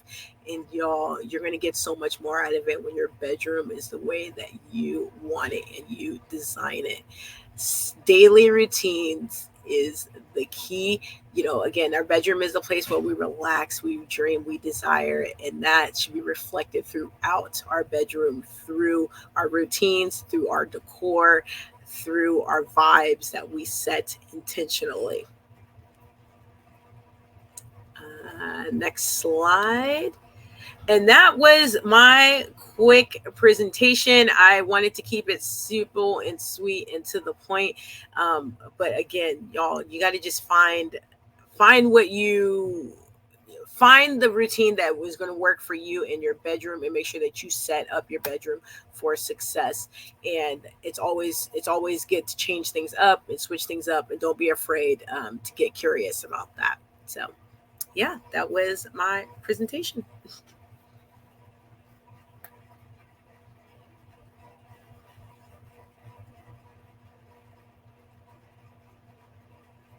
Hold on. Hi. Hey, Come back on stage. Thank you so much. Yeah, light the candles. light the candles, y'all. I'm telling you, I got every morning I get up, I meditate, I write in my journal if some thoughts are coming to my mind, and I light that candle. And then I put my lo-fi music on. I do a little business work before I have to get to my restaurant job. And that's usually how I'm setting my mornings in the morning. And then at night, light that night candle and hit that heating blanket because it's cold here in Seattle, and get some sleep. Yes. Yeah. You know what? I can't remember who said this, and I've always made my bed. It's just a habit. It's a routine for me. Yes. But I remember somebody said, like, making your bed is the first completed act of your day. Mm-hmm. And it sets Yes. the tone for your day, because Yes. there's a ending and there's a beginning and an ending to your day. Yes. When you make your bed, it's like, Yes. once you get out of it, this is the beginning of my day. This is my first completed act. And then when you return, this is now the ending. There's a continuous chaotic, Yes. flow to your bedroom. There's no separation. You know what I No. mean? Like, I am one of those people, like, I don't understand how people are not excited to get in the bed. Girl, I I get said it's my favorite hello. It's my favorite hello, and my hardest goodbye. I'm telling y'all, yesterday morning I woke up and I was just like, do I really have to get up today? Yeah. My bed, like, I want to make love to my bed. I just want to stay in bed. I don't want to leave this room. And now when I get in the bed, I be like, it's Yes. just orgasmic. Woo. But that goes into how your room is designed, and how, Yes. I know, like, the mattresses and, like, they're expensive and things like that, but you have to have a really good quality mattress. Yes. Here's another thing I'm gonna tell you. If you pull them covers and you got a lot of skeletons coming out of them, it's Woo. time to change the mattress, Yes. because that is just transference of energy that is Yes. continuous from partner to partner, relationship to relationship. Yep. And so these things are so important. And like, this is why we're going into After Dark with Joy, to talk about how to bring romance into our bedrooms, romance and pleasure. But a big part of that is also getting rid of things that are blocking that energy, Yes. making sure that your room is designed for ultimate and maximum Yes. pleasure and whatnot. Let me see if we got any questions. I don't know if we do. I know. I just see a whole lot of people talking about the bed. I'm like, I'm okay. I'm glad I'm not alone. I get out the bed and cannot wait to get back to my bed. And it's not necessarily about the sleep. It's about the feeling of my bed. Yes. And so, but I have been very intentional about how I design my bedroom. I also have a Zen den. I just have a really large bedroom, and it's almost like a sunroom. So that is also my and we didn't even get a chance to talk about that. Is like creating that meditation space, that Zen space, where you can unwind, where you can read a book, where you can meditate, all of those things. So being intentional about how we begin our days and how we end our days is the most important. Thank you so much. Oh, we dropped your consultation, your free 30-minute virtual consultation. If you know your bedroom needs a makeover, if it's time for that comforter to go and to liven up your space, then for the best rest, for the best romance, for the best pleasure, book that consultation right now. Right now, y'all. Right now. Let's do it that way. Give yourself the Christmas present that you deserve, and making sure that you have the bedroom that you truly want to be in. Like your bedroom should be so good.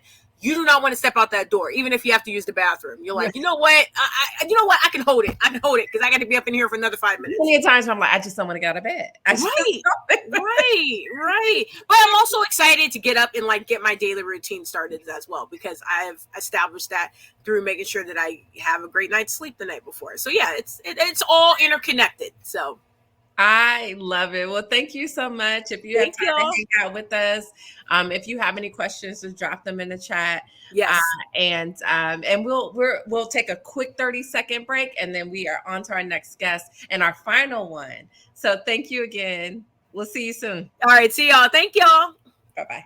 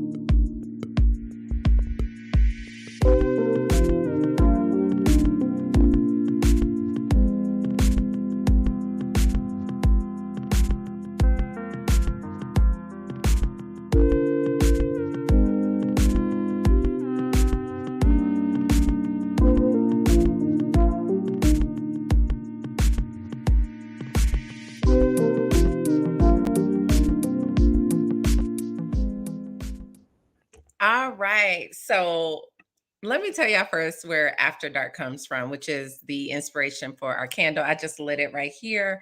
Well, first of all, I'm one of those people that love masculine, woody, musk type scents. But we started, I feel like before the pandemic, we started this like Om Noir After Dark series.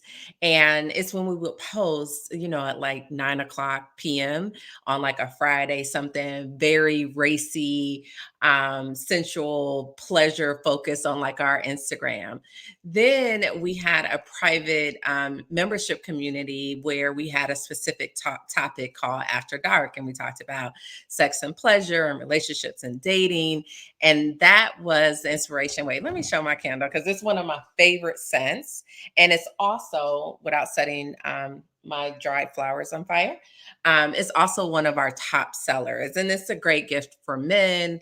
And also I found that a lot of women also love masculine scents. And so that's where After Dark came from. It is our top seller. It's a beautiful, beautiful candle.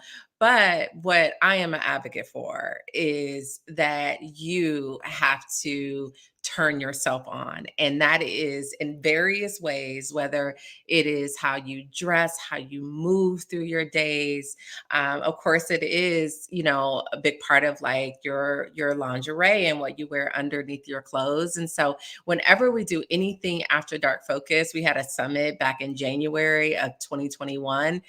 I mean, when I tell you it was the like highest attended day, it was 3 days. So that Friday night, oh my God, it was amazing. And so when I was thinking of even like our speakers that align with like our sense, the first thing I was like, I need a pleasure coach. I need someone that can speak to how we can bring more pleasure into not only our bedrooms, but in our lives overall. And then started researching and I found joy. I'm like, a lingerie stylist? I have never heard of this. And so I'm super excited for our final session. It's called After Dark, of course. And let me just read Joy's bio. As a feminine adornment coach, Joy helps women express themselves through their clothes, bringing who they are on the inside outside so that they feel confident and lit up, ready to share their brilliance with the world. This goes beyond clothes and beyond trends. This is about you dressing for your pleasure first, to feel good in your own skin and stepping into the woman you were meant to be. So let's bring Joy up. Yay, I love it.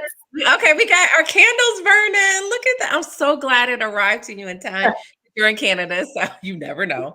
Yes, yeah. But I'm so glad it arrived to you. But like I said, this is like one of our favorite topics for our community. They absolutely love it.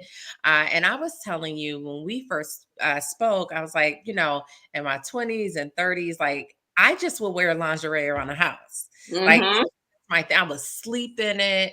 I would just, if I'm cooking, if I, just watching TV, like I just had a whole collection. And then for some reason, I just kind of fell out of it. I always had like sexy, bras and panties and stuff, but like the lingerie part, like I just fell out of it. And then I started dating somebody. And I'm like, ooh, I got to get my lingerie back together. And so I know you're going to walk us through this, but it's really important, I believe, in us finding pleasure and like what actually makes us kind of move and groove through our days. Yes. And remember last, I want to say it was December or January, I just created the 7 days of pleasure for myself. Yeah. And it was like, there were some things I would do every day, like, before I start work, light my candle, play soft music. I took a bubble bath every day. When I woke up and got dressed, I sprayed perfume, like I got fully dressed and I would just be in the house. But again, I just felt like I was kind of detached from like that girl that kind of like just always felt sexy, no matter what I was wearing. And so I'm excited. So let me hop off and let you get started, honey. Thank you. And I love everything about the idea of doing a pleasure challenge. I'm going to deep dive now into pleasure. This is my favorite topic, so I'm so excited to be here. But before we start, I want us to do a little exercise just to get into our bodies. So if we go to the next slide, you might remember the exercise Simon Says. It's actually a game that you might have played when you were little. So we're turning this into Pleasure Says. And all you need to do is follow my prompts. So if you are watching your screen, I invite you to close your eyes and follow my words. So first of all, Pleasure Says, give each of your hands a kiss. Just kiss them in the air. And Pleasure Says, put your hands on your forehead and lightly with your fingertips, just start to gently stroke your forehead. And what we're doing is just activating the pleasure that exists in your body at this very moment, right under your fingertips. So Pleasure Says, just drag and caress your fingers down your face over the curves of your cheekbone and let them rest on your lips. And pleasure says, just take a finger and draw the outline of your lips, feeling how soft they are, how plump they are, maybe how juicy they are. And now pleasure says, imagine you have honey dripping off of your fingertips and just let your fingers drip down your neck, slowly caressing the curves of your body. And pleasure says, bring your hands down towards your heart and just take a minute here to breathe into your heart center. Big, lustful inhale in and a big exhale out, maybe even with a sigh. And then pleasure says, take your fingers and let them drip down your body to your sides. And then pleasure says, on your next inhale, take your hands and rise them up into the sky like the wings of a peacock, this bird that takes up so much space with its beauty and its confidence. You are unapologetic. Bring your hands back down.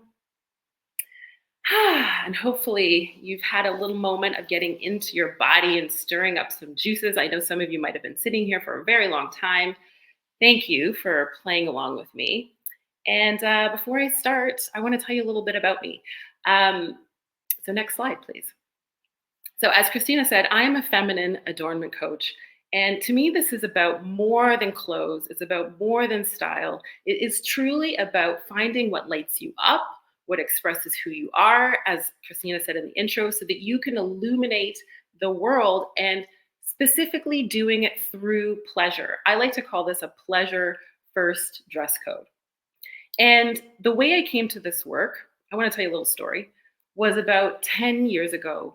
So I have two boys, and at the time they were both under 2 years old. And like a lot of moms with young kids, I was exhausted, I was depleted, I was stretched, I was doing everything for everybody else, putting myself last. And whether you have kids or not, you might relate to this. As women, we tend to carry the world on our shoulders. So whether it's your career, your family, your friendships, your busy social life, there are moments in our lives where it can get to be a little bit too much. And I was in that moment, and I decided to get help. And I went to a life coach, and she said, write down a list of all the things you want to change in your life. And so I made my list and brought it back to her.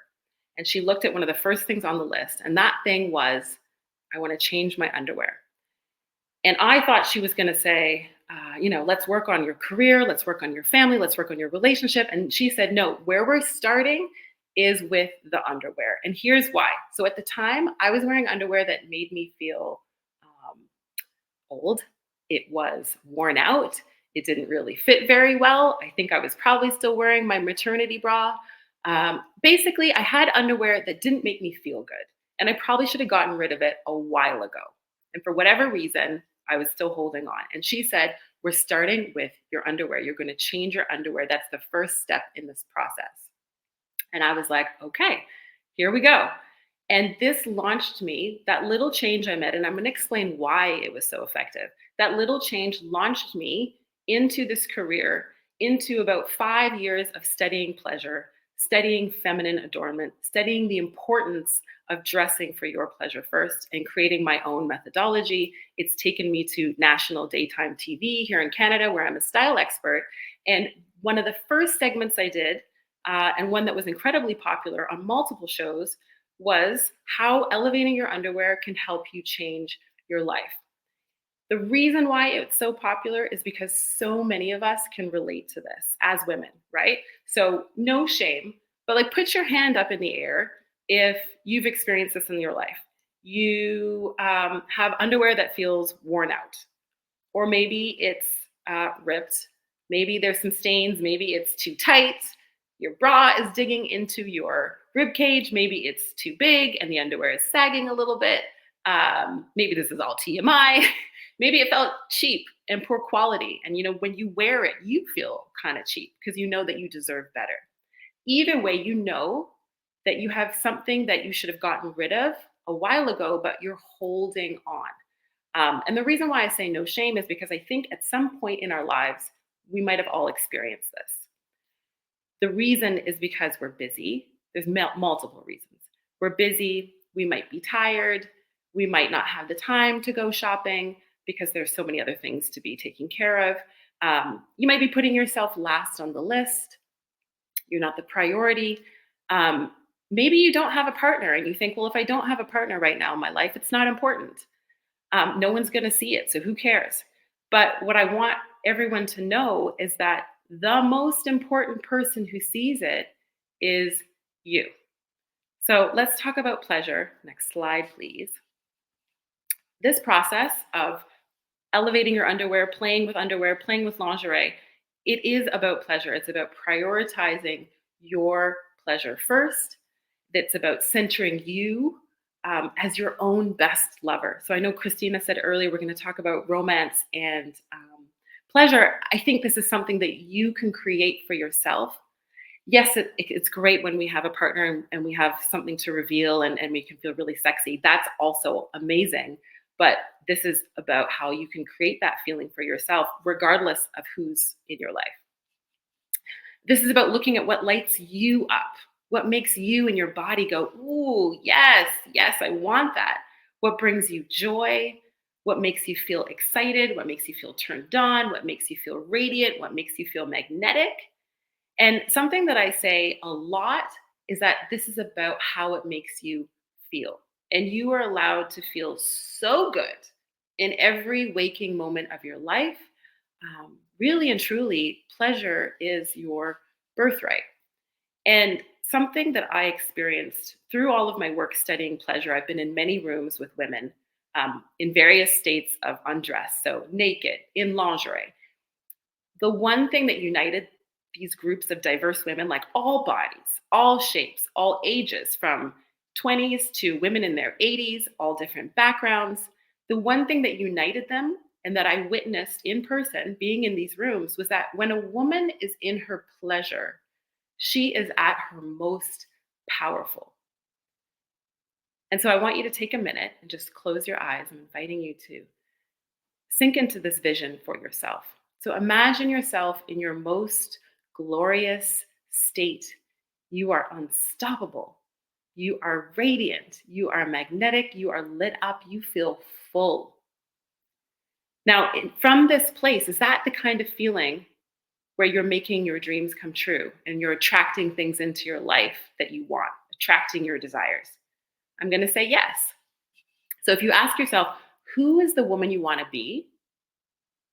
And how do you step into her through your clothes? And in this case, how are we stepping into her through lingerie and underwear? So it starts right here, starting with your pleasure first.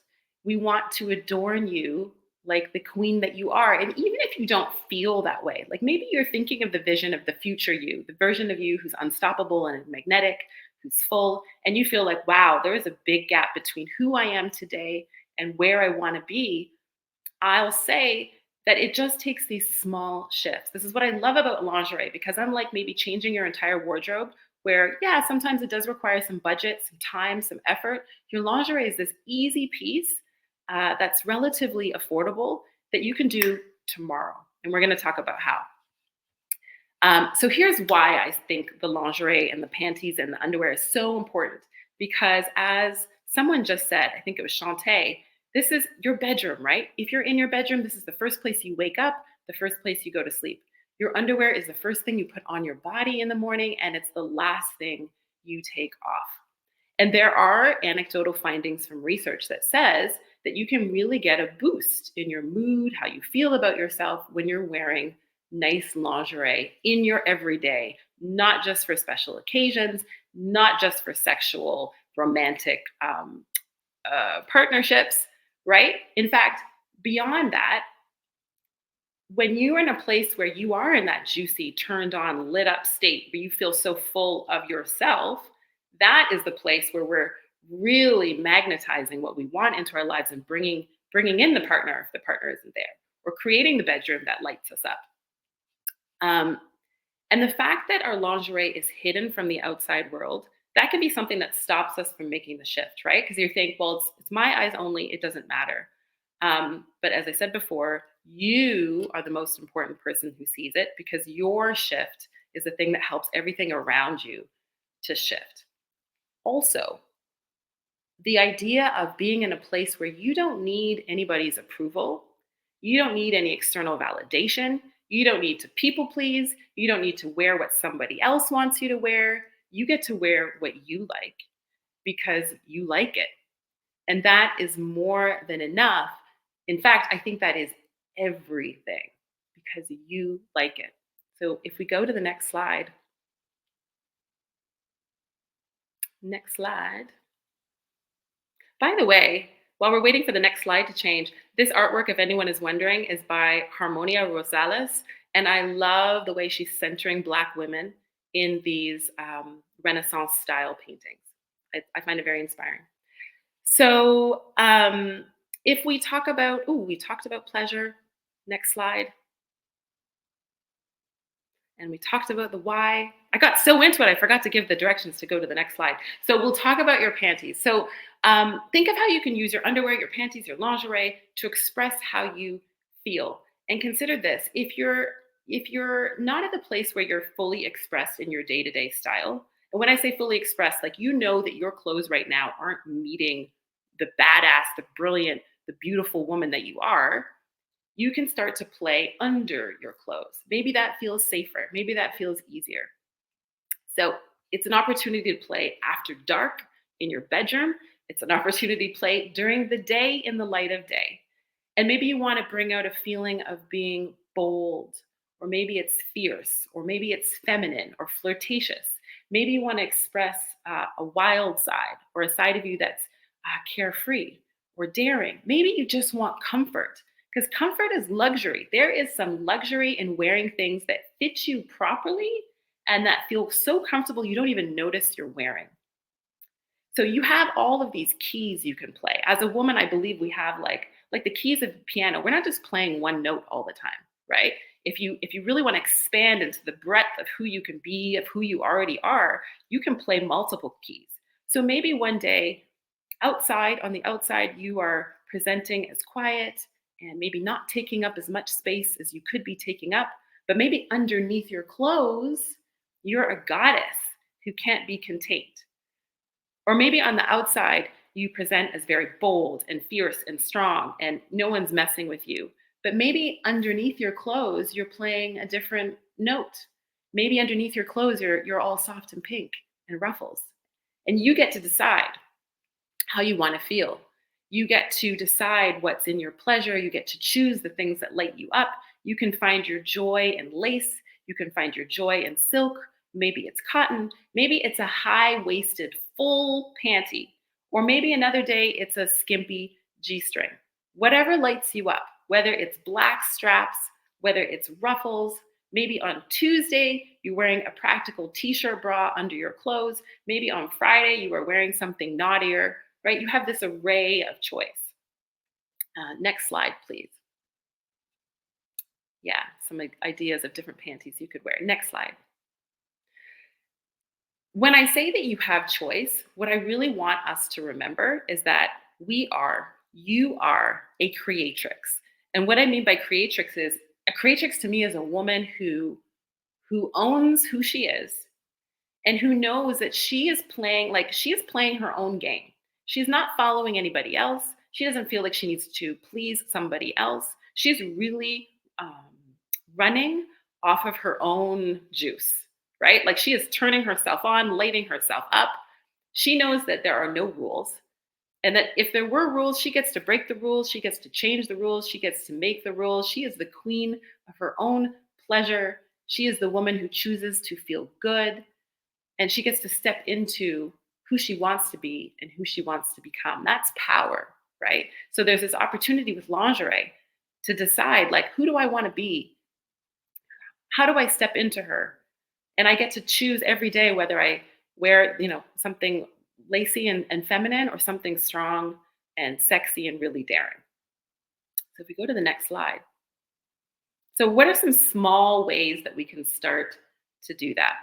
Next steps, how to. First of all, I'd say start to create a list. I like to call it a pleasure menu. And to create my pleasure menu, I love to create a pleasurable atmosphere. So maybe you're in your bedroom after dark, you light a candle, you've got some great music playing, you have something nice to drink. Like, put yourself in a mood where you feel good. Maybe you need to dance. I love to dance, and that always puts me in a good space.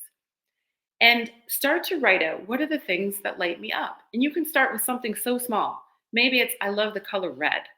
Maybe it's, I love sheer things.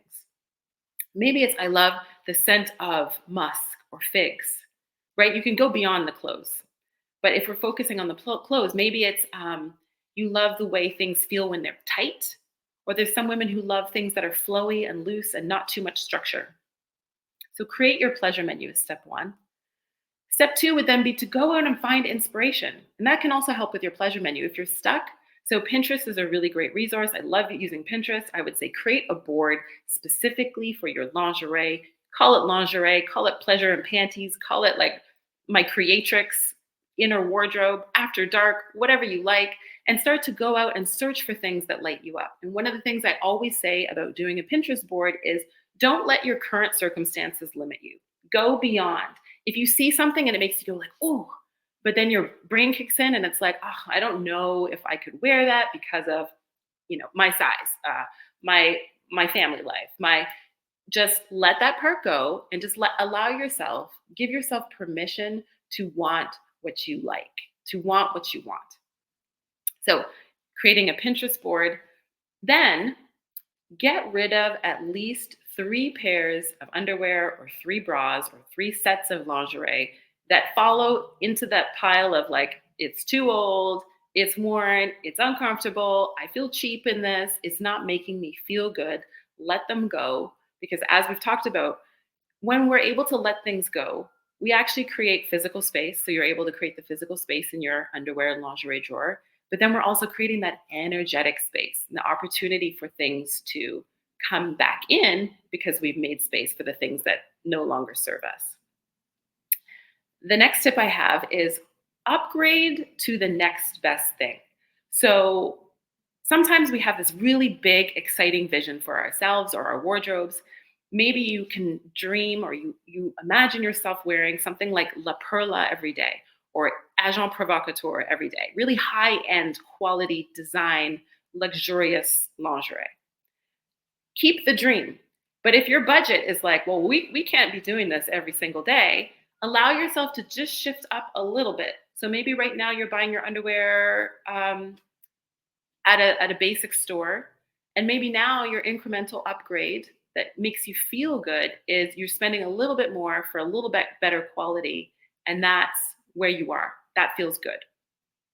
Lastly, if you want some tips on size inclusive lingerie brands, and I'm a big fan of Black owned brands as well, on my website at blackladyofleisure.com, I have a free guide to some of my favorite brands that can help you when you're ready to go out and start shopping for some new pieces. And that is me.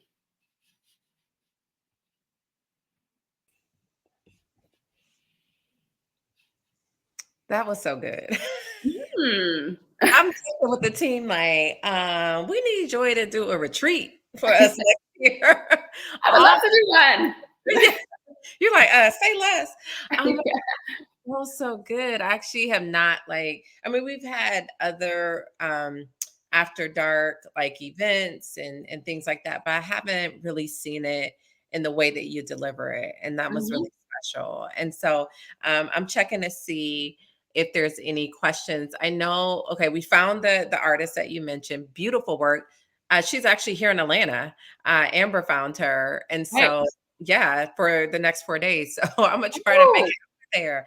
That's Perfect. amazing. Okay, so and then Julia talked about buying lingerie in Paris, and I was like, I've never thought about buying lingerie when I travel, and that would be the ultimate flex to it's just the the conversation piece with whoever may see it. Exactly. I mean, so I lived in Paris for a year. I speak French in my house. My ex is French. And I would say, yeah, French women do have this approach to beauty and to pleasure that is enviable. And you can find incredible pieces there. And I do love the idea of traveling and collecting things from different places, especially if that speaks to who you are. If you have that spirit of like, oh, I went to this place and here's my lingerie from there. And like, ooh, I love it. Okay, so you mentioned that uh, building up our lingerie collection can be affordable. And so what would you say, like, if we're on a budget, what are Mhm. some good places to go? If we're mid-tier, like a Victoria's Secret kind of budget, and then like a La Perla budget. So what are some of the more affordable places that we can purchase lingerie? Yeah, so I'd say affordable really depends on someone's what affordable is to you. Yes. I would say, oh, I didn't think about because I'd say mid-range. I love. So I'll tell you the brands I really love. Skims Yes. is one of my favorite brands That's one. for everyday underwear, like the t-shirt bras, the really comfortable underwear. I actually do this thing where I kind of have an underwear uniform that I love to like, and I just know that these pieces are going to feel good every single day. Um, Someone mentioned in the chat Kiki de Montparnasse. I love that brand. So that would be like a higher end brand that has really beautiful, interesting pieces. Another one of my favorites is Thistle Inspire. It's a woman of color owned brand. They're out of Brooklyn. I love that their site includes all different body types. I think their pieces go up to 3X. So it's very size inclusive, but also they create really beautiful designs. So what I'm wearing right now, this Medusa bra, is from them. And I'd say if you are on a budget, you can find great pieces on, Fenty, Savage by Fenty X. Oh, I Oh, we always can get enough. which way it goes. We know Rihanna's brand. They have some great affordable pieces. Yes, yeah, I bought things from Amazon. So, And Amazon, yeah, yeah. The one thing so go say ahead. is I think online shopping for lingerie can be great as long as you know your size. So like one of Yes. my favorite tips for people is to get measured for your bras if you haven't done it in a while. It can be a game changer. I know I thought for the longest time I was a 34B, then I got measured and I was not. And then when I switched up to the right size, it just changed everything. And then I went shopping online. Okay. Oh, the business in Brooklyn, that was Thistle, right? Thistle and Spire. Yeah. Thistle Inspire. I'll check it into the chat. So one of the ladies in here was like, I never thought feminine adornment was a thing. So can Mhm. you give us a little bit more about like how you work with a client, especially for their like undergarments and lingerie and things like that, and then like tell us more about what feminine adornment means. Okay, so Mhm. I love the word adornment because to me it goes beyond just like, oh, I'm getting dressed, I'm figuring out my style, I'm following trends. To me, adornment speaks to the act of beautifying your body. And even when I use the word adornment, my hands want to go like this because Yeah. I'm like, to me, it's like stepping into another energy. It's like really elevating who you are, celebrating this sacred vessel that you're in by wearing pieces, whether it's clothes or accessories or lingerie, that matches you, that really like helps you rise up to the level that you're already at. I see so many women who are so like they are confident and they know who they are, and they might be still working on their love with their body, like all of us, because our bodies are constantly changing, but they know who they are. Um, and so it's about helping them find pieces that meet them, that match them where they are, and in fact take them to the next level so that they really are lighting up the room and they're taking up more space, and really being seen as they're meant to be seen. So that's why I like to use the word adornment. I'm also a big believer in stepping into your femininity, stepping into your body. That's why I love doing that pleasure says exercise, because I think part of this process is about embodying it. It's not just knowing the rules of style. That can be super helpful. It's also not about someone telling you what to wear, because I think that can be a little disempowering. It's about you really like claiming your own beauty. And I think the more powerful and confident we feel in ourselves, the easier it is to make decisions about what we're putting on our body.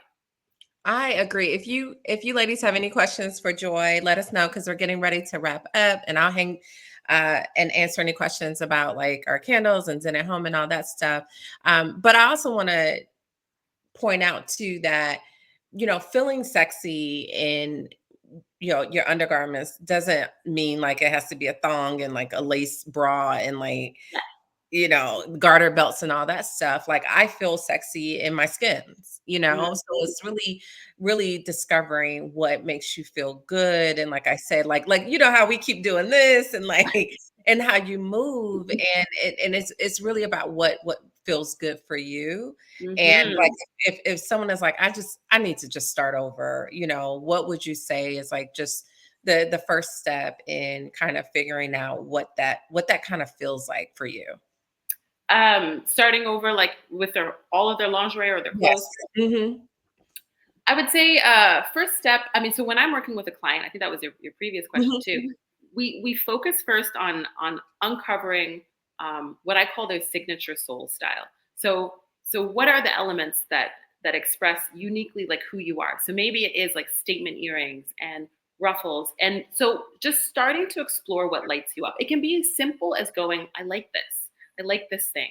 I like it on that person, and I'd love to try it. So creating that pleasure menu is a really nice and easy way to go, because I think what happens is when we don't know, when you try to go shopping, that's where it gets so stressful. Like, I don't really know my styles, but I'm going to go into a store that has hundreds of choices and then get even more confused. So the clearer you can be on your unique look, whether that's colors, the materials, the silhouettes, the easier it is to pull it together. So it's like creating the map. You got to create the map first. I love it. So you got some ladies who are now your fans following you on IG, and you Yay. have a guide on your site. So tell us what's more in the guide, and then ladies, drop the link again. So Yeah. uh, So yeah, our viewers. Mhm. if you're on my website, you can sign up for the lingerie guide. And really, I'm just sharing some of my favorite brands, and I'm really focusing on brands that have a range of different sizes available, because there's nothing worse than going somewhere and finding like they don't carry your size. Also, a special focus on Black-owned or BIPOC brands, and just giving you tips on how to shop for lingerie. I love it. Franny said the urge to see her bra, and I was like, I know, it's so cute. That was so cute. I love this bra. I mean, I would easily just take this off and wear this. It's Cute. actually I yeah, it's a statement making bra. It speaks to it, really calls me. Absolutely. And what is the brand again? So this is Thistle Inspire. That's Oh, that brand out of yes. Brooklyn. Yeah, I'm kind of obsessed, I gotta say. And anytime I've talked about this bra with women, they're like, "Oh, I've seen," because they do pop up because they are showing all different bodies on their website, which I also love. Like, show me a body that looks like mine, so that I can imagine myself in the piece. Exactly. Well, Joy, you have been such a pleasure. Thank Pun you. intended. Thank you so much for joining us. I already told you my next idea, so I'm going to be calling you. I love it. Thank you so much for having Probably me. a couple weeks, but thank you so much, and we'll see you soon. Thank you. All right. Thank you so much for joining us. I mean, this was wonderful. I thoroughly enjoyed it myself. And this is probably like our seventh or eighth virtual retreat. And it's really important, especially as we go into the holiday season. I know so many in our community, have to navigate through seasonal depression, of course, like the losing daylight sooner. And so finding our own inner peace and harmony at home is going to be so important throughout these months. Of course, like the holidays are not always the best time for everyone. So I would encourage you, of course, when you watch the replay, is kind of walk through your house, and even in each room, like, how does the energy feel for you? Does the energy go up? Does it go down? And identifying areas that you want to enhance your Zen at home.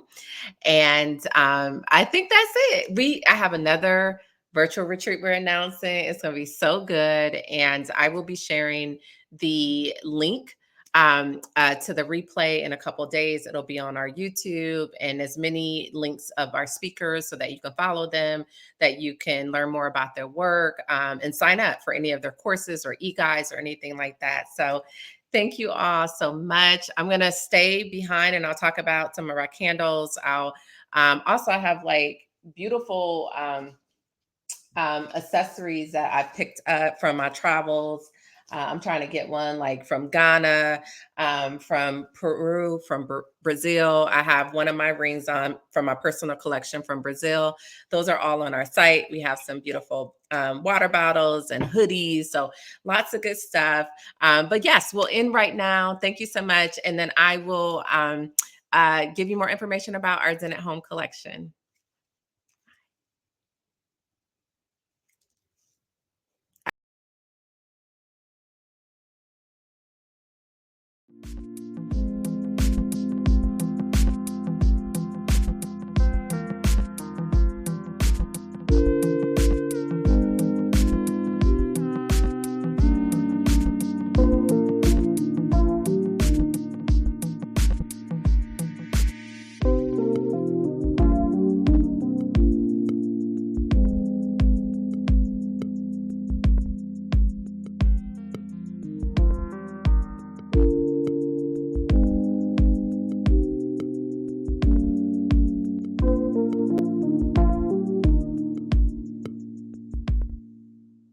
Okay, I am back.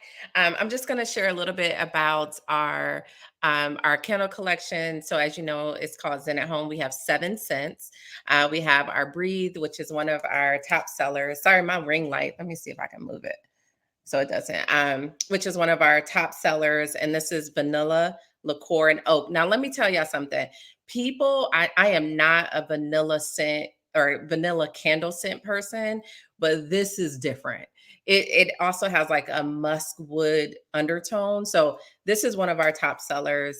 We also have our, this is the Align Life. This is the one that I've been burning all day besides After Dark now. And this was inspired by a retreat that I hosted in Brazil. You see the color? October 22.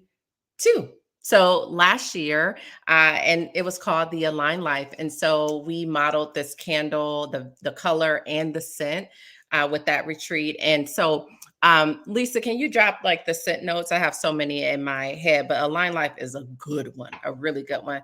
Endless Summer is also a beautiful scent. It's very fruity if you love those. And let's see. 365 Days in Om. This one is very rich and velvety. It's also one of our top sellers, and I'm going to show you something in a moment. We have our travel candle set, which is great, and it has our 3 top scents in it. It comes in this box. I thought I had a mini After Dark in here, but it has Breathe, 365, and After Dark in here. And it's a perfect gift. Glowing on, my favorite. I mean, it's a beautiful, beautiful candle. And it's a very soft but rich scent. And it's also just, it looks good anywhere. And then our last one is the Lux Life. This is a new one, very rosy, but not too rosy. And it's a gorgeous, gorgeous scent. So Lisa will drop all of the scent notes in there. And then, of course, my favorite is After Dark. And that one is perfect for your bedroom. Men love it. Such a really beautiful, strong, kind of manly scent.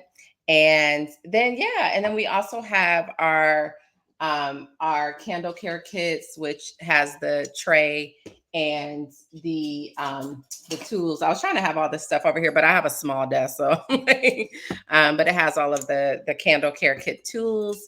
And then I have like a bunch of accessories from Brazil. But I saw somebody bought about 5 or 6 accessories. They're only one of a kind. So once it's gone, it's gone. Yeah, and then hoodies. Those, when I tell you, if you love a good hoodie, you would love the Homme Noir one. I wear mine probably every other day. So, but Zen at Home, like I said, it was inspired by a virtual retreat that we hosted in 2020 about bringing inner peace and harmony to your home. And that's where this collection comes from. Very near and dear to my heart. It's been 2 years in the making, and we're going to expand too to textiles and loungewear eventually. You know, that's a whole process, but I see this collection growing and making its own little mark in this industry with home decor items. So if anybody has any questions, let me know. And like I said, 20% off today only. We are not going to publicly announce the shop until Tuesday or Wednesday. So you have a little time. We have limited inventory, and we won't restock until like the end of January. So, but I'm excited because when I launched it in 2021, I had no idea that we would get the response that we did. I mean, we probably sold like 100 candles in 24 hours, and I barely marketed it. So I'm excited to release it out in the world because it's been a labor of love. All right, let me see if anybody has any questions. Yes, Franny, my girl. Yes. Okay, so thank you all for joining us. We'll drop the link to the shop one more time, and I hope you purchase some and bring the feeling of Om and Zen into your home, and also the feeling of our retreats into your home, and maybe one day too you'll also be able to join us at a retreat. Uh, and even if you're new to Om Noir, I would visit the main page of the site and look at all of our retreats. We have probably about 18 up, and we host probably about 25 to 30 retreats a year all over the world: Greece, Brazil, Portugal, Africa, Arizona, all over. And we have about 28 retreat facilitators who have different themed retreats. We have wine and wellness. We have retreats on pleasure. We have book themed retreats for Black women who love books. So definitely check out our website, and feel free. You got my email. Email me if you have any questions. We also have a chat box on the website. If you need any help, we pretty much answer when we can, like after hours, if it's a matter of us being on the computer and able to answer. But we're pretty responsive if you have any issues or questions with your order. Oh, the hoodie is everything. Thank you, Amber. Thank you all. I hope to see you soon. And yes, I think someone asked if we would email the replay. Yes, it will be on our YouTube channel. But once we stop the recording, we'll probably email it out like Monday or Tuesday. Thank you so much. I'll see you soon.